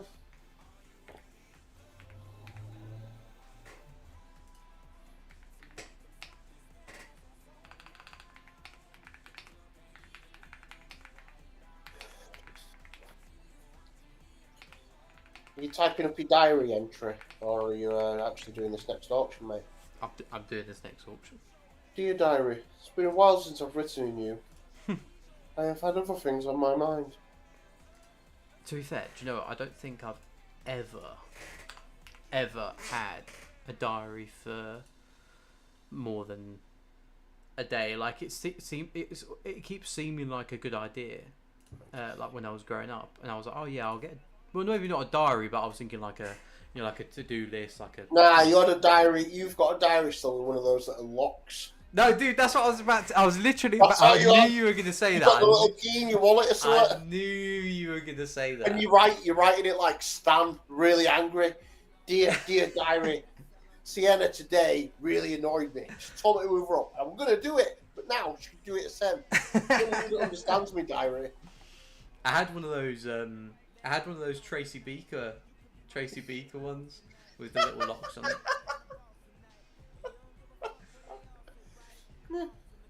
I can definitely imagine you shouting "bog off" as if it was a swear word when you were younger. Proper Tracy Beaker fan. I was Just honestly, no, bog off, honest, yeah? I really wasn't a fan of Tracy Beaker. Like I watched it, but I didn't like it at all. I was just like, this. Nah, you were like the Wellards, weren't you? You were like the rebels. Yeah. I liked that. I did like the skinhead kid. I can't remember what his name was now. He might not even been a skinhead, but I don't know. He was getting up to mischief. I like Dennis the Menace. Skinner kid. You might have actually been bald, but I didn't massively like Scooby Doo. Like I liked Scooby Doo ish, but not loads. I to be honest, I just really loved cartoons as a kid, like Roadrunner, Danger Mouse, you know, Looney Tunes, Tom and Jerry. That's peak TV. Josh, press refresh on your screen. Oh. There we go. All best going for at the moment. I'll keep it going, Josh. Don't worry. You can have a rest. I can reminisce about cartoons. Yeah, you do that.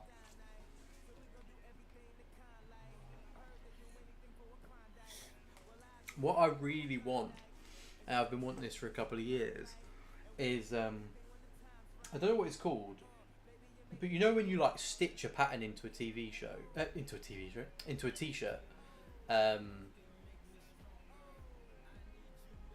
you know, like it would be like a badge or something, you know, up here.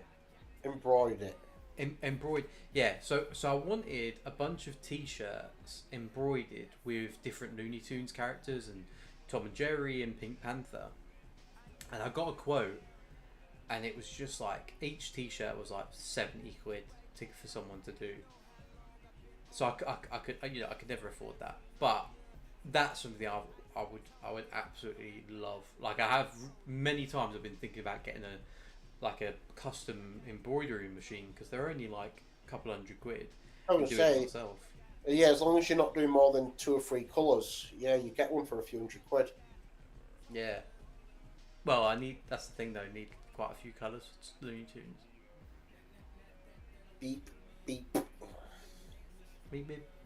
The Roadrunner. I liked Woody the Woodpecker, man. Another great one. Do you know what? You were definitely a fan of Wacky Races, mate.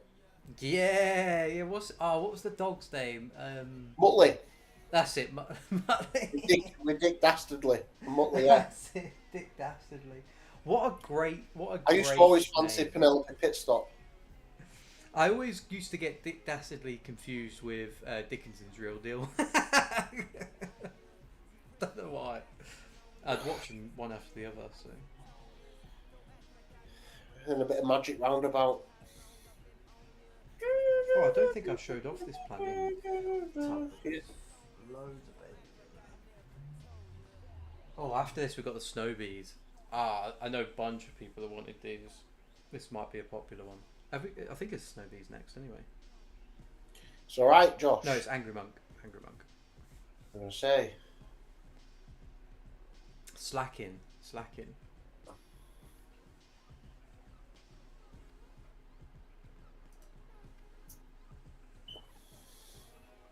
Currently £3 for a £50 mystery box.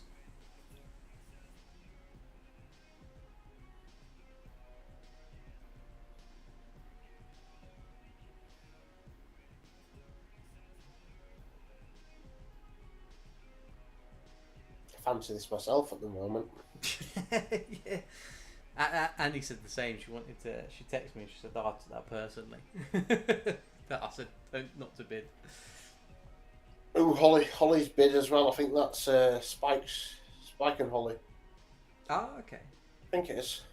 I know Spike said she was watching it. Beth's still in the lead. Beth, I treat him like I'm young. Don't ever go to cell block 1. Sorry. Terrible found the name there. That's not even the lyrics! What was that?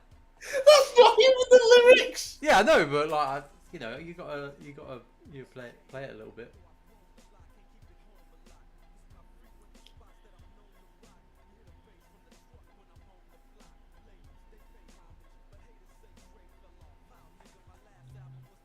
I can't imagine the amount of copyright strike emails I'm gonna get by the end of the stream. By the way, because last time when I did the stream for like an hour, I got like 14 emails or something. I'm gonna be getting hundreds.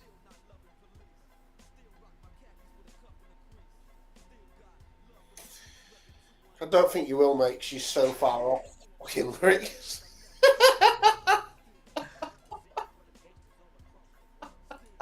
Do you know what is sad though? I think I'm getting I get more people watching when I'm doing this than ever when I was playing Call of Duty professionally.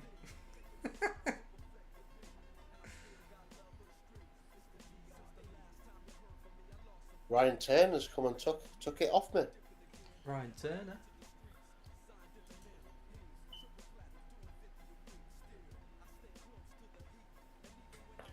Yeah, I'm just gonna Ryan's put another. Okay.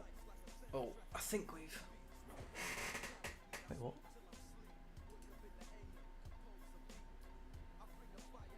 What? Oh, you called it.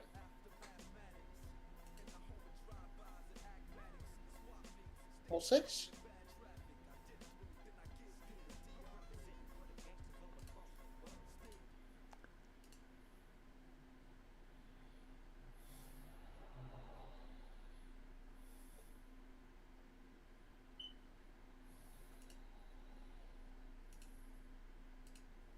Do I need to restart the stream? Someone reported you for gambling on it or something? Or No, it's copyright.